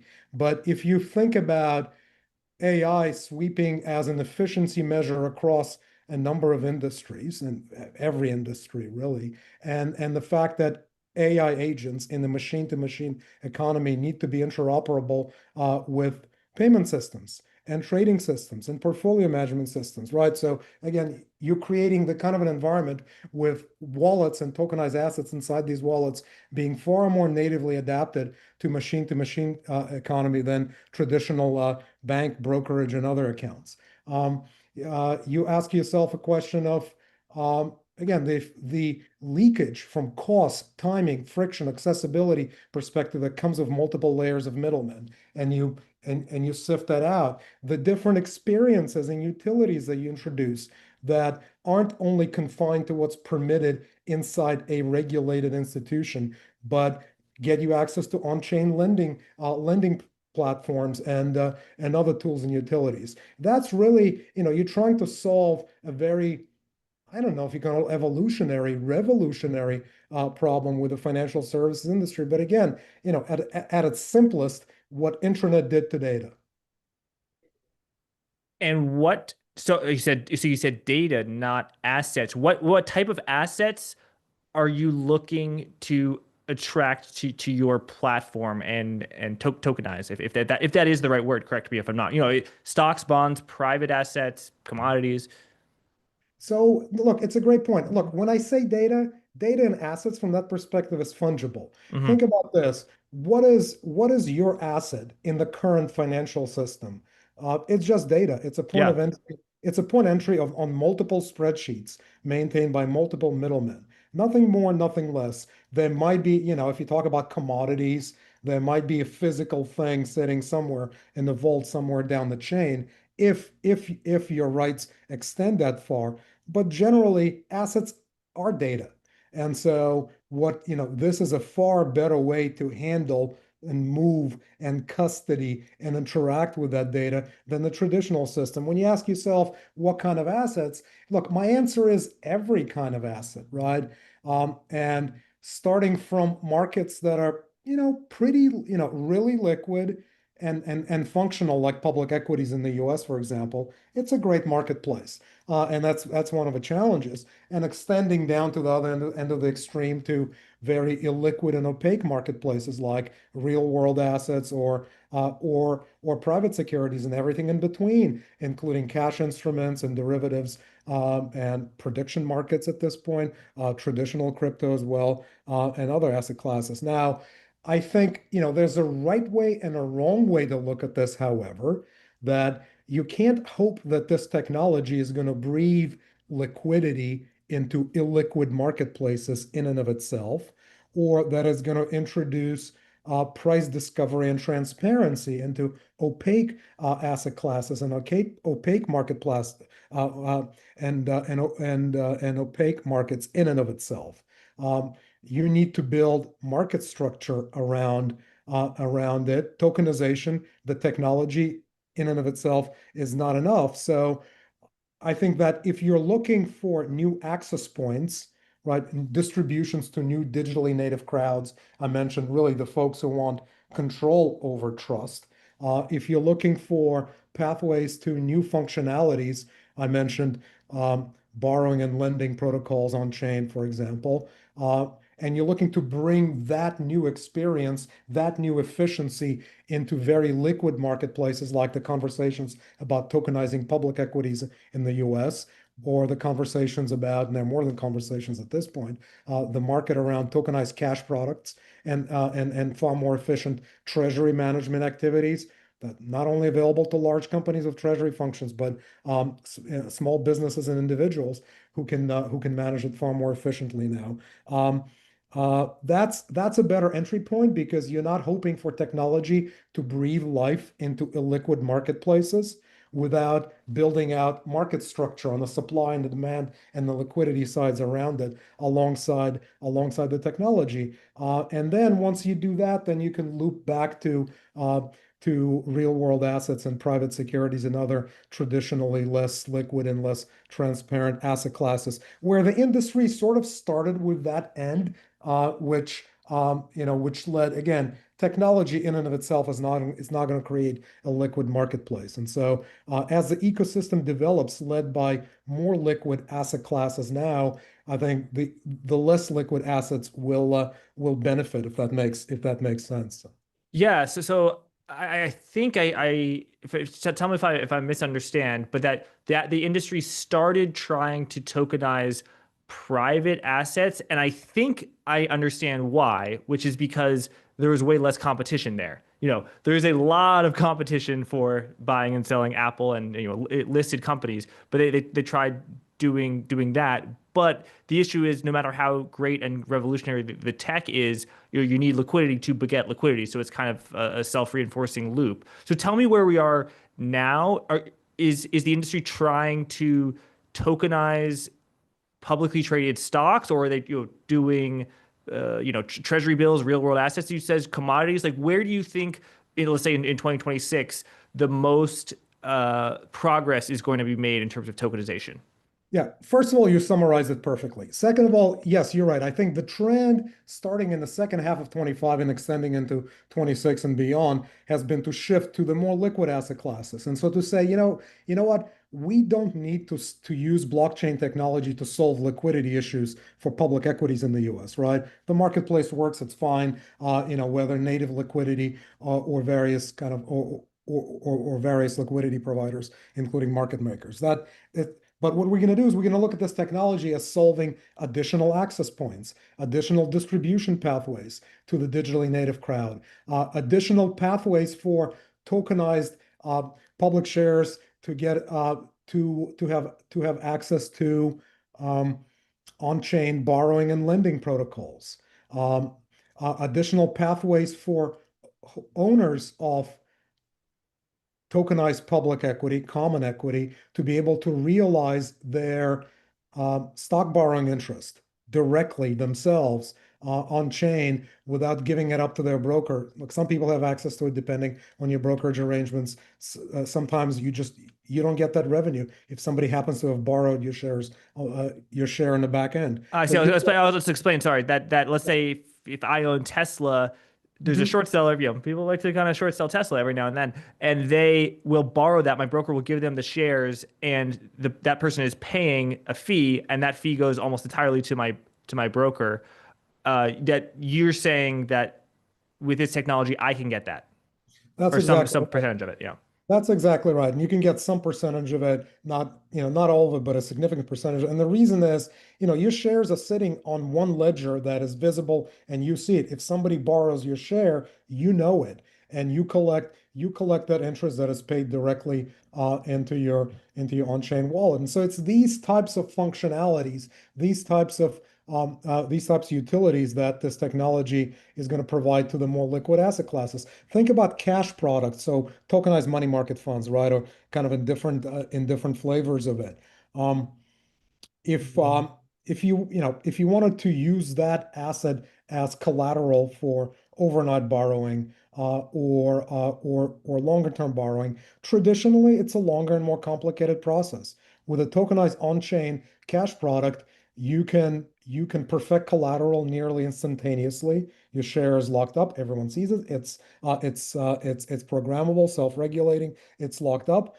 You take out your loan at whatever LTV the relevant provider or protocol allows. You repay it. Your collateral is released, and your money can move on to wherever it's destined to be next, or you repeat the process. So it's a much the ease and velocity to treasury management is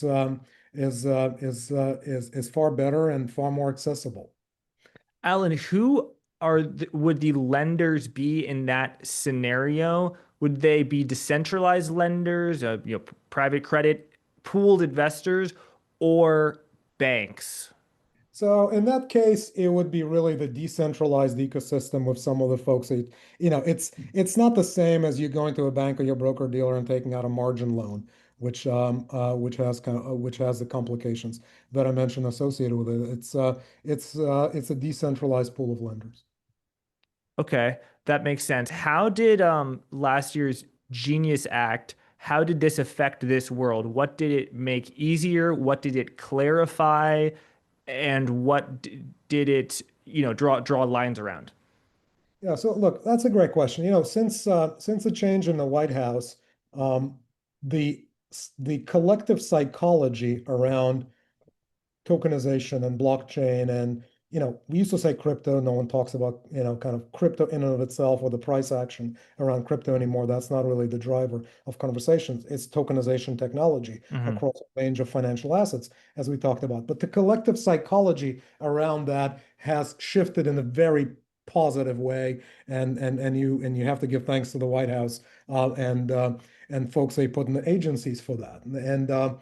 But politics are transitory, and what we need to do is we need to codify as many of these changes into laws as possible. So the Genius Act coming into being, and for those folks who don't know it, the Genius Act, is a federal law that governs how stable coins, payment products, basically, tokenized payment products can be issued and handled in the U.S.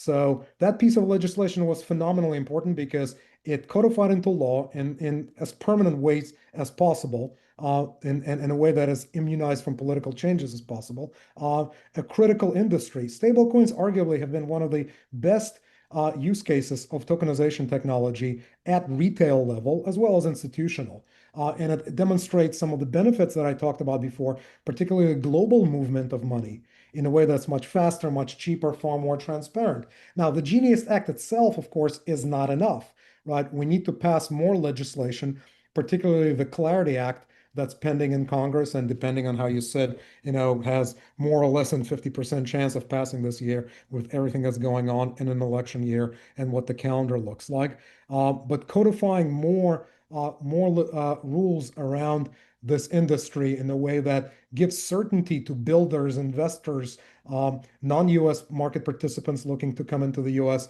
that this industry is protected from future political changes is really important. And I think what is also important is for market participants like T0, who provide independent asset platform protocol agnostic infrastructure that allows traditional market participants who haven't invested in regulatory licenses or operational or technological capabilities to access tokenized assets, to use our connective tissue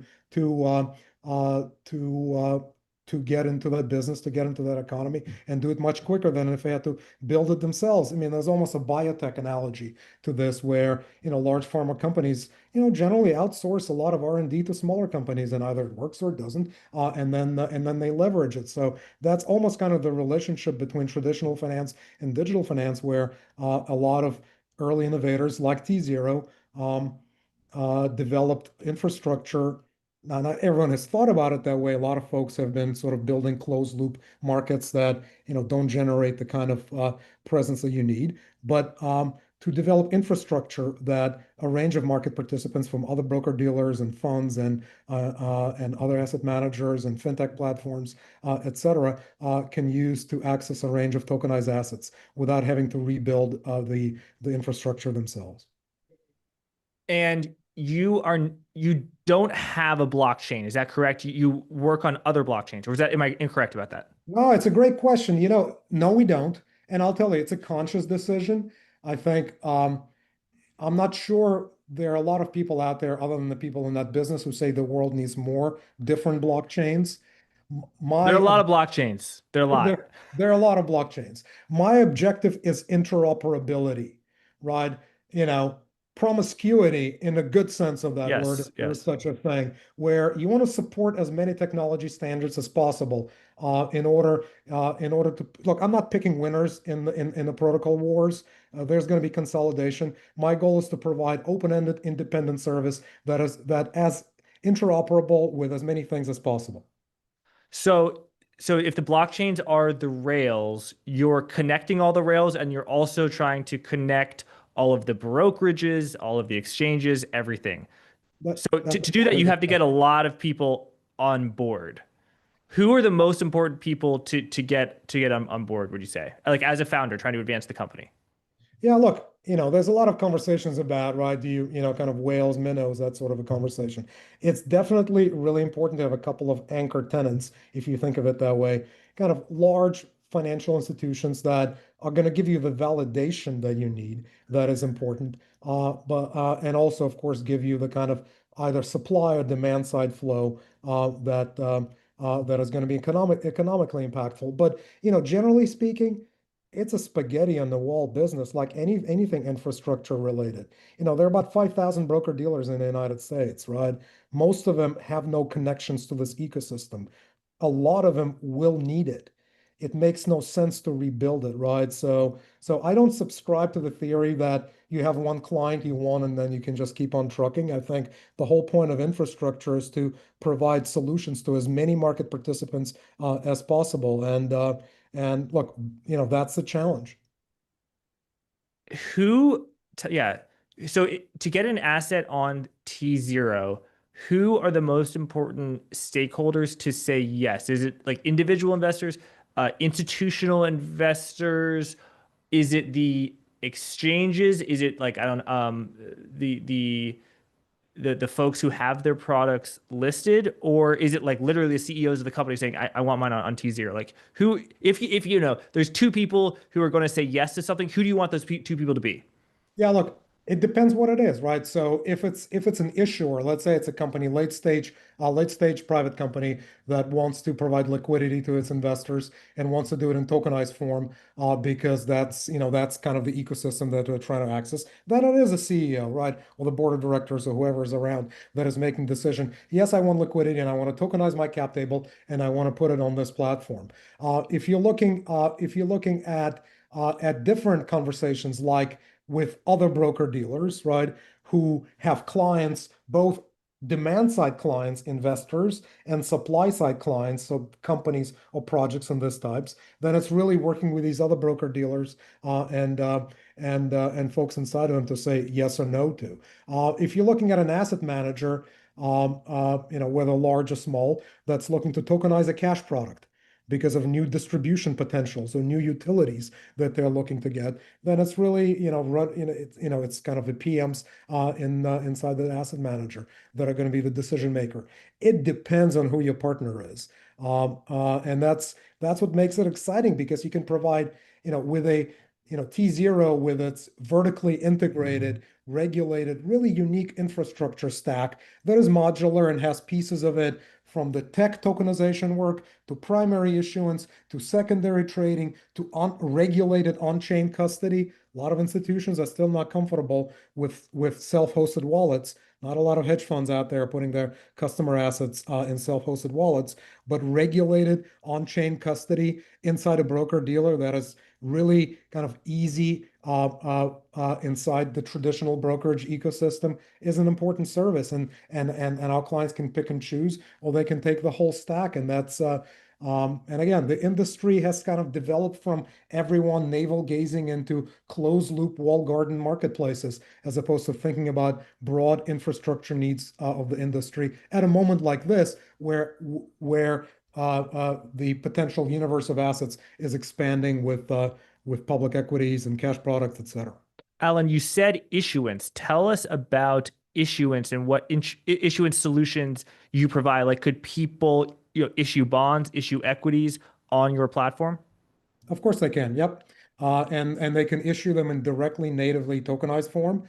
I mean, they don't have to, but that's really, our reason for existence. And they can go directly to the investors in a crowdfunding model. They could go through middlemen like other broker dealers. We have a live deal right now with a terrific partner and a gold-backed product. But the terrific partner, is a large broker dealer with 20 billion plus assets under management. And so, can you talk about that, or you can't talk about that? No, absolutely. Yeah, it's the broker dealer is Seabird, and there's a GLDY product that's out there and being distributed, and so there the issuer is going through a distribution partner to their retail and institutional accounts, and so the model of how you handle distribution differs. But I'll tell you, one of the things that this industry has learned is that if you build it, they will come is not an approach. Technology in and of itself does not create market structure or distributional liquidity. You got to work at it. And if you want to go directly to investors, marketing is critical for the issuer, or you use kind of liquidity and distribution partners. So. Yes, I mean, just to rant, and I'm sorry, but like one thing I've learned about the software industry, particularly the public software industry over the past 18 months, is just how high sales and marketing is, particularly sales, not even marketing, is as an expense. And if you ever, if someone's looking through a financial document of a publicly traded software company, and they see depreciation and amortization, a lot of those are the amortization of the sales commission. So it's like that is a huge expense, and there's a reason why is it's very valuable to have the contract, and it the fact that the software is the best in the world, if it is nowhere near enough. Okay, Alan, I know, so you're a lawyer, and I know T0 has something that very few, perhaps no one else has in terms of a regulatory license. Tell us the specifics about that license and how you view that as an advantage in the ecosystem.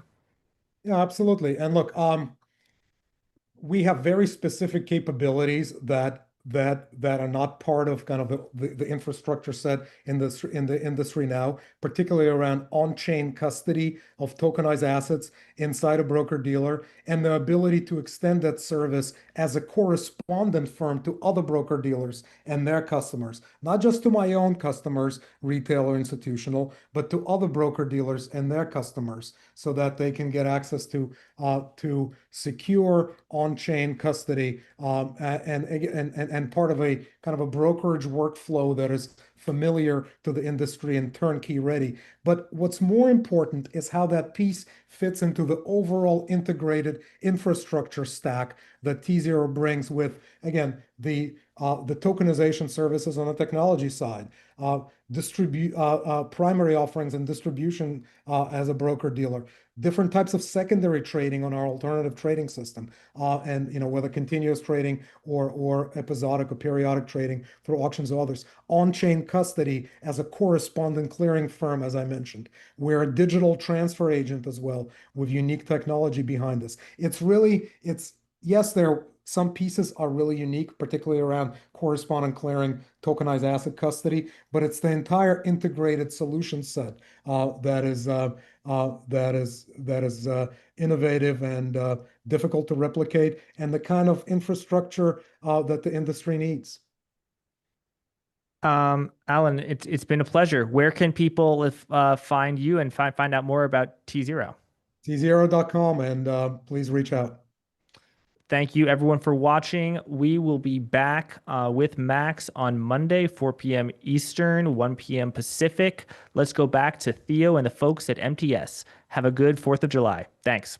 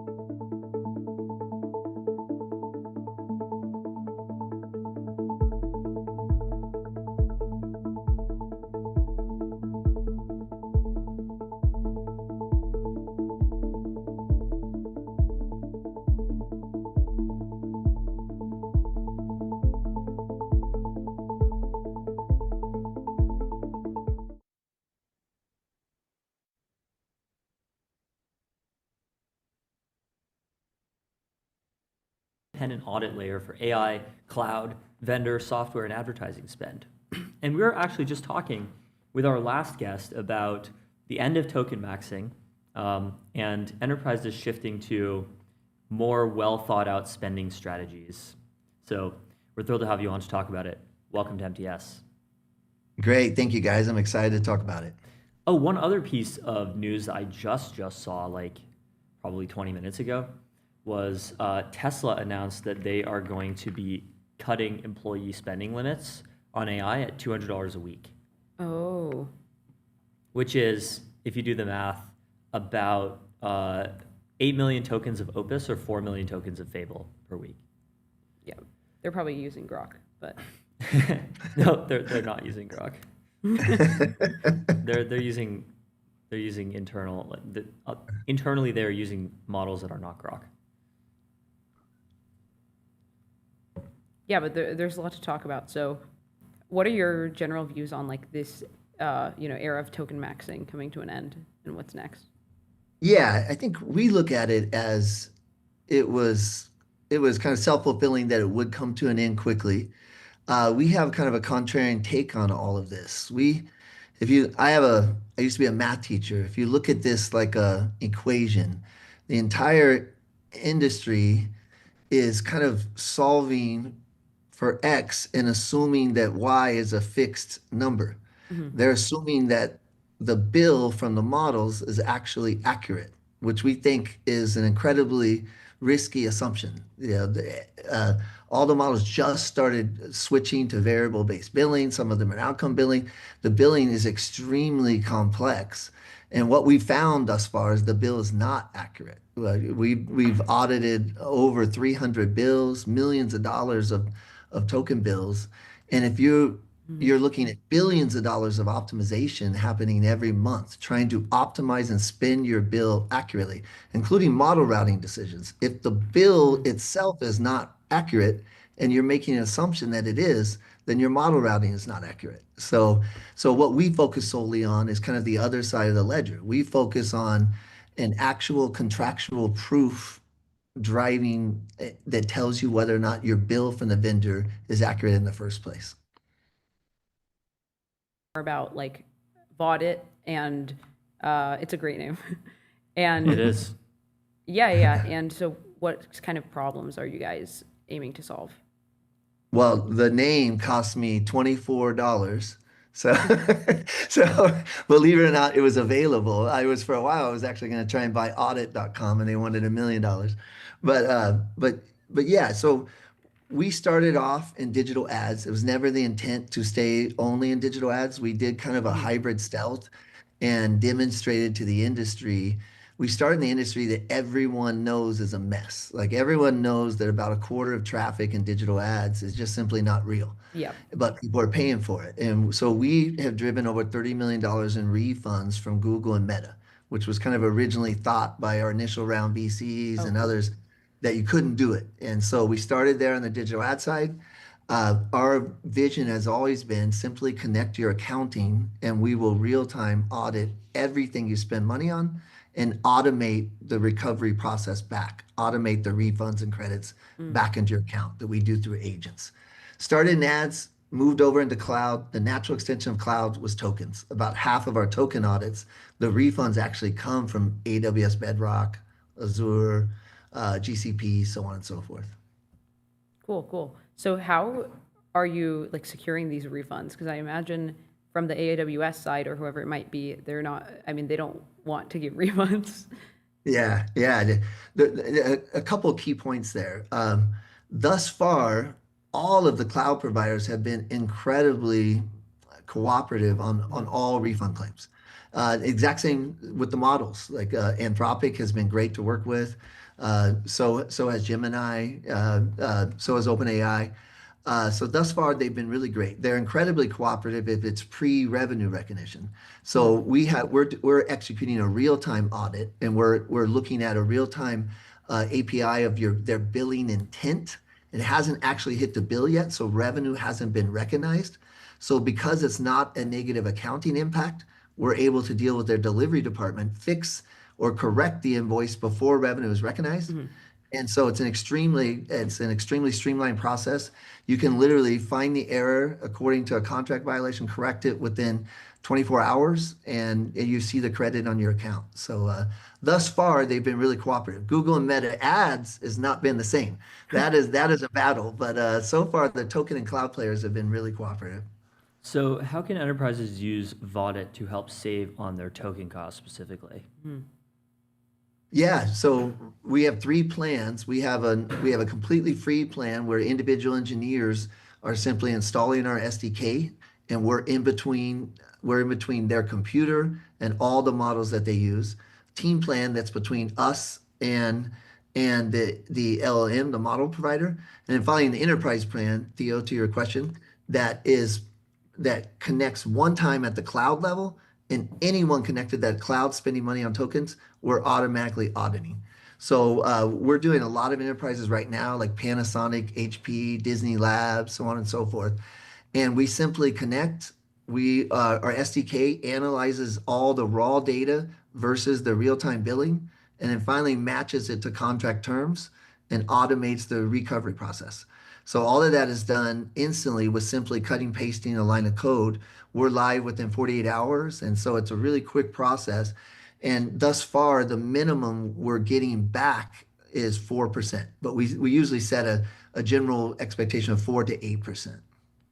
Cool. So how much of this is like only possible now because of, obviously agent technology getting better?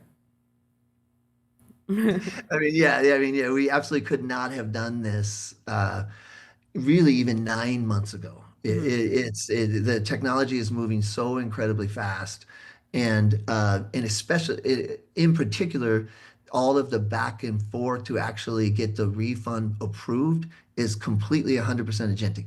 So we have zero human involvement all the way through to the actual granting of the refund. But you're processing, millions of instances real time, whether it be on an ad campaign, a cloud bill, or a token bill. None of that could have been done before, and it just simply can't be done by human beings. There's too much data to be able to do it. Aren't a lot of businesses, though, like, Google ads and Meta ads, built off of the fact that it's like inefficient and that that traffic is like fake to some degree? So how do you see this like restructuring the ad business? Yeah, they are. You're exactly right. And they kind of build that margin into their business. So we work with a lot of e-commerce clients that have budgets in the hundreds of millions of dollars per year. And they have massive ad budgets, and they cannot turn Google and Meta off for 1 minute without losing millions of dollars. So, I mean, Google and Meta are their chief revenue officers, is a way to look at it. Like, they absolutely have to have them. And it is built in. They understand that a quarter of those are not valid. But the real key is the technological burden of proof. We're not optimizing their bill. We are proving that it violated Google or Meta's own policy and procedures. Thus, they get the money back. So as long as we can contractually prove it, then they're literally earning back 4 to 8% of their bill every month that can then, in credit form, that just goes to increasing their reach. They're able to put that back into their ad campaigns. How are you using agents and AI internally at Vaudit? Theo, one more time. How are you using agents or AI internally at Vaudit? Yeah, absolutely. Yeah, so we have a fleet of agents that each are specialized in a different part of the audit, identification, reconciliation, and then recovery process. And then we have agents for every industry, agents for every client, but together they're a perpetual learning network. So they're constantly learning and sharing information from each other that's not client specific, but they're learning what works and what doesn't. So these last 2 years of submitting for tens of thousands of refunds has created this constant feedback loop between all of our agents to where our refund acceptance or our refund approval rate keeps increasing. Now in cloud and tokens, we're up above about 84 to 85% refund approval rate. Awesome. Are there certain industries that this is more suited for? I imagine like industries that have very heavy ad spends, and also the cloud side of the business. If you could, like explain like that as well. Yeah, absolutely. On the ad spend side, it's you just look at industries that is spending an incredible amount in ads. It's obviously e-commerce, it's legal, it's agencies, it's insurance. But on the token side, it's really all scale ups. It's fast growing startups. It's anyone that's spending $100,000 or more a month on token or token and cloud combined. That's $1 million investment minimum. Though our clients, our enterprise and team clients are all spending at least $1 million a year or more. So it's wide. It's everything from a startup into an enterprise, but technology companies in general, with large engineering teams, are kind of our core on the token side. And Do then, you sorry, I see- missed your last question, Sophia. Sorry. I guess just break down the cloud part of your business Gotcha. a bit Yeah. more as well. Yeah, the cloud part of the business, cloud is kind of the most mature out of these industries. There's companies like Cloud Zero, Cloudflare. There was a lot of VC money going into cloud optimization at one time. But just like all the industries we compete in, they are adjacent competition. They're not our direct competition. They sit on the left side of the ledger and they create a dashboard and they tell you how to spend your money smarter. All of the money right now in the token space is going into optimizing your bill. We are on the right side of the ledger, and our burden of proof is so much higher than theirs. We have to identify a contract violation, and the vendor has to agree. All of the optimization side, especially cloud, and they've been around for a while. It's literally the most mature in this kind of auditing space, auditing spend space. But they're simply looking at your spend and saying, you should spend this way rather than that way. So their burden of proof is just their opinion. It's just a dashboard. We are on the opposite side of the cloud space where we are looking at your cloud and determining when AWS has made an error. Which is frequently. AWS has over 150 products and they all bill by usage. It's not fixed billing. So there's an incredible billing keeps getting more complex, but everyone trusts the vendor's bill just blindly. The vendor bill comes and there's no independent audit of these multi-million-dollar bills to determine whether or not they're actually accurate. Right. Well, we're coming up on time, but this is super interesting. Thank you so much, Michael, for coming on MTS. Great. Thanks, Thank you Michael. guys. Nice to meet you. Okay. Thank too. you. Bye-bye. We'll be right We'll back. be right back.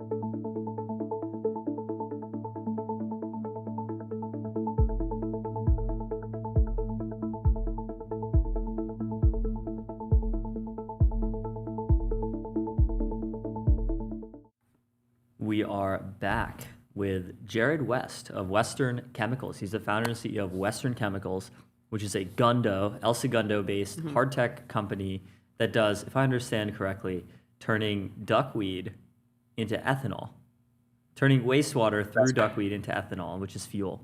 So that's really cool. I've never heard of this before, really. So welcome to MTS. Thanks for having me. Super stoked to be here. So can you lead us through this process? How exactly do you turn wastewater into fuel? Yeah, totally. So the good news is biology basically does all the work. So we just need to create the ideal conditions for the biology to thrive and do its thing.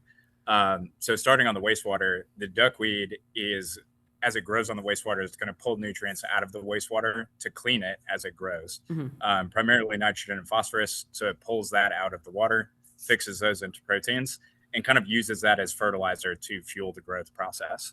So as it's doing that, again, removing nitrogen and phosphorus from the water to clean it, and then we harvest the duckweed out of the system, which gets us permanent nutrient removal from that water stream.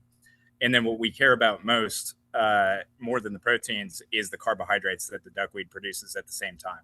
So using that nitrogen and phosphorus to kind of drive this process, drive photosynthesis, where it's pulling out carbon dioxide from the air, putting that in the water and making carbohydrates.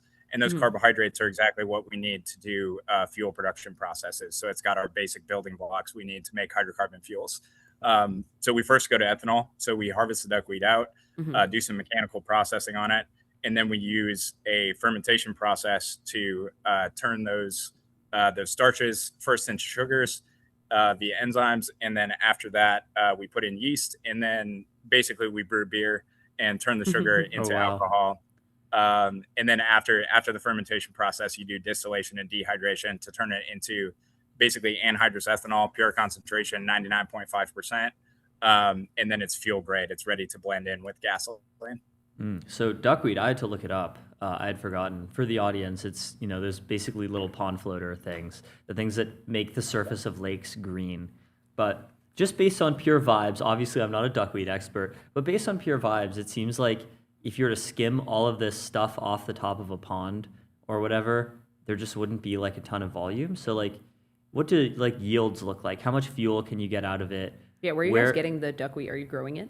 Yeah. Yeah, we're growing it. Do you want me to show you? Sure. Yeah. Yeah, let's do it. Yeah, I'll get mobile for a second. Here we go. So yeah, we're growing it in our shop right now. We've got some of it under lights. Oh, cool. And get you a closer view. That is cool. There's some beautiful green duckweed, baby. Yeah, so we grow it all ourselves. So we're vertically integrated. Awesome. Now, when we deploy this commercially, some of it will be grown on site at wastewater treatment plants. Some of it will kind of farm in more of an agricultural setting. So our fuel production sites will also have, acres and acres of duckweed production so that we can feed that directly into our chemical manufacturing process. But to answer your question about yields, the great thing about duckweed and kind of the superpower of duckweed beyond the wastewater cleaning is just the speed at which it reproduces. So it doubles its mass once every 2 to 3 days, roughly. So literally within 2 to 3 days, you have twice the mass that you started with. We have nanobots at home. We have great goo at home. These aren't edible, right? Because that could also solve food. They are. Yeah. They are. Okay. If you want to eat it, you can. I don't know if I would necessarily recommend that you should eat duckweed that's grown on wastewater. There might be some in there. You can turn it into fuel, no problem. But yeah, you might want a little cleaner growth environment if you're going to eat it. But yeah, to answer your question about yields, again, it's your biomass throughput is insane. It's 20 times or more comparative to corn, which is the traditional ethanol feedstock. So that's on biomass productivity, but in terms of ethanol conversion, it's probably on the order of 10 to 15 times more throughput per year comparative to corn. So if we're looking at gallons of fuel that we can get out per acre per year, kind of in our mid-range estimates, we're looking at 5,000 gallons per acre per year, which is quite good. Comparative to corn, you typically get 700 or 800 gallons per acre per year. So what is ethanol useful for? Why would you use it over, I'm not sure exactly what the right reference class is for like a competitor to ethanol, but like gasoline or natural gas or something? Sure.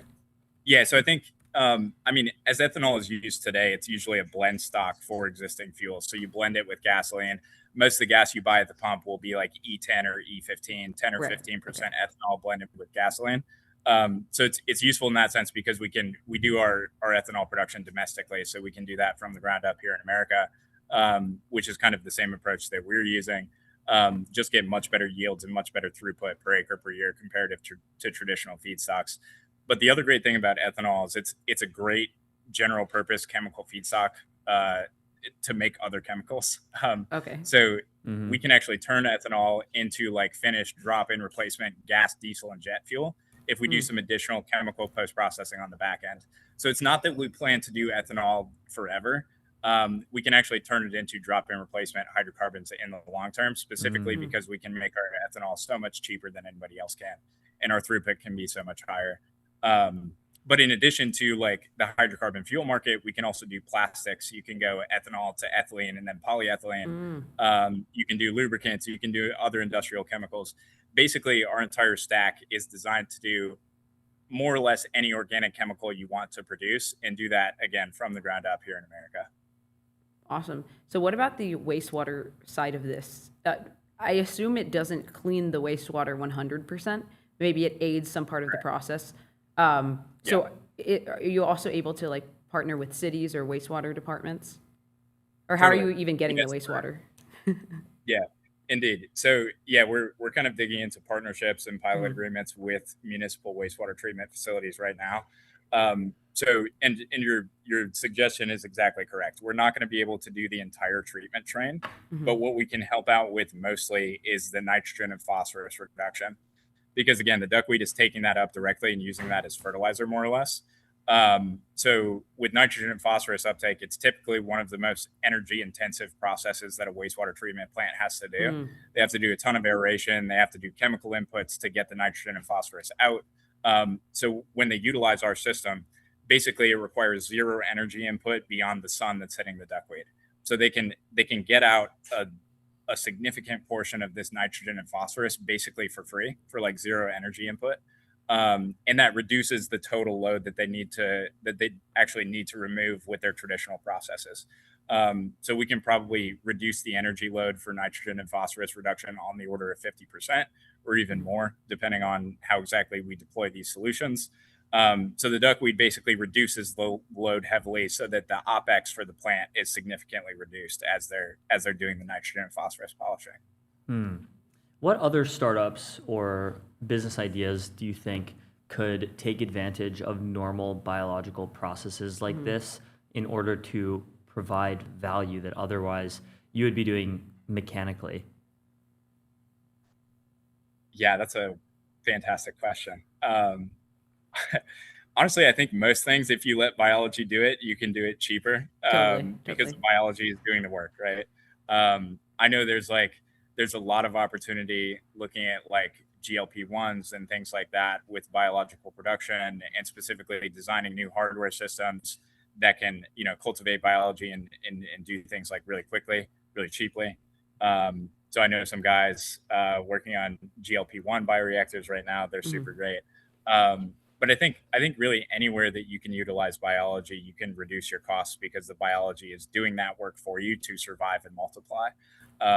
So I think across the board, any kind of chemical manufacturing, chemical treatment that you're doing, if you can use a biological pathway, I think it's almost always the best solution. And I think there's a lot of players in this space that are exciting. Solugen, for example, is one of my favorites, and they're doing primarily biological production. So what is a bioreactor? Because I hear this term being tossed around a lot. I read an article about like a company that was trying to develop chicken eggs into bioreactors. But does that just mean, is it more Like of Neon Bio? Yeah, is that just a catch-all term for like a bioreaction aimed at a certain end goal? Yeah, so it's basically any reactor that produces a product biologically. A product, yeah. And it's funny that you bring up Neon Bio. I used to work with the founder. Oh, really? For the founder. Awesome. Melon Frost, Sam Levin. They're crushing it. They're unbelievable. But yeah, I'm gonna get mobile again. Here's our bioreactor. There's so much to share. Yeah. Yeah, I'm a hardware guy, so I gotta show off the hardware. But yeah, so a bioreactor in principle is a chemical reactor. It's just a reactor that creates a certain set of conditions for a chemical reaction to occur. But a bioreactor is just a subset of chemical reactor that's running a process biologically. So in our case, it's doing like the fermentation where we're doing enzyme treatment to convert the starches into fermentable sugars, and then we do the yeast addition to turn those sugars into alcohol. So that reactor is handling all of that biological activity and basically making all of our chemical outputs that we then do some chemical processing on it in the back end to make it, a fully concentrated product. Bioreactor is such a cool word. I know, it's awesome. It just sounds so sick. Right. Everybody's talking about reactors these days. Yeah. What are some other things that biofuels like ethanol are useful for, could potentially be useful for in the future? Yeah, I think, I think anything where you need just like a lot of power density, anything that you would traditionally use a hydrocarbon fuel for, we can make those drop-in replacement fuels and service that whole market. So aviation, for example, like you need a lot of power to keep a large vehicle up in the air for long periods of time, or to do heavy lifting. So I think across aviation, it's going to be like huge for many decades to come until we crack some like crazy new propulsion technology. If that exists, maybe it does, maybe it doesn't. But hydrocarbons are just such a powerful way to like package and store and utilize energy.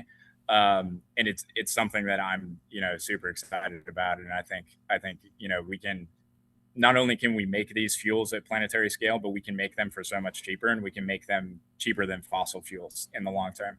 Awesome. And we can do so in a fully circular fashion. We're basically, anytime you burn our fuels, the duckweed is just going to soak up the CO2 and turn it into fuel again.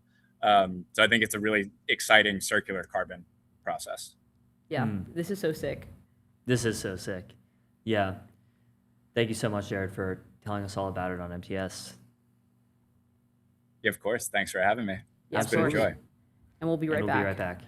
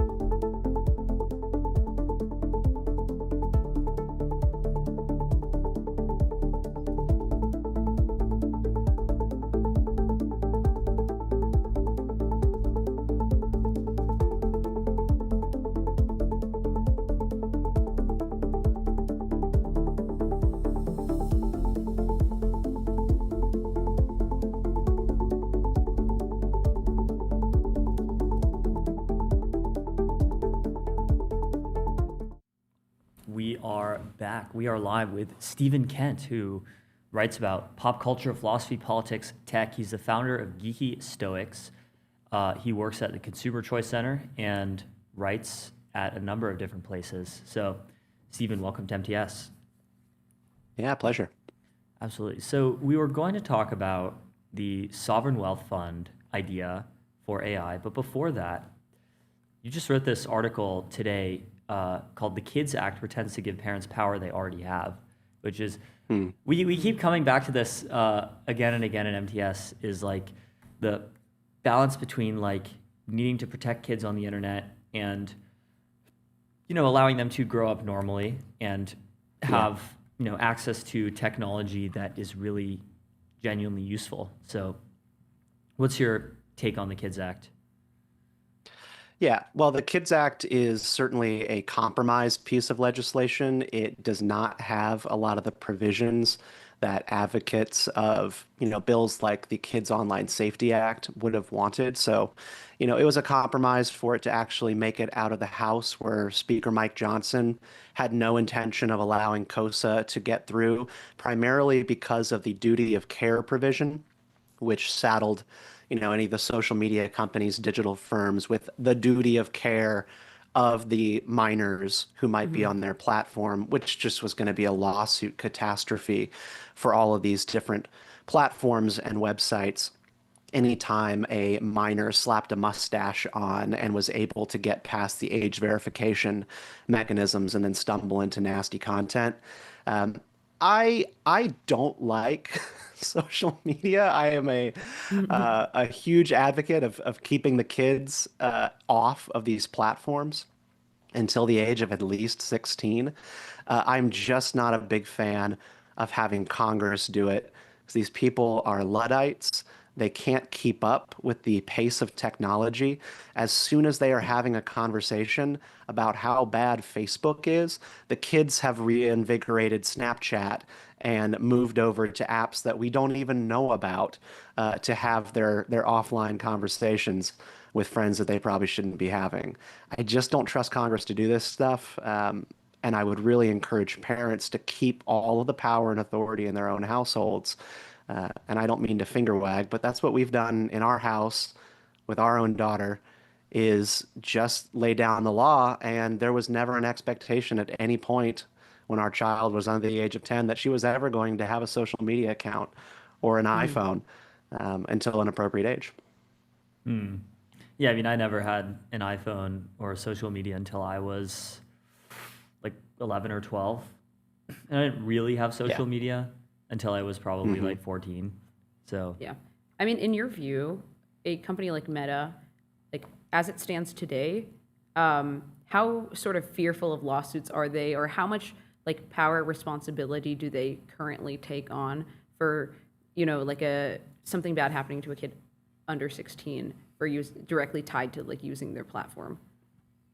Yeah, I think that there's been a plenty of interesting stories that have come out about harmful sexual content, predatory activity that goes on platforms such as Instagram, pedophiles and sex pests using Facebook platforms in order to follow kids and then get in touch and then try to commit crimes. That runs rampant across social media, and it is certainly a problem when it comes to Instagram, Snapchat, TikTok.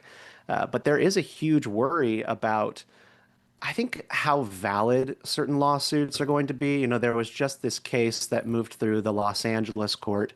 The name of the plaintiff is escaping me at the moment, but the court held the social media companies liable for the damage, the mental harms apparently done to this person when they were using social media platforms underneath the age of 16, even though this child was circumventing both the will of the parent involved and going onto these platforms without express consent. And then in some cases later on, the mother of the victim, in this case, the quote unquote victim, who experienced so much hardship through social media, was encouraging its use later on in the child's life. I find it to be gobsmacking that you can sue a social media company for what you get into online and what your parents take no accountability for. I still happen to believe that parents have full control of their households, but this makes me no friends. The problem is that they just don't like to say no. The problem is parents who don't want to say no. And at the end of the day, I really believe that that's all it takes. I've never met a teenager who pays their phone bill. I've never met a teenager who's helping to pay for the Wi-Fi. They're being given these devices and paid for every month by their parents. And the parents are never going, you're cut off. You're not doing this anymore. Because I think there's just social pressure. I think there's this weird social pressure to keep your kid online because all their friends are and you don't want them to be the weirdo. But I think that worm is turning. I think young people right now and a generation away from now are going to embrace a more offline lifestyle. And it will be elder millennials like my generation who forced younger people onto social media before they were ready, who will be held in contempt for that. So what about introducing like AI into this conversation? And also something interesting, because I got curious, so I just searched up, and apparently Mark Zuckerberg has testified that teenagers drive only 1% of Meta revenue. And so I think the instinct here is correct, which is like people tend to think that like big tech companies can be predatory and like cave in to, you know, like teenagers, like take advantage of teenagers because like a lot of usage on the platform. And I think that general sentiment is like extremely pervasive. And people fear that a lot. But going back to my earlier question, like when you introduce AI, what do you think, like how do you think these laws should be structured? It's just, I think there's no telling as this technology evolves and gets more sophisticated, what AI will be able to do to help keep people safe and protected from harmful content online. I don't have the numbers in front of me, but a vast amount of the content moderation that is done through these social media platforms is done by AI-powered tools within these different firms. And what you find in a lot of the congressional approaches to this stuff, particularly in things like the Kids Online Safety Act, is sort of this fear of the algo, the fear of the algorithm, and their restrictions that they want to place on algorithms to detect and serve kids' content is also going to work backwards and keep these companies from being able to employ algorithms legally to then moderate content and restrict the amount of things that kids can get into online. So again, I think this is just a weird place in which Congress gets really whipped up about different boogeymen, and they have an incentive to make parents feel disempowered and feel like Congress is the one who are going to give you the tools in order to manage your household, completely ignoring the fact that we have tools on the market, the Pinwheel phone, Gab, the Bark phone, which we onboarded our teenager to technology using the Bark phone. It's like a nerfed Android that can only do so much, and everything is permission-based, and you get AI-generated screenshots for everything that the kid is getting into.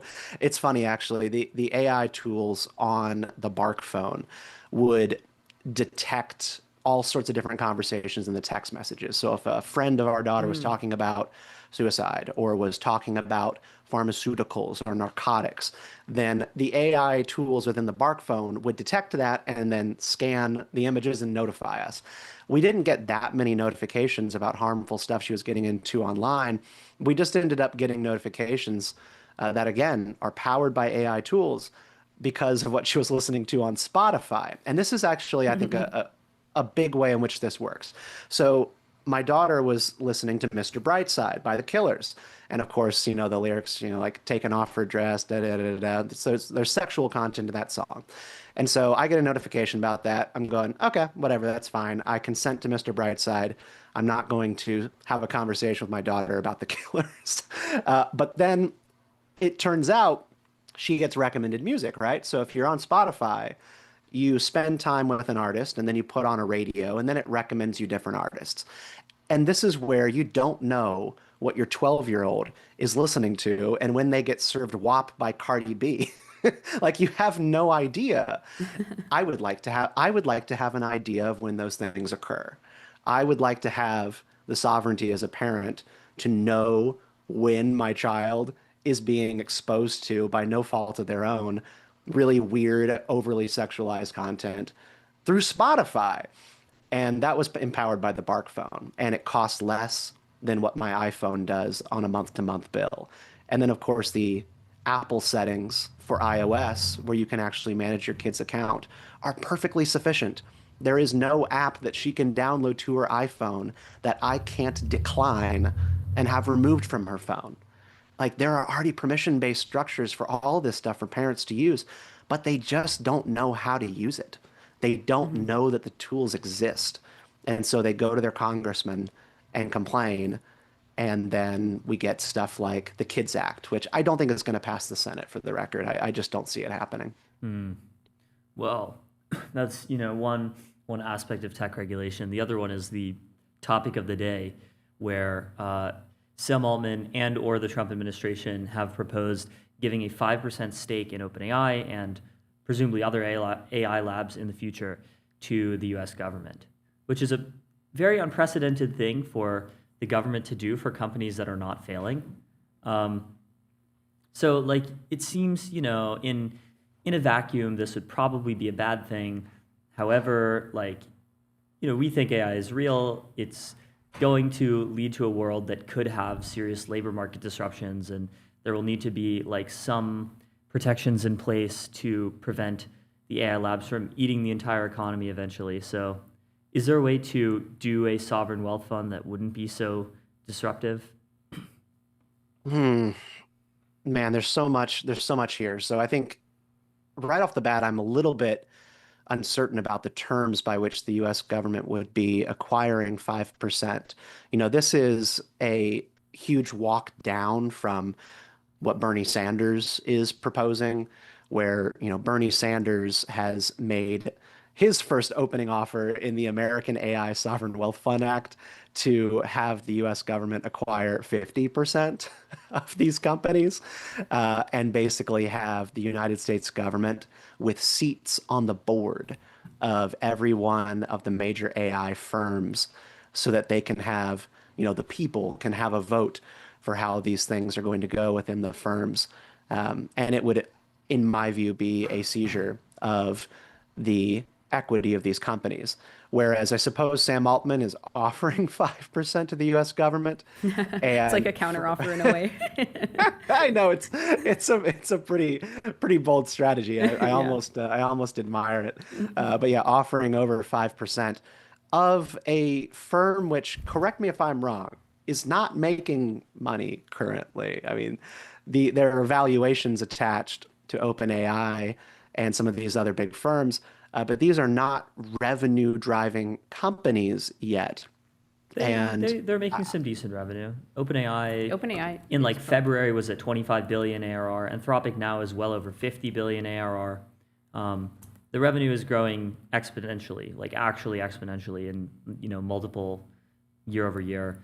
And Anthropic in Q2 2026 was profitable for the first time. All right, so we're getting there. That's good.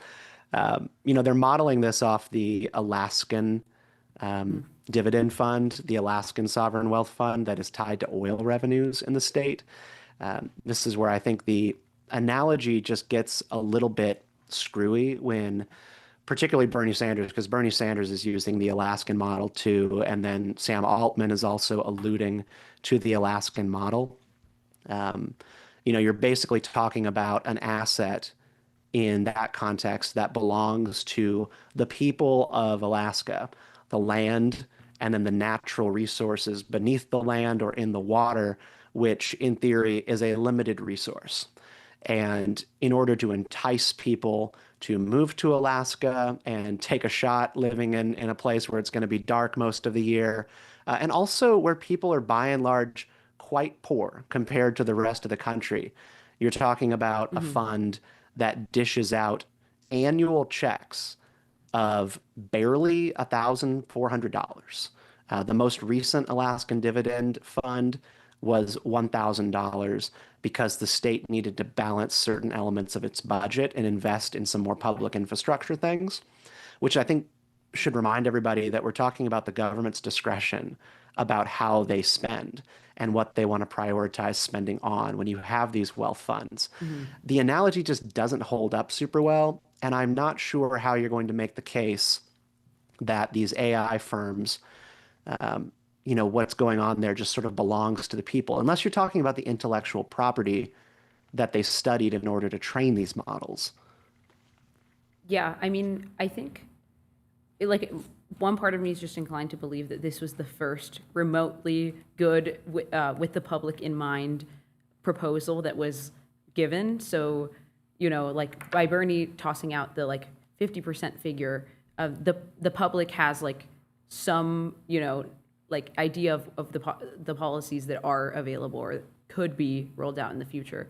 So I think a lot of this, to me, I see as more of like an exposure and like a public education kind of thing, honestly. But I mean, couldn't you also make the argument that the US is on the frontier of models and we should have some sort of like sovereign wealth fund to reflect that? I agree. I mean, I wrote this in Newsweek a couple of weeks ago. I am not offended by the idea of a sovereign wealth fund. Mm-hmm. I think that we are in a populist moment. It's only going to get more populist, and we have to do something substantive that makes people feel like they have some skin in the game for the future of the country. I just a couple of generations ago, what you're talking about is every person who has a house has a stake in the future of the country. Every person who has some money in the stock market has a stake in the future of the country. And if we are going to be living in this AI-powered economy that is supposedly going to make us so rich and prosperous and improve the efficiency of so many companies, I do want to see money flowing back to the American people. But there are a couple big stumbling blocks, which is, are we talking about a direct stipend that goes down to every American household to spend as they see fit, which I think that might be what I favor because, you don't know what one household values over another. Or are you going to make the government more flush to provide public services? Well, we don't agree on most public services in this country and what we find to be valuable. Social Security is going to be bankrupt any decade now. We're told, I think by at least 2032, it's going to be insolvent yet again. So we got to do something different. Mm-hmm. I hope that an AI sovereign wealth fund could actually do that. Something that makes people feel like data is actually a natural resource. I do think of data as a natural resource that should be making people rich. But then here's another stumbling block for you, and it's a very ugly and unavoidable one. Who are we talking about here? Who are the Americans who receive these funds? This country is at each other's throats over the issue of immigration and people coming here from India, Pakistan, and Mexico to acquire social benefits very quickly from the state.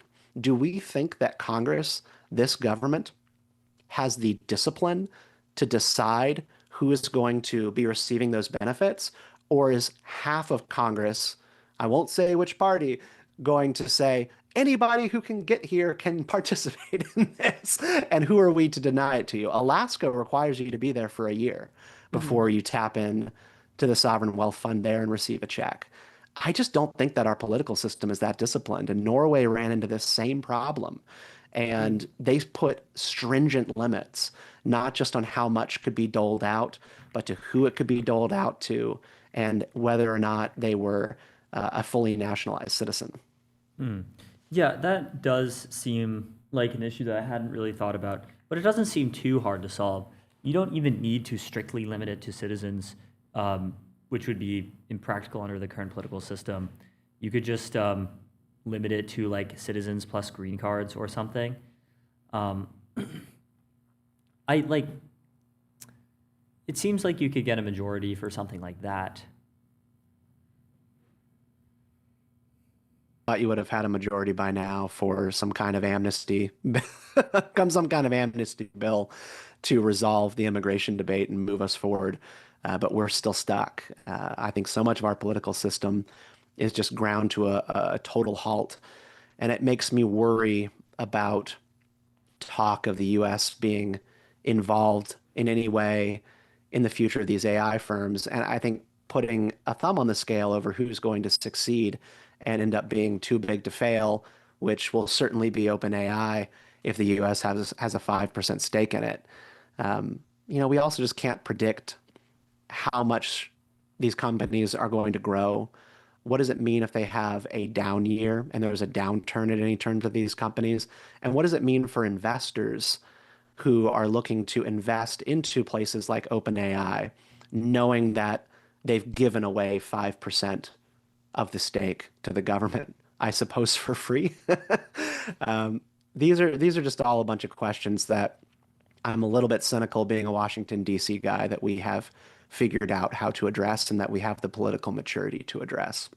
Well, but we do what have to. is like one possible bipartisan like overlap other than the sovereign wealth fund that would like sort of satisfy this like creeping feeling that Americans have about AI? I don't know. I don't know. That's I'm the like, big what's question. the magic answer that will fix everything? Yeah. Yeah, I mean the magic answer. The thing that I want to see happen personally is I want this country to be debt free. We are scratching $39 trillion for national debt. Maybe I'm too much of a Dave Ramsey guy, but I don't really want to see individual checks going to American households on dividends generated by AI. And I don't want to see them going to public infrastructure projects before we've gotten the debt to zero. You know, if we could do that, if we could actually direct revenues from these companies and this explosive new technology to our debt, you're going to see the quality of the life in this country turn around so rapidly. You're going to see the value of the dollar increase. You'll be able to spend more. You'll be able to get better loans in this country if we weren't a country bogged down by $39 trillion in debt. That has to be number one. Snowball method, people. Let's snowball our way to zero. Yeah, I'm optimistic enough about AI economic growth such that I'm not terribly worried about the national debt in the long run if AI is allowed to progress. Like $40 trillion is like, yes, that is a lot of money. It is less than half of global GDP now, to say nothing of if we grow global GDP like substantially over the next few decades. Mm-hmm. Yeah, I mean, who's to say? I think what we're going to have to figure out, though, is what is the case being made to the American people. You know, Bernie Sanders, to his credit, I think is a lot more clear about what his vision is and what his idea of good is. Both Bernie and Elizabeth Warren, they talk about data and the training of AI models. They talk about it in terms of a theft. They talk about it as they are studying books that you wrote and blog posts that you wrote and YouTube videos that you made for geekystoics.com, and then using it to train the AI models and make themselves billionaires and trillionaires. They have a story that they are telling, and it's not necessarily wrong. It's not a complete fabrication of a story. It's just a idea about what AI is and what data is and whether or not it's valuable. I don't see the Trump administration or Republicans making such a case, and they're going to have to figure out how to find the language for describing why we should be getting checks from AI companies. Is this just a shakedown? Because it looks to me like OpenAI currying political favor with this administration and sensing that the future of tech optimism is within the Republican Party and not the Democratic Party. So putting themselves on the line for power and access. It's a little bit of that. And that's not an attractive story. I think it's some of that, but like they really do believe in the technology. They do. So what we were talking about with another guest earlier is just that like a lot of this is just roots from the fact that people don't trust the current American tax system to like do its job in capturing the, you know, the gains from AI and redistributing it to the people, right? So is what we need just like a tax system reform? And so is there a possible way that we could say tax all of the big labs or tax a lot of AI companies, not allowing them to like write it off to the employee wages so that you don't like disincentivize talent or something? Reform the like general citizen tax structure? Like, are there other ways that we could just do tax-based reforms and then have people be happy? I'm reminded of the 5-5-5 plan from one of the presidential candidates back in 2015. That was a wild one. Yeah, I mean, tax reform, I think that could be another way to get where we're going. You know, I have long believed that I should not have Social Security coming out of my paychecks. That's just one of my opinions. And when you end up getting into the subject of tax reform and redoing the American tax system, that's exactly the kind of stuff that you're going to find yourself getting into, is that Republicans have some agenda items that they have long wanted to address. You know, we're very far away from the days of Eric Cantor and Paul Ryan trying to privatize Social Security, or George W. Bush. But you still have Republicans who are going to want to pursue issues like that, and they're going to blow up all of the negotiations. So I suppose I'm cynical on that front in the same way that I'm cynical about the immigration issue. These are issues that it seems like adults would be able to solve, and yet they're not. They're just incapable. But alas. Yeah, but alas, we are not governed by adults. Well, hopefully we will figure all this stuff out in the future. But in the meantime, it was great having you on MTS to talk about it. So thanks so much for coming on, Stephen. Thanks, Stephen. I'm a big fan. Thanks for the invitation. Thank you. For sure. And we'll be right back with Gabe.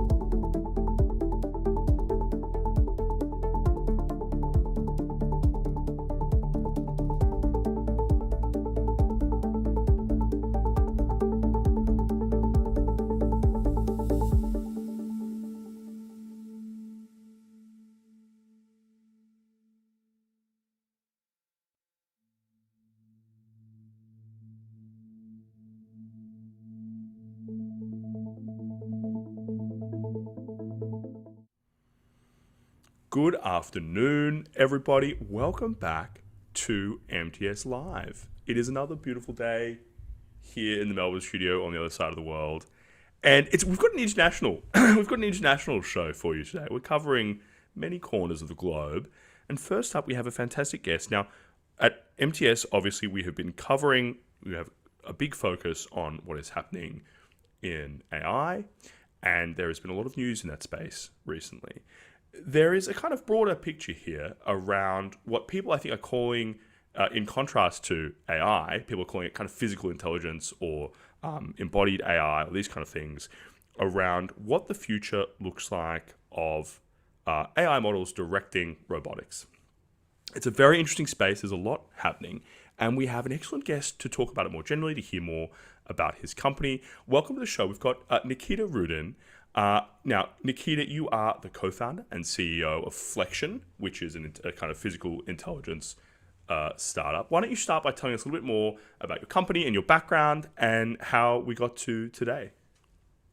Thanks for having me. So quick background, I was working at Nvda, also did a PhD at ETH in Zurich. At Nvda, I was building simulation tools for robotics, specifically to train neural networks, to train them to control robots. And I was using those tools in my PhD, proving that we could actually achieve new skills using what we've built at Nvda. Towards the end of my PhD, towards the end of 2024, I was involved in a lot of projects around humanoids at Nvidia. I'm sure a lot of people have seen Jensen on stage with all the humanoids around him. So I was heavily involved in making that happen. And through that experience with my co-founder David, who has a very similar background, Nvidia plus ETH, we realized that the kind of technology we're building throughout our PhDs was extremely relevant for this nascent field. Specifically, we noticed that we could deploy the brain that controls these robots very effectively without actually even ever seeing the robots themselves. So we interacted with all the companies that were producing the robots standing around Jensen back then.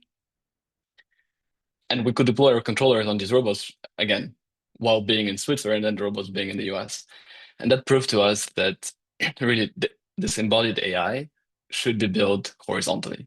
So the claim that you need to control everything from the motor to the AI to make it work together clearly didn't hold, because it was much easier for us to control all of these robots at the same time than for each of the companies building it one by one, side by side. And that was really the starting point for Flexion. So we have two big bets at the company. One, that we're building a general purpose intelligence platform that can control pretty much any robot out there. We're starting from what we call mobile manipulators. So it includes humanoids, but also much simpler robots like wheeled platforms with arms on top. And the second biggest bet is that we need reinforcement learning across the whole robotic stack.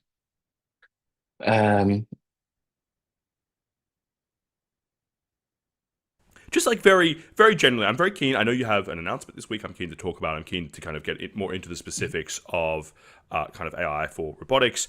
But just in this general point of like horizontal versus vertical. So just for the audience and for my benefit, let's step this through. So there's one world you can imagine in which the design of the robot and the design of the model that's intended to control the robot, it needs to be quite an interlinked, tightly linked process. And so that world is one in which, the robotics companies train their own models based on, some set of both internal data that they control, but also the features, the nature of the robots, the physical robots that they're building. And what you're saying is that world actually, we're actually in a different world than that, which is one in which the robot itself, the design and features of the robot itself are actually quite secondary, and it's quite you can train a general physical intelligence model that can pilot robots with a range of different features and kind of hardware, and you can still the performance is kind of platform, is kind of robot agnostic. Is that right? That's right. One of the key unlocks there is, once again, reinforcement learning and simulation.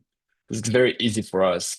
Once we have one robot doing something, it's very easy for us to train another one just by switching the model in simulation, clicking train again. The next morning, you have a new robot capable of doing the same skill. So typically now in our company, whenever we train new skills for the robots, we train them across the whole fleet of different robots that come from all around the world. And I think this is actually not specific to robotics. In self-driving, exactly the same thing is happening. At first, every single car company tried to build their own self-driving model. Obviously, some are still doing that, like Tesla, but others are using models from companies like Wave or Applied Intuition, for example. And even further, I was just gonna say, even in the AI world, at the beginning, every single consulting company and bank and large enterprise tried to build their own LLM or own specialized version of an LLM, and now they kind of gave up, and it's OpenAI and Anthropic. It's interesting to me that we seem to go through these waves of specialization and generalization on the intelligence front. I wonder if the same is going to be true in robotics, in that, there was a period a few years ago where everyone was training their own models. I spoke to my friends at the big labs at that time, and they had very strong conviction. They said to me, look, the scaling laws imply one thing, and that is that training a model on all data is always going to produce a more capable model than training on specific data. What we've seen since then, I think, is that has been generally true for the last few years. And then there's been some headlines recently about, yesterday there was a headline around the fact that thinking machines had trained or had post-trained one of these open source Chinese Quen models to be, particularly good at a financial data classification problem. It seems like, with some of the concerns around token costs and so on and so forth, people maybe are coming back around to this kind of specialized, post-trained or fine-tuned model for particular applications. Do you have, is robotics different from that just because every robotics task is kind of a generalized task? There are no specific robotics tasks, or is it something else, do you think? I think it's very similar in this way. There'll probably be waves. But I think fundamentally switching from one type of hardware to another one is not really a new task. It's just the same thing. If you do what most companies are doing, which is go collect real world data on your robot by teleoperating it, then obviously that data is specialized to your robot. But if you try, and we are trying very hard to avoid that, we're not collecting massive amounts of real world data. And then we're building methods that really easily transfer from one morphology to another. And I think this is really key to scale. That makes a lot of sense. Now, you mentioned just a couple of moments ago, you said that works for humanoids, but it also works for different morphologies, I suppose, is the term there. Maybe just very quickly, what, in your mind, in the mind of Flexion, how do you think about generalized kind of humanoid robots versus kind of specialized industrial robots? Do these sit on a spectrum? Is the goal here to kind of put intelligence in every different type of morphology? Yeah, absolutely. The spectrum is basically from a fixed based arm that is fixed to a table, fixed to a platform, and moves around and does a specific task, to a humanoid that obviously, just by definition, can do pretty much anything a human does. And in between, you have different versions of wheeled platforms that can move around but have one or two arms on top to manipulate the environment. In general, we are interested in robots that can go where humans work and do the kind of work that humans do. So all of these robots can fulfill some of the tasks. From my perspective, if we manage to solve the challenge on a humanoid, it's very easy to adapt it to a wheeled platform and even easier to adapt to a fixed base arm. Whereas going the other way around is actually not that simple. So we're starting from the hardest challenge to make sure that we can adapt to everything. That makes a lot of sense, Nikita. Now, I want to come, Flexion, you had an announcement this week. Talk us through, explain to the audience, what did you announce and why does it matter? Yeah, we had an exciting demo announcement this week. We released a video where we tell the robot in one single instruction, a package arrived downstairs, go pick it up. It's actually in our office. The robot stands up and completely autonomously walks out, opens doors, walks down 2 floors of stairs, which I think no one has shown so far, surprisingly. Humans should be able to walk on stairs. Picks up the package and then actually uses the elevator to come back up and does a whole manipulation sequence where it uses a knife to open the box, take items out, and put them where they belong. The task itself doesn't really matter, but the key thing is that it's a complex task involving, I think, 16 to 20 different steps. And the whole thing is orchestrated fully autonomously by a VLM. So the system overall really matters. And right now, I think we have fundamental architecture in place that can be deployed across many different tasks. And that's basically from now onwards, what we're focusing on is deploying those capabilities in actual industrial use cases. That's super interesting. And like, I think the choice of the, I've seen before like humanoid robot demonstrations where it's like clearly a scripted, it's a scripted event. The robot is dancing or it's doing some like funny martial arts movements or whatever it is, right? And like that's like very cool and impressive. But in a way, it seems to me that like an unscripted, fully autonomous, simple task which has clear transferability to a bunch of different tasks in the workplace, in industry, that's obviously like quite a big leap forward in terms of capabilities. What is the path here? Like, self-driving cars were always 10 years away. There's still, you can go to San Francisco, you can catch a Waymo. But in Melbourne, Australia, I don't know about Zurich, but you can't get in a Waymo here in Melbourne, we Australia. Don't have them What is either. the path? Yeah, right. They're keeping us in the dark ages, Nikita. How do you what is the path towards commercialization here? What are the demos that we should look forward to from Flexion in the future? How should someone who's just following this with like 5% of their brain, what are the landmarks they should look for as this field progresses? There's a big debate right now in robotics. There are two paths forward. And I think most of the field is basically splitting. Will we be first sending these robots into our homes, folding laundry, cleaning dishes after a meal? Or are we sending them in factories and warehouses? I can talk about it for hours. I've had this debate many, many times. Overall, for households, you need pretty much zero-shot perfect generalization because you can never send engineers to every single house where we're going to deploy your robots. For industry, you need high performance. If your robot is 5 times slower than a human, it's completely useless. These are the two big challenges that we need to solve. At Flexion, we think that industry comes first, that we will be able to make them as fast as they need to be to perform in industry, but they won't be 100% general just yet. And that we're able to send forward deployed engineers, adapting, collecting a little bit of data of the specific factory where robots are deployed. And then again, specifically with reinforcement learning, we can make these robots as fast as they need to be. And so basically what you have to look for is, I guess, news, because you won't see these robots in your house just yet, but news that robots are actually deployed 24/7 doing useful work. I think this will happen. This has arguably have happened already in the last few months, and it will happen before the end of the year. Then the second question on top of that is, what is the economical return for the end customer, but also for the company deploying the robots? So there are companies out there, very big ones, that have been deploying robots for a few months, maybe a year now, but the cost to achieve that is extremely high. Once again, because they have to go and collect a massive amount of real world data by having people that operate these robots. And we are trying to change that. So we are spending maybe 100 times less money than Figure, for example, for our demo. But that's by design, because that's the way we make sure that it's actually economically viable and we can scale as fast as possible. I went on a factory tour at a heavy manufacturing plant in just outside of Melbourne. It's maybe 10 years ago now. It was a long time ago. And they did, large plate steel fabrication for the defense industry and for a bunch of other kind of one-off specific use cases. They had a kind of large robot arm that was part of their manufacturing process. It was a generalized industrial robot. It could do lots of different things. It had a particular role in their factory.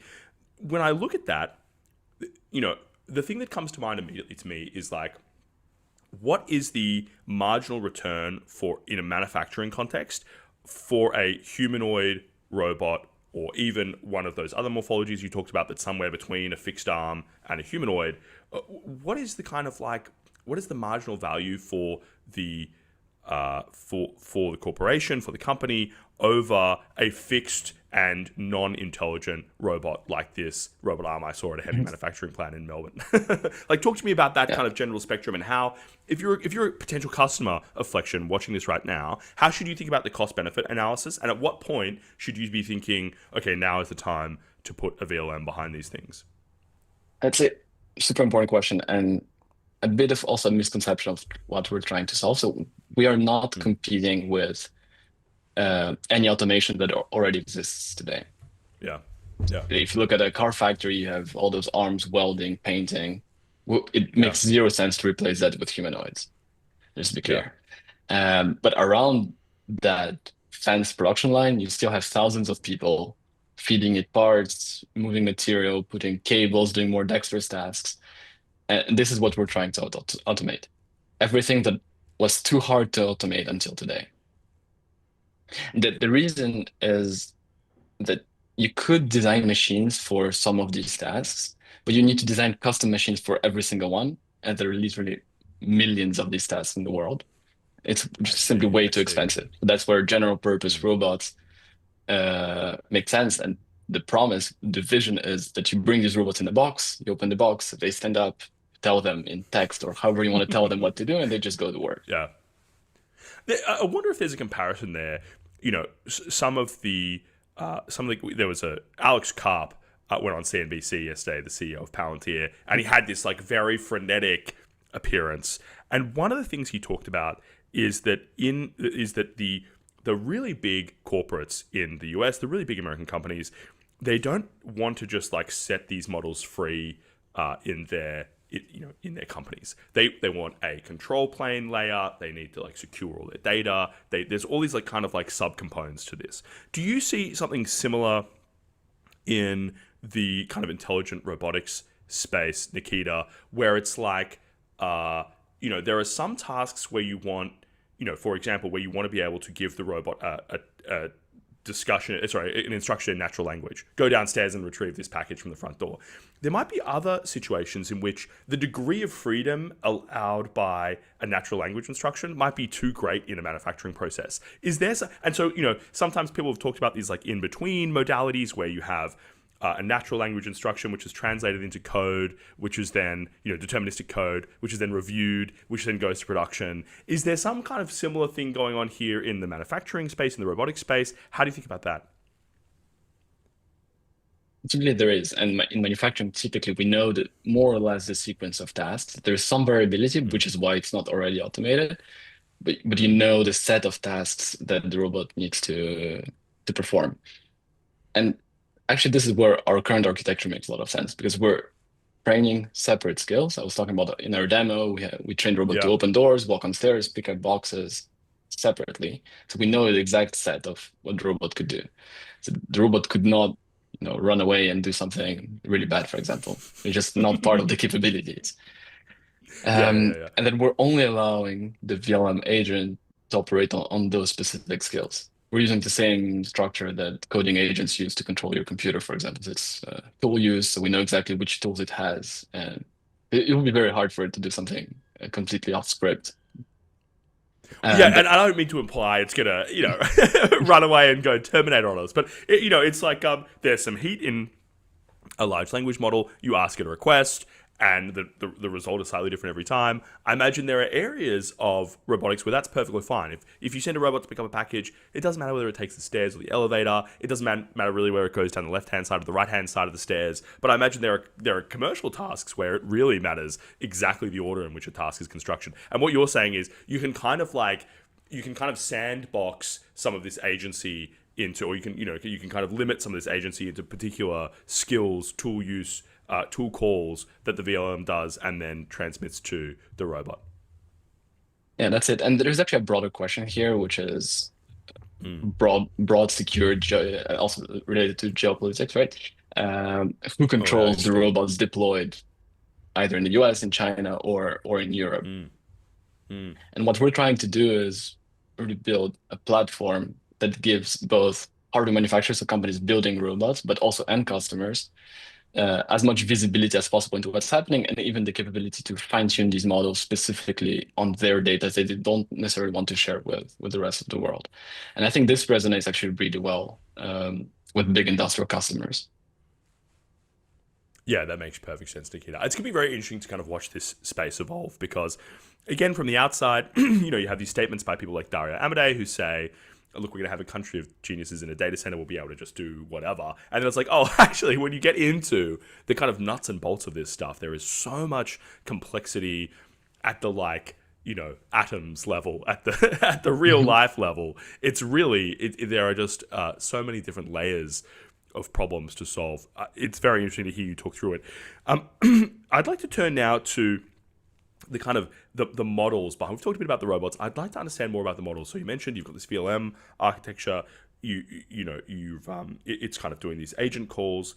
Sorry, it's doing these tool calls. You also talked about the process of going down to collect the package involved, whatever, 16 steps, 26 steps, something like that. Can you tell me, like, what is the kind of computational scale of a task like go and retrieve a package?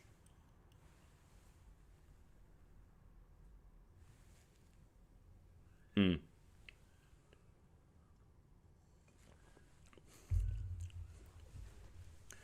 %100%. Parts. It's actually 3 parts, but for the sake of this conversation, we can call it 2. There is the part that runs on the robot itself that needs really minimum latency because it's controlling the motors of the robot. So you cannot afford to go to the cloud and back. Literally, if it's a humanoid robot is falling while you're waiting for the response. Yeah. It's funny, but I've seen this happen, so happens still quite a lot. So fundamentally, this model has to run on the robot itself. At the same time, obviously, the compute is limited, so we're not able to run the largest VLMs out there. That's why we're splitting it, and we have the VLM, the reasoning part in the cloud. There, you can afford hundreds of milliseconds of latency, because that model tells the robot open the door, and while the robot is opening the door, you can think about the next step. So the overall inference time, the computational load is not that big. It's one very small on-edge device, like an Nvda Jetson is very typical in all these robots, and then a few GPUs in the cloud. So, like, how a task like the go and retrieve the package, is that kind of equivalent in complexity? How much of my ChatGPT subscription would be used in a single task like go and retrieve a package? Oh, not a lot. I mean, it's the same as pretty much asking any question. Also, it has to respond live. So we cannot afford to wait hours for it to think about every single step. So it is actually reasoning live. There is no in our videos, there is no pre-computing of anything. Right.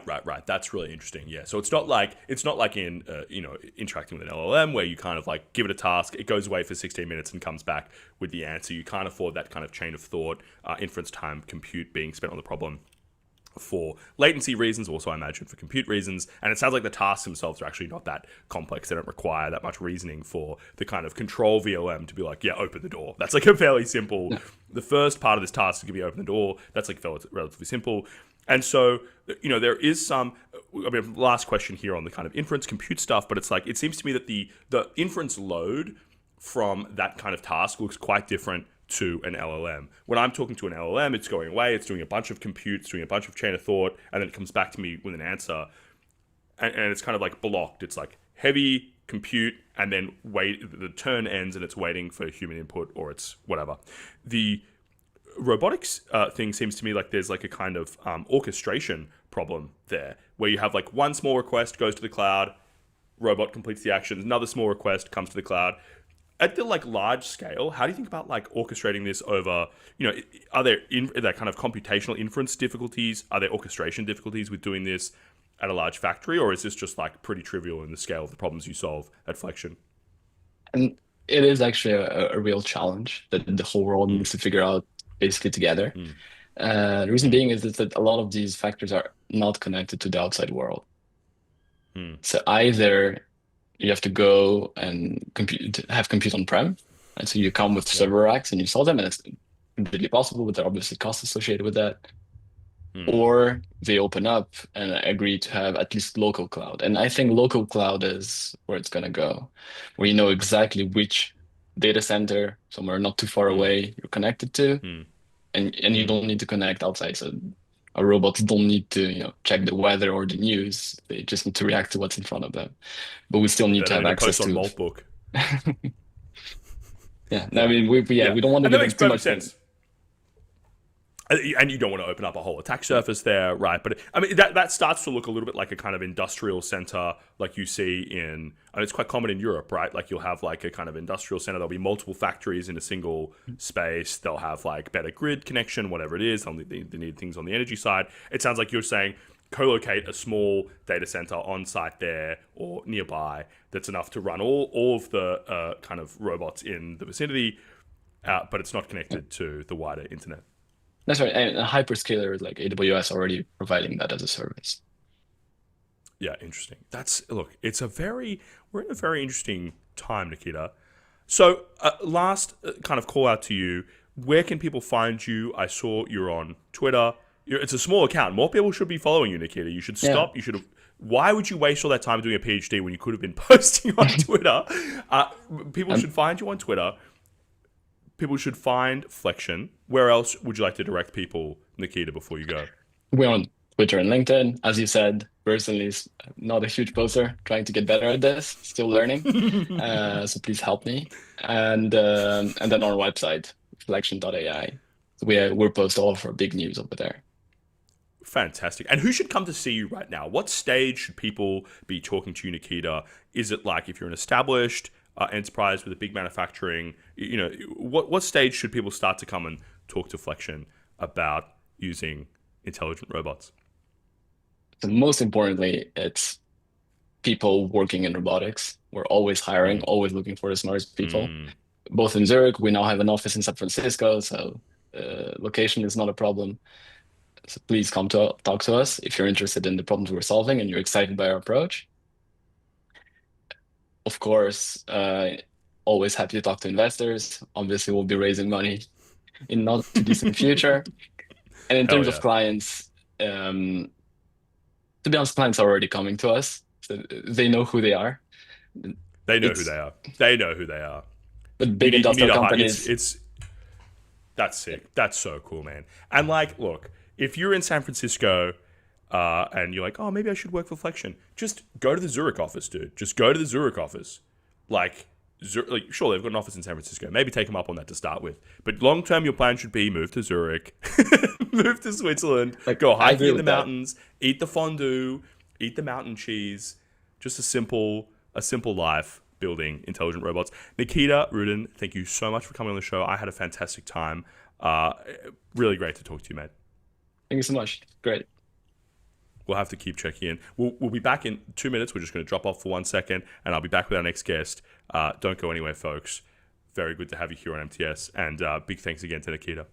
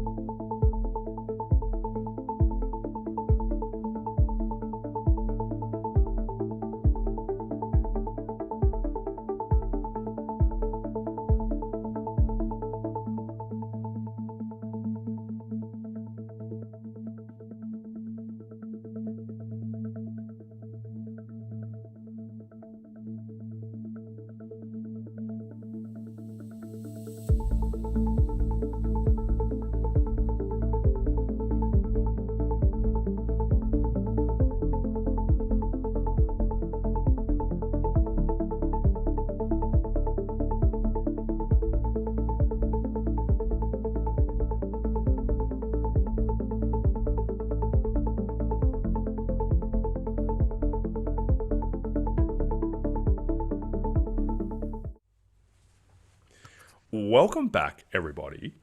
Fantastic conversation just now with Nikita, CEO of Flexion. They're doing physical intelligence. And we talked about a bunch of different stuff. We touched on the robots themselves, but we also talked a little bit about data centers, about the kind of compute behind it all.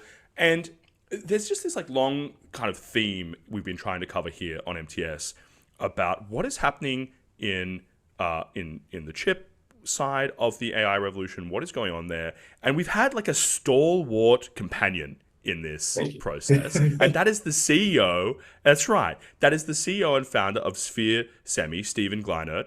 A wonderful character for a bunch of different reasons, but he's also been our kind of on the ground semiconductor correspondent, and he has helped me. And I'm Citrini correspondent number 1, or I'm Citrini correspondent number 3 of semiconductors. That's right. He's the Citrini analyst. Citrini number analyst 3.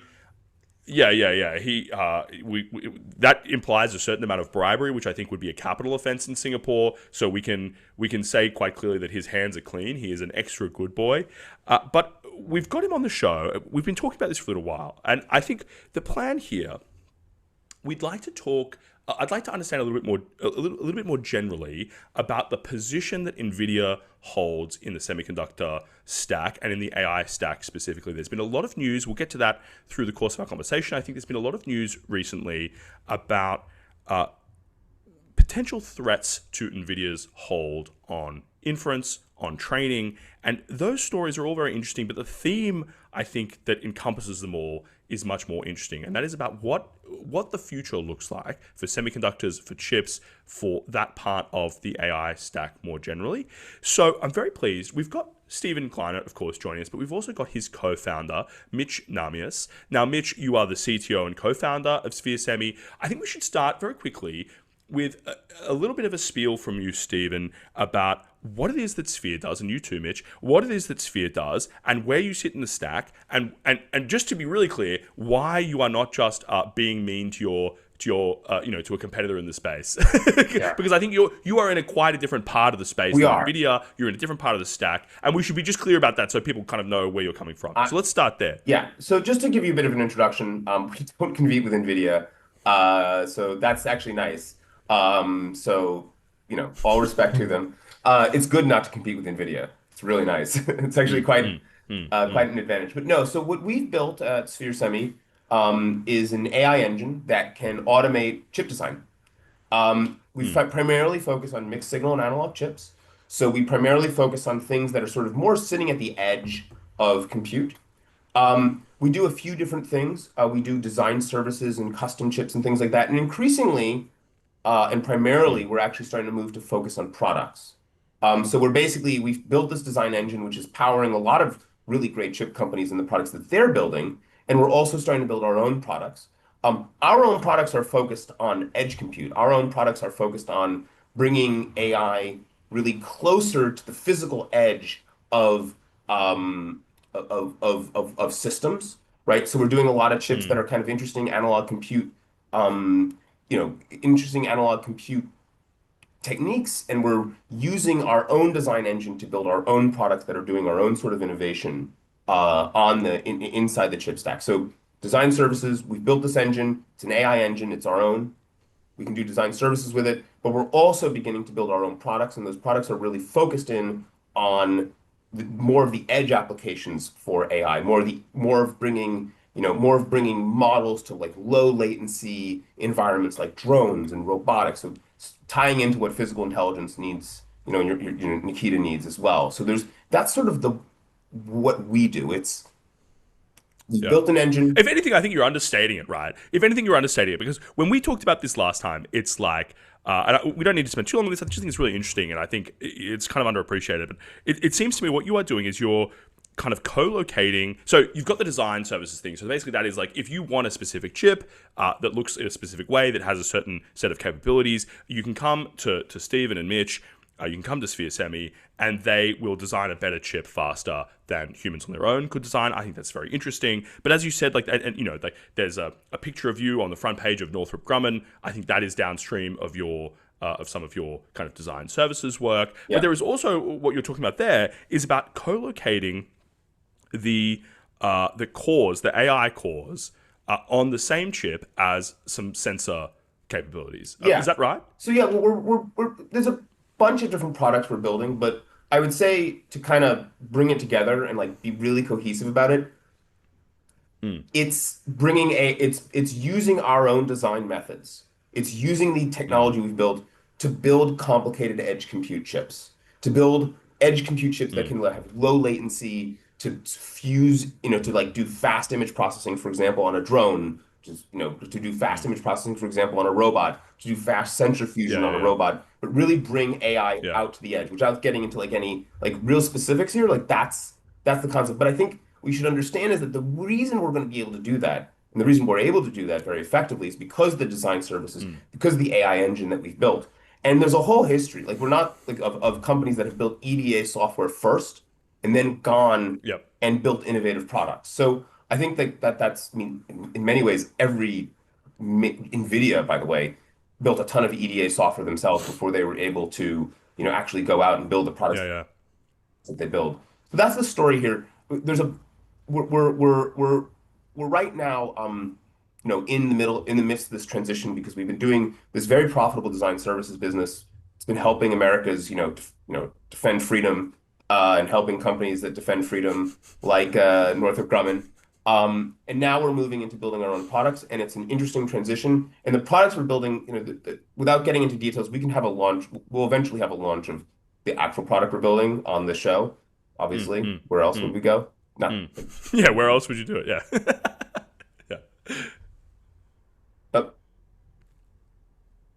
You're back. So I think that makes perfect sense, and I think it's very interesting. People should follow Sphere Semi. They should follow Stephen, you on X, and I'll hear more about that. But I think now we should get to this question around NVIDIA. Now, let's very quickly talk through. Maybe Mitch, this would be a good task for you. Some of the headlines in the last few weeks and months that point to people trying to compete with NVIDIA. Yeah, so NVIDIA, as we know, has been dominating the hardware stack for AI for a while. And they really kind of came in first when it came to coming up with a general purpose, very parallel machine that could do AI algorithms. But the issue is that they have a monopoly and they're charging huge monopoly rents. There's been a general, I think that there's been a few things happening. For example, there's been the OpenAI announcement. There's a general thing where companies are realizing, well, we might be worth $1 trillion, but we're still paying so much money to NVIDIA, and it makes sense to invest billions in order to simply not pay that monopoly rent.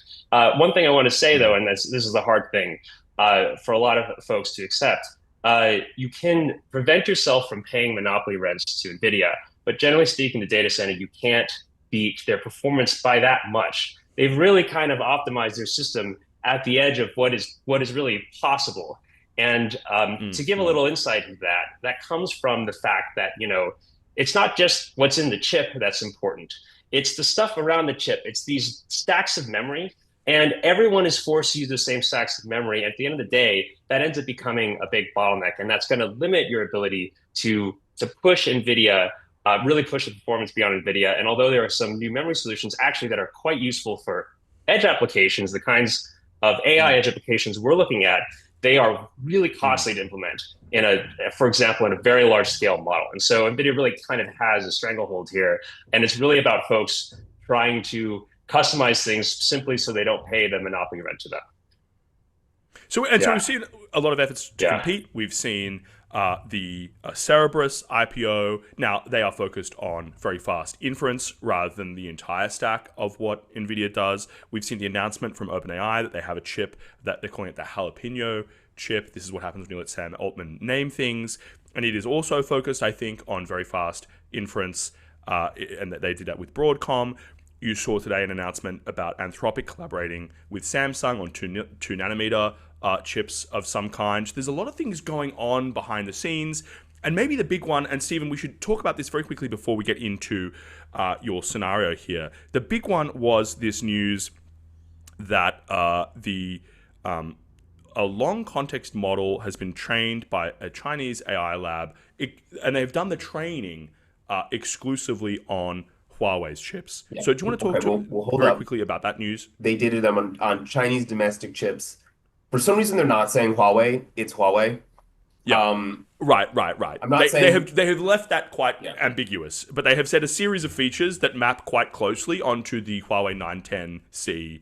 Yeah, it has to be. There's nothing else that you could be, right? Yeah. Yeah, I think. Do you want to pull up the deck, or is already up, or how do we want to? It's not up. We should pull it up right now. Yeah, but just run quickly, tell us about that news. Yeah. So I'm going to run through a bunch of stuff in a moment, but I think what I see as the only real viable crack in NVIDIA's armor is what's coming out of China, which is ironic given Jensen's famously kind of weird stance on China, right? Like it's kind of his friendliness to China, his chumminess there, but like that's the biggest threat, right? So, if you think about the things that NVIDIA can do, it's the way that they've built it's the way that they've built and like the way that neural nets are trained into their, into CUDA, which obviously links into NVIDIA, right? Like it's the way that they've built, the data center rack into NVIDIA. It's the way that they've, built memory infrastructure into NVIDIA. The only thing the thing that is incredible about China is they've built this sovereign stack for all of these things. Right. And they are now able to, in many ways, they're now in many ways seemingly able to actually have independent training capabilities for their own models that are entirely outside of NVIDIA. So I think OpenAI and Anthropic are trying hard to really disentangle themselves from NVIDIA a bit, but like the only one who's really doing it is China, and it's the Chinese ecosystem. It's Chinese in that. Yeah. So I think what we're going to do here, so what we've got here is we're going to go through. You're going to take us through. It's kind of almost like a scenario, right, Steve? You're going to take us through what would it look like for the NVIDIA kind of monopoly on their part of the stack. What would it look like to be broken? Now, you're not saying this is kind of the most likely outcome. In fact, I think it seems quite unlikely, and Mitch, you can talk more to that later on. But why don't you just take us through your deck here? Let's talk a little bit about the scenario, and then we can go from there. Right. Is my screen sharing? Sure is. Great. You are up on. Yep. I kind of stole a bunch of Rockefeller. So everyone knows who Rockefeller, like Standard Oil and Rockefeller. It's kind of the classic story of monopoly rents in American history. And given that at MTS we believe that data is the new oil and AI is the new oil, I thought this was an apt analogy. But no, one of the things that Rockefeller was able to do was vertically integrate, right? Like that was where a lot of his monopoly power came from. He took the oil out of the ground, he refined it, he distributed it, he created incredible pricing power and monopoly power. And in fact, his political power was, pretty unbelievable at times as well. So I thought if there's anyone who's our modern Rockefeller, it really is Jensen. And I think John Rockefeller is a fascinating character, so I would totally respect Jensen for what he said. But I took these cartoons that people made about Rockefeller and I put Jensen's face. I think actually someone else at MTS helped me out with this. I forget who, but let's go. We're a full stack capability. Full stack capabilities folks. We can make meme memes as well. We can make images. Right. What creates their monopoly is a lot of different things, right? I think CUDA and NVLink to me are some of the more compelling levers they have, right? So CUDA is sort of the language that most ML models compile to. Most training runs, deep neural nets compile to, and then NVLink. I would say NVLink is the data bus that pushes things around the stack, right? Like that, the rack, right? Like that's NVLink is what is. It's called it's a standard that they've developed. That's an incredibly fast standard. It's actually better performant than any open standard. But it is what is pushing data around inside a rack. So it's what defines intra-rack connectivity. And so very quickly, we should just go into that very quickly. So CUDA, the software layer, if you if you come up through a university, if you come up through any of the labs, you learn how to run ML experiments and write code for the CUDA ecosystem. So there is like some sort of ecosystem lock-in that goes across the entire AI sector and industry. The NVLink thing is just, that is really about, we're limited to the amount of compute and memory we can store on a single chip. If you want to train really big models, if you want to serve really big models, you need to link a bunch of chips together. That is the NVLink purpose, right? Am I there's a lot vaguely correct there? Right. So there's a lot of NVLink is a standard, right? And it's a standard, and also it's their own SerDes that works with that standard. But there are open standards out there, and there are SerDes that are independent of NVLink out there, but like PCIe. But PCIe is not as good. One of the stories you hear about PCIe versus NVLink is that, company like, Astera Labs is a great company. They build a lot of switching products they build shovels, is the way they describe it, right? They're worth I think they're worth like $8 billion. They're a startup actually that they're one of the they're like a rare recent fantastic IPO that you haven't heard of in the chip space. But they kind of function as being a little Switzerland-like, right? Like they want to use, they really want to push, their products really do use PCIe. They use these open standards. They avoid NVLink. And what they've been kind of telling the frontier labs is like, hey, you don't need to use NVLink. You can use Astera products, which are independent, which can step outside of that. But they do face. But they're just not quite as good. Well, yeah, no, NVLink's a better, NVLink is better. This is a skill issue, right?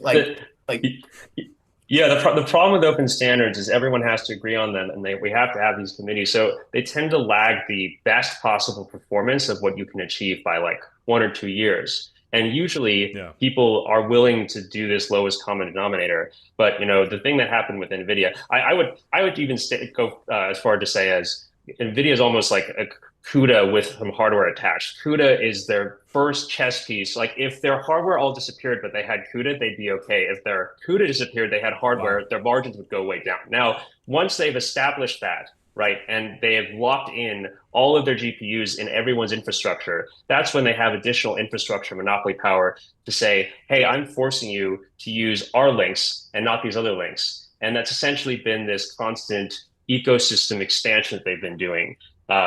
And it's been kind of interesting to see. I kind of think they really do have a handle on how to do good strategy in here and how to kind of take over industries. Yeah. So very quickly, we'll go to the next slide, Steve, because we've got limited time and I want to get through your whole deck here. But I just want very quickly to summarize that NVIDIA, they have a bunch of advantages across the stack, from software to the NVLink standard, through to allocation with TSMC to make the chips, through to kind of all those things on that previous slide. So then how are they using that leverage, or what's the next step here? Yeah. So this is more about I can't see it as a reasonable thing to ever say you could escape them for training. Sorry, that's never going to happen. I can't develop a scenario in my head where that's the case. But what I can develop a scenario in my head is that they really are pulled out for inference. So as I think I've said on the show several times, more and more of what pushes through data centers is going to be inference. What's wonderful about inference is that you don't need the sort of heavyweight bandwidth that the NVIDIA GPUs specialize in, right? You don't need to be pulling massive amounts off of memory. You can actually do a lot of, you are actually, for a lot of what you might think of as the coding task that one does, with Claude Code and Anthropic Claude Code and Codex and things, is actually a lot of small data movement that's coordinated by CPUs, which is why you've seen this big CPU boom as a tangent. But that's what inference is. It's a very different sort of rack structure that doesn't need the heavyweight lifting that NVIDIA can provide with massive memory and a lot of bandwidth, et cetera. But NVIDIA still does most of the inference out there. Like people use the heavyweight NVIDIA chips just because they're already there, they're already available.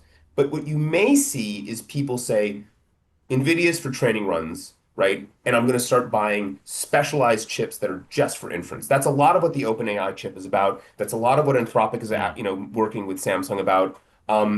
that's a lot of what you'll see, that's what you're going to see that's what Cerebrus is about as well, right? Like I want to really, yes, I can't escape you for training, but training runs are going to be fewer and fewer, right? Like I think training runs are going to be fewer and fewer. But you may see like inference actually becoming an area where the labs, mainly because most of their margin is coming from, most of their money, most of their revenue is coming from inference, not just on their frontier models, but across all of their, across all of their models, right? Like you're going to see them wanting to say, okay, let's not have to pay the NVIDIA tax for the massive inference build-outs we're doing. And I think that that's where I can see a disentanglement happening. So, I talk about this, a little bit, right? Like you might have workloads that are, escaping, for example, for custom inference onto OpenAI's own silicon. You might have on some workloads for inference, people moving away from NVLink to like, custom fabrics and Ethernet cables, maybe optical interconnects as well. You might have people saying, like cloud providers saying, well, if you want to do inference, we have we have the Google TPUs and like all sorts of other chips that you can use that are non-NVIDIA for inference. So you can have all of these different ways in which I think inference is disentangled from NVIDIA. And if I'm OpenAI, if I'm Anthropic, I need this to happen, right? Like I think that them needing to buy for what will become, I'm guessing, 99% of what they're using data centers for, right? Like if they need to rely on NVIDIA for that, for all of their inference, I think their margins are in real deep trouble. Like they'll really suffer, and I think public markets will be very scrutinizing of that. But if they can push inference onto other, in alliance with Google, in alliance with Micron, as we saw the other day between Anthropic and Micron, like if they can push inference into other chips, into other hardware, then I think they can start actually they can start untangling themselves a little bit from this monopoly status that NVIDIA has.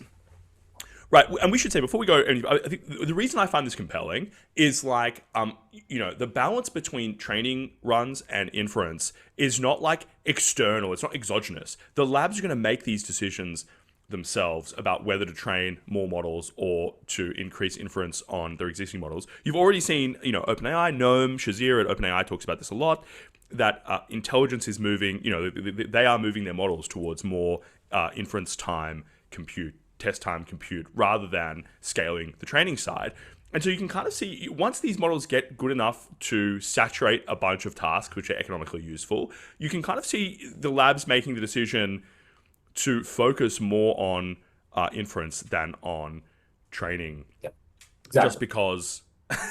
Right? Yeah. Okay, excellent. Training is it's an episodic thing. It's really expensive. It is a lot of money. Yeah. But it's not. You can choose whether to do it or not. Yeah, you can choose whether to do it or not. You can just be like, we're just going to make inference on GPT 5.6 Sol cheaper, and then you'll be able to do more tasks, for a given amount of money than you would otherwise, which is kind of what a training run does. Mitch, you were going to say something?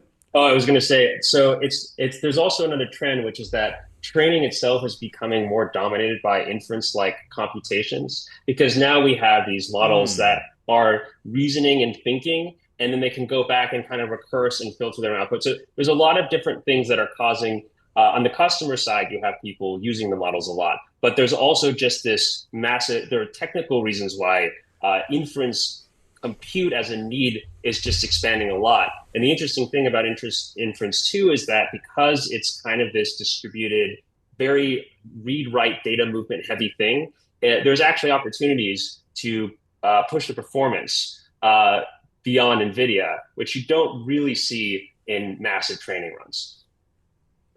Interesting. That makes a lot of sense. Steve? So a possible world we could see is NVIDIA is just for training, right? And then all the high volume stuff is for custom, you use custom chips for inference. Orchestration could be through like CPUs. NVIDIA is developing their own CPU. Again, they're trying to sort of exercise that monopoly power, but like you could see, Intel has a great CPU, right? Like you could see CPUs and maybe custom CPUs just for inference being sort of the orchestration that, Mitch was talking about. And then you can see them, especially for inference tasks, right? Like them try to break up and not use NVLink to use open standards, like PCIe and things like that, right? Like you could see that if you wanted to talk about like a world in which uh, democratic is a loaded word, but like in a more democratic rack, like a more democratic data center, you could see that. I guess like decentralized, right? Decentralized system. Yeah. Decentralized, right? Yeah. Like a lot of different players playing. I think you could see that, but it's kind of a tough road. And I actually am kind of wrapping this deck up. Like the actual thing that is going to probably be NVIDIA's bigger problem than anything else is that what China has done is sort of they have this pressure where Nvidia is, we're selling Nvidia chips to China, but then we're not, but then we are, but then we're not. And I think at some level the Chinese have intelligently decided that they don't want to rely on the whims of, David Sachs and Lutnick about whether they get chips, right? Like they don't want to do that. Yeah. And so what they've done is they've said, okay, let's make everything domestic. Let's build our own stack entirely internally. Now, there's an interesting angle here, by the way, that I'm guessing that one day those open source models that are free will run better on this Chinese hardware, right? Like that's what's going to inevitably happen. And then eventually China will be able to, monetize those open models. But for the time being, right, like we can just see that there is this competitive ecosystem that is entirely domestically Chinese. And that's the only thing that I can see realistically that will actually threaten NVIDIA in any significant way, right? Like OpenAI. And we should talk through, Stephen, we should talk through a little bit more about like, what the competitive dynamics here might look like, right? Because why is this significant? It's because you mentioned before that you can think about the AI workloads as being broadly into two categories, training and inference. The training side right now is like pretty locked down by NVIDIA. There are lots of competitors on the inference side. You have Google, you have Amazon doing their own chips, you have OpenAI and Anthropic all trying to do their own chips, Broadcom working with OpenAI. So you have all these things going. You've got Cerebras, of course. They're all on the inference side. The training side, as you said, fairly untouched. What is different about the Chinese ecosystem is, at least in the short to medium term, there are basically like non-economic incentives being pursued by the Chinese central government, supported by Chinese domestic industry. They have a lot of talent, and they are pushing a fully independent stack, which includes training capability. Exactly. And so right now, that training capability seems well behind NVIDIA. But over time, the important thing is here, it's just degrading the pricing power that someone like NVIDIA has. Mitch, is that right? Yeah, I think that's one component of it. Another is so a big part of China's power over the U.S. is, I guess, at the lower level when it comes to manufacturing, when it comes to robotics. And so the way that they see it, the U.S. has pushed up into this service industry, and we have to keep. The reason why we like to, for example, close source models is because we like to keep value of that development. China is trying to do everything they can to weaken that, right? And this is actually an interesting point. Why would China spend billions of dollars on training runs and then open source the model? Because it helps increase their reputation while weakening the monopoly power that we have. And so this whole dynamic, insourcing the hardware so they don't depend on us while trying to release free models to devalue the things that we're doing is as part of their strategy to help strengthen their manufacturing and their stack and weaken ours. Yeah. One reason that all seems very interesting to me is because you can imagine a world in which, right now there is like this whole ecosystem blooming of Chinese AI, open source Chinese models. You can imagine over time that might winnow down to 2 or 3. And, the Chinese training stack doesn't need to be, enormous to train 2 or 3 open source, open weight models, which are not far behind the US closed source frontier. It doesn't have to be massive to do that. And then those models can run on this really diverse inference stack that we've been talking about through this whole presentation, which is like you can run them super quick on Cerebras, or you can run them on TPUs, or you can run them. And eventually, of course, China is going to try and compete on the inference side as well. But it seems like there is less, that is less bottlenecked right now. There is more diversity in that part of the stack already. I don't see that as the scenario that I imagine, right? Okay, interesting. So the scenario that I think about a lot is, I'm going to stop sharing. The scenario that I think about a lot is the following. This is how I think things are going to kind of play out. Number one, I think that OpenAI and Anthropic, to an extent, are going to be able to probably get away from NVIDIA from the inference standpoint. I think that that's possible. I think that you probably can't pull all the NVIDIA chips out and create two separate racks that are one for inference and one for training. Like it's like not a feasible like capital strategy. So but like, yeah, maybe I think there's going to be some pull away on the inference front, and that will help OpenAI and Anthropic.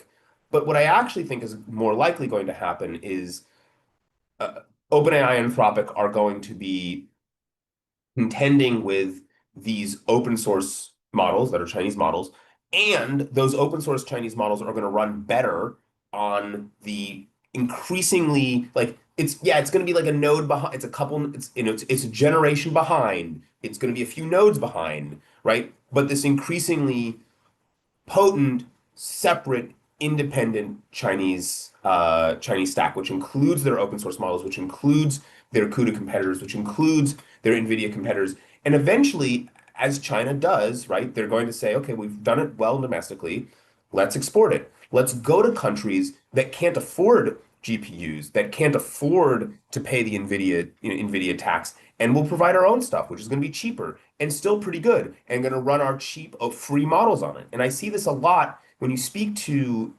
countries, and when you speak to people in Southeast Asia, when you speak to people, around the world, they're like, I don't want to pay. I can't token max the way that American companies can, right? Like, I don't have that capital. And so, they're eventually going to say, I need my own data centers, but I don't have the capital to pay NVIDIA's data center cost, like to buy NVIDIA chips. So I'm just going to do this. And that, I think, is going to slowly, globally eat into NVIDIA's margins much more. The amount that NVIDIA is going to lose in global market share to Huawei Ascends is going to dwarf whatever they lose to Anthropic and OpenAI. Finish up here so we can kind of continue if we get some more time, we can continue the conversation more generally, but I just want to wrap this neatly up. So in a few sentences, and then Mitch, I'm keen to hear the other side. In a few sentences, what is the kind of like bear case for NVIDIA here, Stephen? And what are the signals that we can see over the next months, maybe years, that might point in direction of NVIDIA losing some ground there? Mitch, why don't Mitch, you can feel sure. Oh, I could do the bear case one. Yes, sure. You can do both. You can do both for and against. Yeah. Okay. All right. So there is no bear case that Mitch can think of. Yeah, the for case for NVIDIA is that they've built this incredibly general purpose software stack, and there's just no possible way that anyone can catch up, that anyone who's ever going to do new development will always use NVIDIA. And if someone wants to catch up in some other way, like they navigate around them by doing something in hardware, at the end of the day, they're limited by very similar things and can't really beat NVIDIA by a large enough factor to really justify a switch. And so NVIDIA will continue to dominate training, and then they'll use that monopoly power and ecosystem power to continue to dominate parts of inference, right? So that I'd say was the pro case and technology side. The bear case is that if really that interface, that software stack, and their ability to build, compile models onto chips is all that there is to their ability to have defensibility, then we're already seeing trends that's changing. We're seeing Huawei and these chips. We're seeing that it's actually possible to train models, and there are geopolitical forces at play that are highly incentivizing this counter rally against NVIDIA, and that's eventually going to commoditize AI hardware. And it'll be great because actually it'll be more decentralized in a way. There'll be more entrants. There'll be less NVIDIA dominance. but then Nvidia will kind of just become almost like a commodity chip manufacturer, like maybe go down the route of Intel, something like that, Yeah. Yeah, that's interesting. And I think, Yeah. one of the things, that's kind of assuming a certain amount of stasis Yeah. in the NVIDIA business model. Yeah. I imagine Jensen Huang is thinking very carefully about how I avoid that happening. Yes. And so maybe one thing, one way to say it is if you're looking forward over the next few years, look for new, NVIDIA introducing new edges, new advantages, new fields in which they can control a monopoly. And it'll be very interesting to see how that all evolves. I want to just switch a little bit here. We've been very focused on the hardware stack. Maybe, Stephen, do you have one more comment on this? And then I want to get very quickly into the models. I would go listen to his earnings calls. Jensen Huang is unbelievably sober and clear in his earning calls about what he thinks is going on, and he thinks the threats to his businesses. Like just his earning calls are some of the more if you want to know the signs, just listen to what Jensen says. He's actually yeah, he will get on Doorcash and bang his fists on the table and whatever, but his earnings calls are quite sober.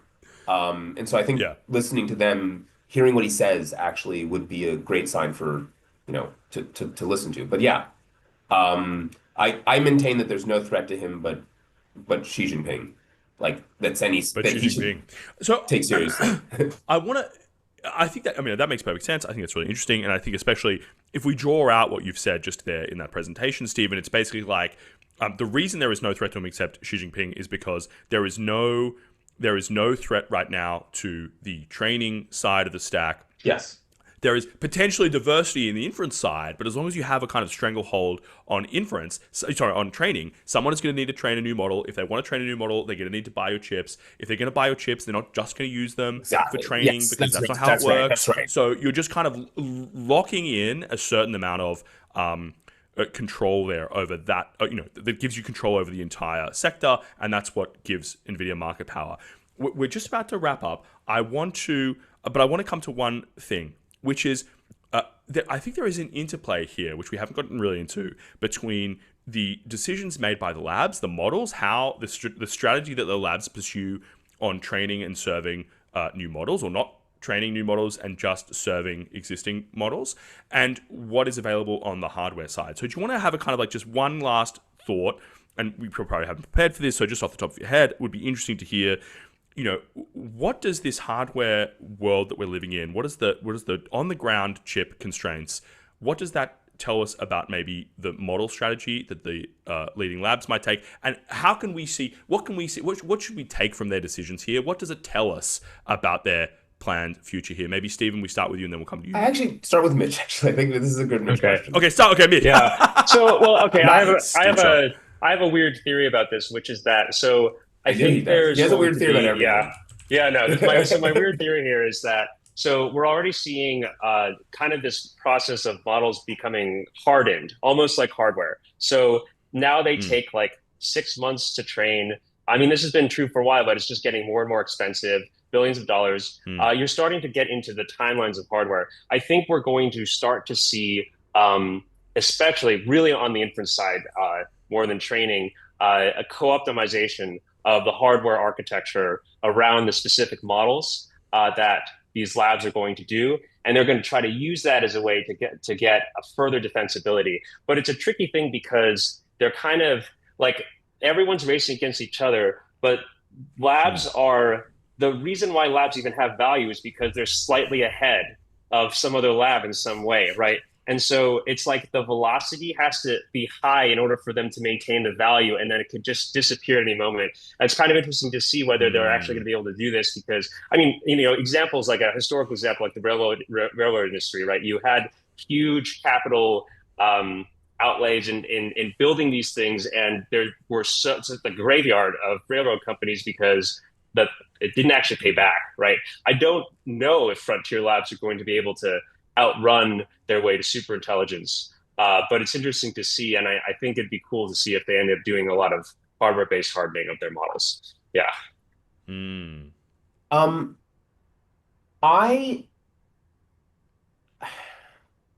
I guess my perspective on this is that I I wonder aloud a lot whether we're done with the grand, like whether like really massive training runs are running out. Or like, are we going to be doing like was GPT-4 super intelligence and everything else just window dressing? I don't know. Yeah. That's so like no, but like I think that I wonder a lot. Like training runs are going to be incredibly expensive. It's not clear what we're getting from like what we're getting as we do more and more training runs. And I expect that like what we're going to see now is people mostly focused on application and inference in terms of like and in the business models really refocusing on that and the way that hardware is structured really refocusing on that. And like in that way, I think that's like a minor threat to NVIDIA's, monopoly power, but I think NVIDIA will still play a big role in inference. And I'd like to see, and I imagine they may restructure their own, they may restructure a lot of what they do and how they design their chips around that. Around that. I mean, I think it's really interesting. Final thought here for me is like, if you look at all the things that are going across the ecosystem right now, it's like it's really expensive to train Mythos, and then when you do train it, it's too dangerous to release, so you have to keep it internally. And then when you do release it, actually, Andy Jassy says that they could use it to solve some minor cybersecurity problem. So actually, it's going to be, export controlled. And so you just see the friction involved in bringing a post-frontier model to the market is just going to go up and up and up as these capabilities creep into areas that governments are rightly fairly cagey about. And so I can just see, like, as that's going on one side, it's getting harder and harder to train the models. It's getting harder to get them through the regulatory gauntlet. It's getting harder to get them to the customers. And then on the other side, the inference stuff is getting easier and easier and easier. We're cracking a bunch of like little technical tricks on the inference side. You can just make the models think for longer. You can make them think super quickly with Cerebras or OpenAI's little custom jalapeno chip or whatever. And so like, it just seems the balance is shifting, not from one factor, but from like 10 factors at once. Yeah, I think there's definitely been, I mean, we have a shift from training to inference in the actual, even in the training workload itself, which is we go from pre-training, which is training on tons of tokens, to post-training, which is doing these long chains of thought and using evaluators, right? And then on top of that, you have much more deployment. I think the other thing that we see here too is if you actually look at where the most exciting development is happening, it seems to be moving up, right? You start with this core model, then you start getting it to be good at certain fancy things like math. And then now you're structuring the model and all its scaffolding. And so it's clear that the value chain is moving up. I think what an interesting question is, as the value chain is moving up and essentially like something like large training runs just becomes a low margin cost that doesn't actually pay out, doesn't give any kind of monopoly power. If the labs are going to be able to push up in the application stack, because that's kind of either they push up or they push down, right? Those are kind of the options they have to maintain defensibility and value. They make chips or they make SaaS. Yeah, it's exactly. It's the glorious future we're promised. Yeah. Mitch, Stephen, we're out of time. I could keep talking for hours. I've really enjoyed this conversation. I think it's super good. People should find you on Twitter. People should find Sphere Semi, and they're going to see you again on the show because I'm not going to let you get away. I'm going to force you at the barrel of a gun to do this Mitch, again. now that final farewell. When they bring you on once, they keep bringing you back. I'm happy to come back. Yeah. But see, this is what happens. What everyone says. It's a lot of huge fun. Mistake. Never say that. Yeah. All right. Hours of your time, hours of CEO time. All right, we're hours of CTO time. All right, thank you so much, both of you. Really appreciate it. Yeah. We're going to say goodbye for now. We'll be back with another guest very shortly. Absolute legends from CS Semi, everyone. A big round of applause.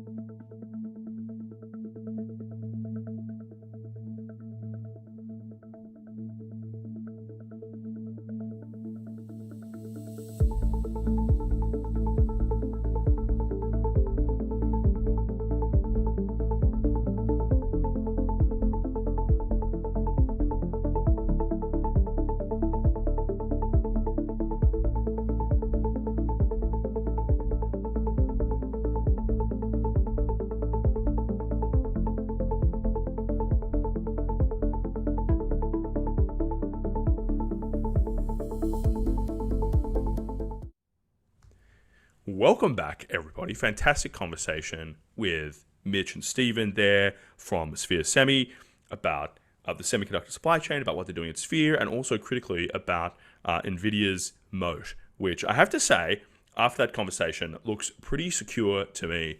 Very interesting conversation. And in general, as I've said before, I think hardware, semiconductors, chips, that's something that I'm very keen to follow quite closely here on MTS. So we'll definitely be returning to that. If that's your field, you should send me a message. I'm at GBRL_Dick on Twitter. You should send me a message and come on and talk about it. I think it's very, very interesting. We're now going to move to another area which has seen unbelievable progress recently. I have here with me, we've got Jess Housekeeper joining. Now, Jess, you lead Valar's Utah operations. You're head of operations at Valar Utah. As we said just before we jumped on the call, Valar Utah is all of your operations right now. Welcome to the show, Jess. Thanks for coming on. Well, yes, thank you very much. I'm happy to be here, and thanks for the invite to come over. No, I could talk about nuclear power all day, every day. I love it. So well, fantastic. Well, you're in luck. You've got a very willing audience. I was just saying, just before we came on, we were testing when Jess first dialed in. He dialed in from his laptop. He looked fantastic. We couldn't get the audio to work. Now we've got him on his phone. He still looks great. But just so you know, there was an even better picture before we reset. But we're not going to let that slow us down, Jess. So why don't you start?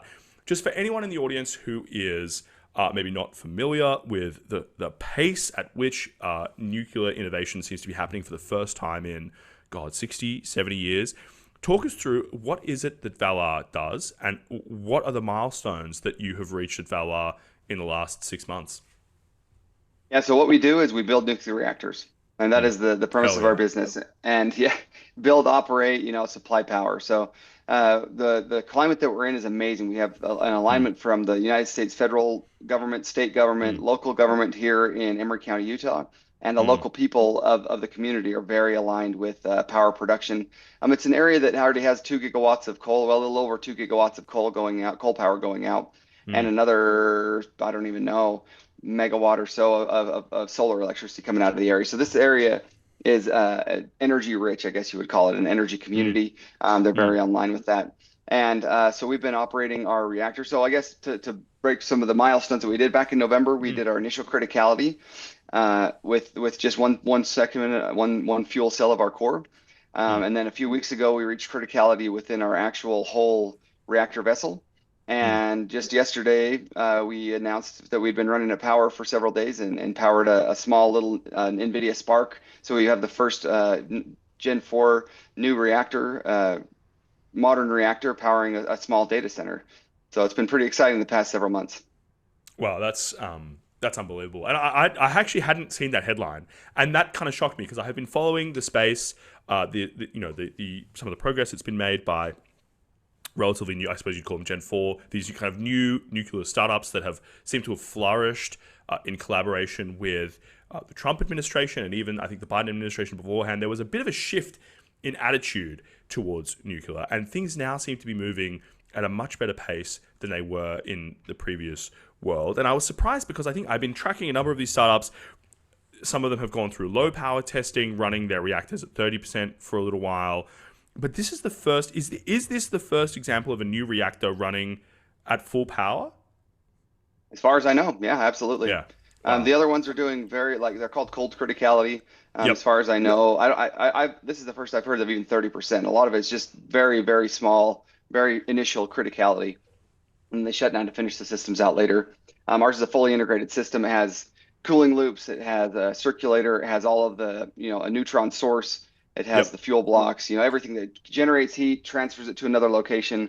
And then we have a thermoelectric generator on the reactor itself. And that is, again, powering that little Nvidia Spark. And so you can go to nuclearwebsite.com. And if nuclearwebsite.com is up, then that means there's power coming from the reactor. And if it's off, that means the reactor is off. So it only gets power when the reactor is on. So it's kind of cool. It's kind of exclusive. Like whenever you get on, it'll give you like a 404 error. Actually, I think it actually lets you play a little game and it says the power reactor is off right now. But if it's on, then you can go on and do some other things on it. So it's a pretty neat little website. But it's only powered by that one little Nvidia Spark that's getting powered directly from the reactor itself. So talk to me about the Valar reactor. Am I right in thinking it's about 100 megawatts. It's kind of what you would call a small, medium reactor. Is that right? So I'll correct only one thing of that. It's 100 kilowatts. So it's 100 kilowatts. it's a tenth. Yeah, it's fine. It's 100 kilowatts of power. It is a small modular reactor. The form factor can go up to 5 megawatts, but we've fueled it and kind of designed it to 100 kilowatts for this first operational iteration. And we're going to move on to the next reactor. We've already broke ground on the second reactor to be a little bit bigger, but upper limit? What's the upper limit on the form factor? 5 megawatts. 5 megawatts. So you're operating it at 100 kilowatts. But it can go up to 5. The potential there is 5 megawatts.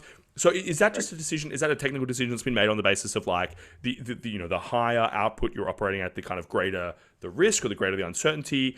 What's driving that decision to start with a relatively small output? So it's a relatively small reactor. The form factor we want to get to is about twice the size physically, and that's about 8 times the power. Those will be about 40 megawatts thermal, 25 megawatts electric. It's for speed, honestly. It's not for risk or anything. We could have done it at 5 megawatts, but to move that quickly, we just made it a 1-to-1 scale. It's almost like having a big old semi truck, some powerful machine that you just put a squirt of fuel in just to make sure that it works. And we move on to the next one. So we've already broken ground on our second reactor that we're going to be building.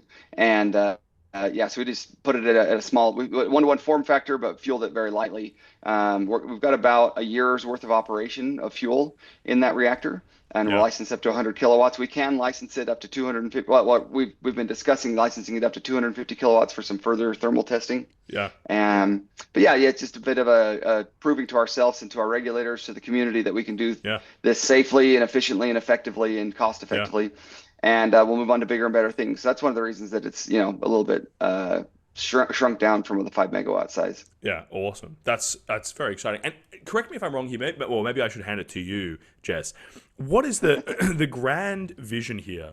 It's not just for a kind of singular SMRs that are running in place. Of course, even 5 megawatts, people are talking about gigawatt scale. People are talking about gigawatt scale data centers. Of course, there's a mix of power that could go in there. You could have a Valar reactor behind the meter. But even still, I think 5 megawatts is relatively on a small scale. But if I understand correctly, Valar, you have a vision about how to take this kind of this small modular reactor and kind of build it out into a much larger energy production situation. Am I understanding that correctly, Jess? I believe so, yes. Let me explain a little bit further. So I would call that an energy production campus. So we're looking to build what we call gigasites. So it costs $75 to $100 million. It's really expensive to site a nuclear reactor, and that doesn't matter if it's an acre or several thousand acres, right? It's all the studies and geological and seismic and anthropological, all that stuff. So our idea is to have a factory on a few thousand acres where we are internally, right, fabricating reactors, and we're also making our own TRISO fuel to go in those reactors.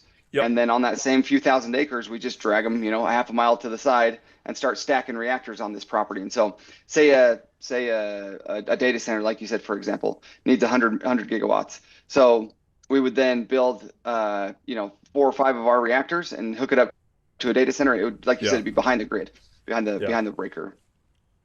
And so then you would build those out, and all these big energy dense, facilities, whether that be a refinery, a data center, or whatever it may be. They can get their own power and the land and property within that same gigasite center, and we would just keep pumping out reactors, hundreds and hundreds of reactors on this few thousand acres. And so if you have, say we run out of data center customers, right? Like that, we have enough supply and demand there. Well, you could also just keep on making reactors and keep making the fuel, and then line it up to where you have a power purchase agreement and put it on the grid, right? And then so you start pushing power to the grid. Well, we still have the factory, so we keep making reactors and we keep making the fuel. We site them on the same location and build out the last of it. And our temperatures, so our reactors are high temperature gas reactors, and we can reach sufficient temperatures where we can make synthetic hydrocarbons, which is like gasoline, diesel fuel, jet fuel, whatever it may be. And so every vehicle on the planet that's an internal combustion engine can run on nuclear power via synthetic hydrocarbons, which are generated by these high temperature gas reactors. So, I mean, like about a third of our energy use as human beings is electrical. The other 2/3 is hydrocarbons, right? And so we're not only looking at electrical markets, we're looking at also like hydrocarbon type markets as well. And this is very interesting for a couple of different reasons. I think one of them, the logic behind the synthetic hydrocarbon is, I mean, first of all, I think that's like carbon neutral, right? You're pulling the CO2 out of the air, turning it into the fuel. Sure, you burn it again, it releases the carbon back out, but it's kind of a closed neutral situation. You're not pulling it out of the ground and burning it. So that's, just from an emissions perspective, not that anyone cares about that anymore. But if you did, it's kind of a good story. But there's more to it than that, which is just that there is a lot of elements of the kind of hydrocarbon part of the energy economy, which it's just going to be difficult to electrify. The nice thing about hydrocarbons is you can ship them around in the tanker. You can store them on the ground for a little bit. You can pump them into your car. Pumping them into the car doesn't take very long. Charging the battery can take a long time. So there is a world here in which the energy transition towards, being fully electrified happens, but it's just like kind of slow and difficult, and there are more challenges than we foresee. And having this ability to kind of synthetically manufacture hydrocarbons, that's quite a good thing to keep in your pocket for a bunch of different reasons. And it seems to me there's almost something about these gigasites. It almost seems to me like something out of an RTS game, like a real-time strategy game, like Red Alert, Command and Conquer or something like that, where it's just like you just got a little factory there, you're printing, you're constructing these reactors. And yeah, you could ship them somewhere else. You could take them and construct them somewhere else, but that's kind of difficult. There are regulatory reasons why that's challenging. As you said, the process of clearing a site to put a nuclear reactor on it doesn't scale very well. Doing a small site is just as difficult as doing a very large site. So why not just build the factory, co-locate the reactors as they come off the production line with the factory, plug them into the grid as long as there's demand for the grid, and then once you reach a point where there's no longer demand from the grid, where the grid is saturated by the energy you're producing, you go, fantastic. Now we can start moving towards some of these other more portable forms of energy production. We'll turn it into hydrocarbons, whatever. And I just want to kind of come back to one element of that. The way that reactor power output is sometimes reported is, X megawatts of electrical power and X megawatts of thermal power. Do you want to just break that down for the audience? Why is that? Why do we report them that way? And, I think in many situations that thermal power would just go to waste, but there are, as you said, opportunities to use it for other things as well. So talk us through that very quickly, Jess. Yeah, you bet.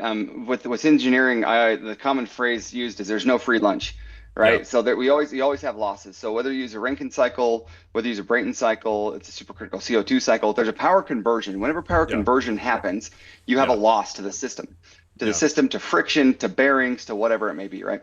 And so generally speaking, like a regular Rankine cycle might be 30-ish% efficient, right? So you have 100 units of energy, thermal energy.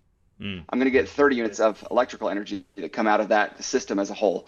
Now, if you use different cycles, right? Again, supercritical CO2 cycle, you can get up to 50 to 60%, and maybe check my math on this, right? It's not, you get a huge gain in some of those cycles because of a variety of reasons, and we can go into those if you'd like. But I'm happy to talk nuclear power and electricity and stuff all day long. I can talk till 2 a.m. on this stuff, which I do quite frequently.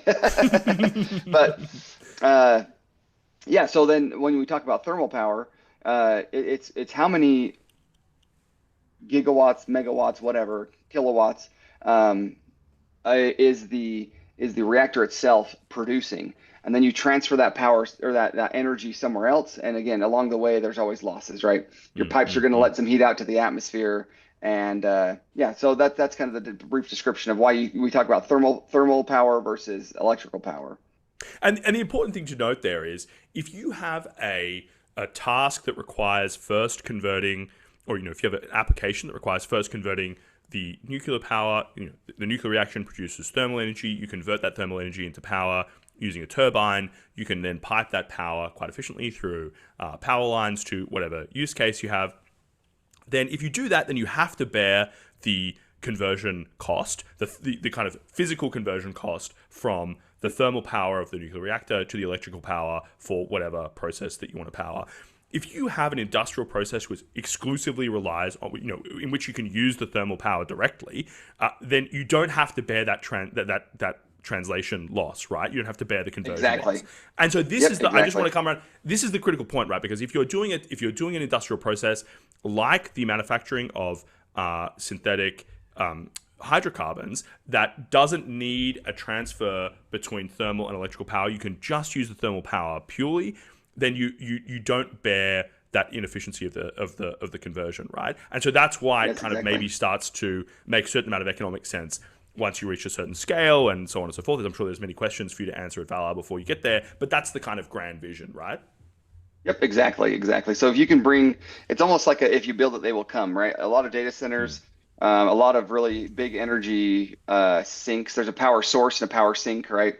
These energy sinks don't necessarily care where they're located, right? As long as you've got a good fiber connection, electrical energy, and the land to do it, right? All these little utilities that go into it, they don't really care where it's at. And one of the beauties of being in rural Utah is, no pun intended, but it's dirt cheap, right? There's a lot of land out here that's fairly cheap. It's not like trying to buy thousands of acres in Los Angeles. It's like almost impossible, right?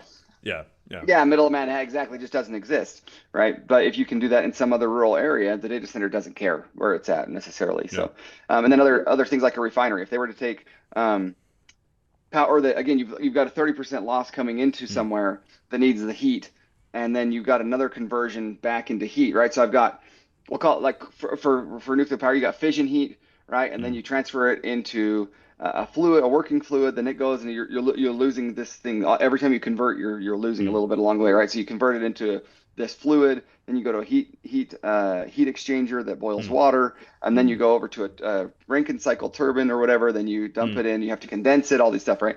Now I have line losses that go across to this energy sink, call it a refinery, and then they turn it back into heat or they turn it back into whatever.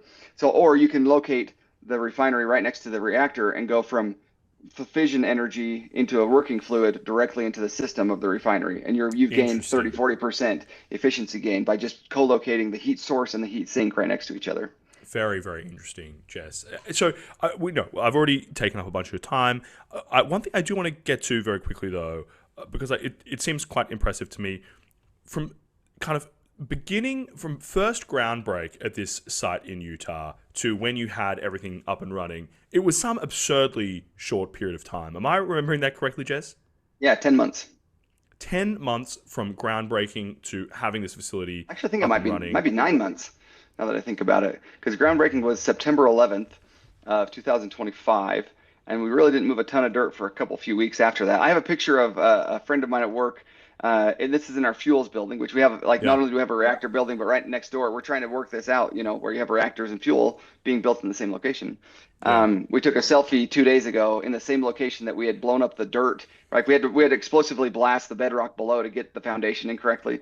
And we had blown that up, 9-10 months ago, took a selfie there, and then took a selfie inside the building with it all decked out and ready to go. So yeah, it's been a pretty rapid iteration cycle and pretty rapid build cycle to get to this point. But part of that is just, again, that we are solely focused on bringing this reactor critical and coming to power. And again, with this, the physics and the mechanics of this are not hard, right? Yeah. If somebody from the 1970s came and saw a reactor today, they would say, "Oh, this looks quite familiar." There's a few different advances, right, in the technology, but the physics of it is not hard. It's fissioning uranium and pumps and pipes. That's it, right? Yeah. And so it's been the regulatory environment. It's been that's been really like tamping it down. And with the executive order from the Trump administration to try and reinvigorate the nuclear industry, all it is, and there's no shortcuts. We've taken, there's nothing was cut out of the process from a safety perspective.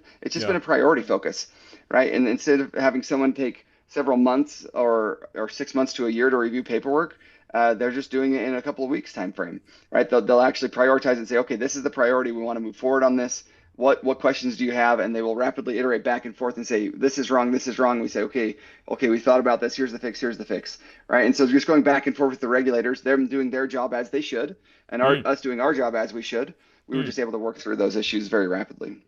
That's unbelievable. And I think, it's really hard to overstate the importance of that in a very capital intensive industry like nuclear or what have you. Just like the time, the delays, the uncertainty, not knowing how long a piece of paperwork is going to sit in someone's drawer before it comes back to you, that kind of thing just kills projects. It kills residential construction. I mean, it kills really simple construction projects. It kills bridges. It kills roads.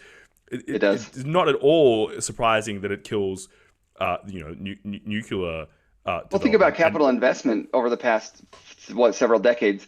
That if you're going to invest in something like the Vogtle 1 and 2, and I'm going to get my numbers wrong, but they went several $1 billion over budget and several years over schedule. Yeah. And if you're an investor, that, you know, your return on investment is 30 or 40 years, plus it's going to double for, you know, 10 to 20 year build. And you're going to pass away before you see a return on your investment. And that's just not good for business, right? Nobody's willing to take that hit, you know, and go along with it. So with this rapid iteration on small modular reactors, I believe that it's extremely beneficial from a capital perspective, from a personnel perspective, from the environmental perspective. Like all these things are great with these small modular reactors. Because what you build often, you build well. And what you can build well and often, you can build inexpensively, right? So you go from a billions of dollars budget to buy one of these things or to install them to maybe a tens of millions dollar budget, you know, maybe $100 million. Even if it was that, you're still an order or two of magnitude lower on the cost to produce these than previously. And again, it'll just get cheaper. It just gets cheaper from that as you build, you know, hundreds and hundreds of these. You vertically integrate your supply chain. Exactly. Yes, exactly. We know how this stuff works. We've seen it works with cars. It works with, you know, it works with anything you can make at scale on a production line. You can get the price down so much faster than if every single thing is a bespoke one-off job. And it's the safety goes up to see it. And the safety, and of course, goes up. Think about that. If you never had a testing program, then airplanes would not be that safe. But there's a program, you know, within the FAA that allows you to go test new things, test new safety features, whatever, within a very controlled environment. And we can't like go fast and blow things up or anything. We can't wreck an airplane, right? But I like to say we go fast and test things. We make sure that we're safe as we go along, but we iterate through that quickly and test those things and verify that it's all working appropriately. Which our little reactor, again, it's been over 150 hours now. About 103, 105 of those hours were at full power operation, and it's been working swimmingly. It's been going great because of all the design and the thoughtful production and installation and construction that's gone into it, that it just works. You know, just this. So 150 hours, this reactor has been powered on. 100 of those, roughly 2/3, it's been operating at 100 kilowatt output. Which is the kind of that's considered full power for this particular reactor with the particular fuel profile that you've gone for. Very, very exciting. Last question for you, Jess. If someone is just trying to follow this space, they're trying to understand what is happening with nuclear, with small modular reactors, or particularly with Valor, what are the next milestones they should look for from you? When do you expect to be running one of these things in the megawatts, mate? Boy, that's kind of a construction question. I told you, I'd tell you, I don't know. No, we're trying to get them in the next several months. We'll have the next one online, I believe. So watch for that. The next big milestone for Valor Atomics is to produce our own fuel. We have built the building for the fuel production. All of the major equipment is either in a warehouse on site and ready to install in that building, or it's in the air or on a ship or on a truck somewhere that's going, you know, at a high velocity toward the site itself. So we just finished that building several days ago. We actually had our power party inside of that, and pretty much as soon as all that, you know, all those tables and chairs get ripped out of it, we're going to start pushing equipment into it and commissioning it. So that's like late October or early October timeframe. We're going to try and start turning that equipment on and making our own TRISO fuel. TRISO fuel is quite expensive just for supply and demand. It doesn't have to be, right? You can get the raw materials for extremely inexpensive and make that product, you know. Yeah, and TRISO, it's quite it's quite an interesting question around this TRISO fuel. Remind me, what does TRISO stand for? Trisotrop. Oh, well, you're gonna catch me off guard here. That's a trick question. Let me just. I'm going to Google it because I feel like I remember this is tristructural isotropic. There we go. Tristructural isotropic. There we go. And so it's these little poppy seeds. They've got a ceramic coating. That there's the uranium is like poppy seed side. It's got a ceramic coating around it, which prevents the fuel from melting down. But it's still, you know, is very efficient. But it requires quite a high purity level, quite a high level enrichment in the fuel. And that supply chain, my understanding is that supply chain is, you know, it's basically been underinvestment in that supply chain. It's controlled by, you know, U.S. strategic rivals, perhaps. I think Russia seems to control quite a bit of the high enriched uranium supply chain, and it's something I've seen. I think there's a company called General Matter that's trying to kind of build the enrichment process domestically in the US. So final thoughts here. you're trying to build your own fuel. What does that supply chain look like? Do we need a similar effort that we've had from the Trump administration just on nuclear power on the fuel side as well? Certainly. And so just one correction for what you've spoken there. Our fuel is not highly enriched. It's only 5 to 19.9% enrichment. So it's either like low enriched or like a HALEU type mix for the original uranium kernel that goes into that. And certainly there actually was at a very similar time, within a few weeks, I think, of the reactor pilot program, which Valor Atomics was selected for. We were also selected for the pilot fuel program. There's only 4 companies that were selected for that, and this project is part of that. And there's another executive order which we're not currently participating in, which is something to do with, like, I don't know the name of it. It's mining and materials and concentration of uranium. So the supply chain from effectively dirt to fuel operating in a reactor, and the reactors themselves, right? Dirt to operational reactors powering something. They all have an executive order and a priority to do that, because, like you said, the domestic supply chain could be beefed up. There is a supply chain here. A couple different companies are available. And that's where we'd be getting our raw material from. And that TRISO is this excellent choice, because it goes up to, 1600 degrees before it even starts to think about doing anything, right? Like before you even lose any gases out of it. And then it goes up to above 2000 degrees before it has any structural failure. For reference, lava is 1200 degrees Celsius. And so we could take our fuel and throw it into lava and it just doesn't care, right? It's already a ceramic. It's already been baked off, and it's really meltdown proof. And it's just an excellent choice for non-proliferation, for meltdown, and for everything else, because we just simply operate at way lower temperatures than that. If everything went wrong on our core, it'd go like 1400 C. And again, you go a couple thousand C before you even see any mechanical failure in that fuel. So excellent choice all around. It's very, very interesting. And the HALEU, for those watching, that's a high assay, low enrichment uranium. So it falls in this range. Correct. It's quite there's a lot to understand here. But this is why I suppose we've got nuclear engineers and people like yourself, Jess, working away at this stuff. It's extremely exciting. It's so interesting to talk about this. It feels like the entire sector has been frozen in amber since the 70s or the 80s or what have you. And this enormous burst of innovation, of progress in the space is very, very exciting to watch, Jess. I imagine you are too busy running the Utah operations to post much online, but if people are interested in following, where can they follow your story? Where can they follow Valor Atomics more closely? A lot of our media is out on X. There's also a YouTube channel for Valor Atomics. Isaiah Taylor, Making Nuclear Reactors. He posts regularly on X. To be perfectly honest, like you said, I'm too busy building things to post much on social media. We just have our heads buried in all the details of it, and it's just stuff that we love to do. We have an amazing team. I've never been part of such a team that is just, we have PhDs in nuclear physics and everything, and everybody's helping out, and we have nuclear engineers. We have past naval operators. That was my background, was in naval nuclear power, and we have a couple other nuclear operators and technicians, and we have an operator from Palo Verde, one of the biggest nuclear power plants in the United States. Everybody is excited about this and wants to be part of this team because they want to see movement in the nuclear space again. And we are just attracting people left and right because they want to be part of something that is moving forward. And I appreciate you taking this call and inviting me on the show, because hopefully we can get this out to some excited engineers. Go to valoratomics.com. We have jobs posted there. We're always hiring. We're probably going to double the size of the company, every few months to make these goals. We have some pretty ambitious goals, and we need brain power to do it.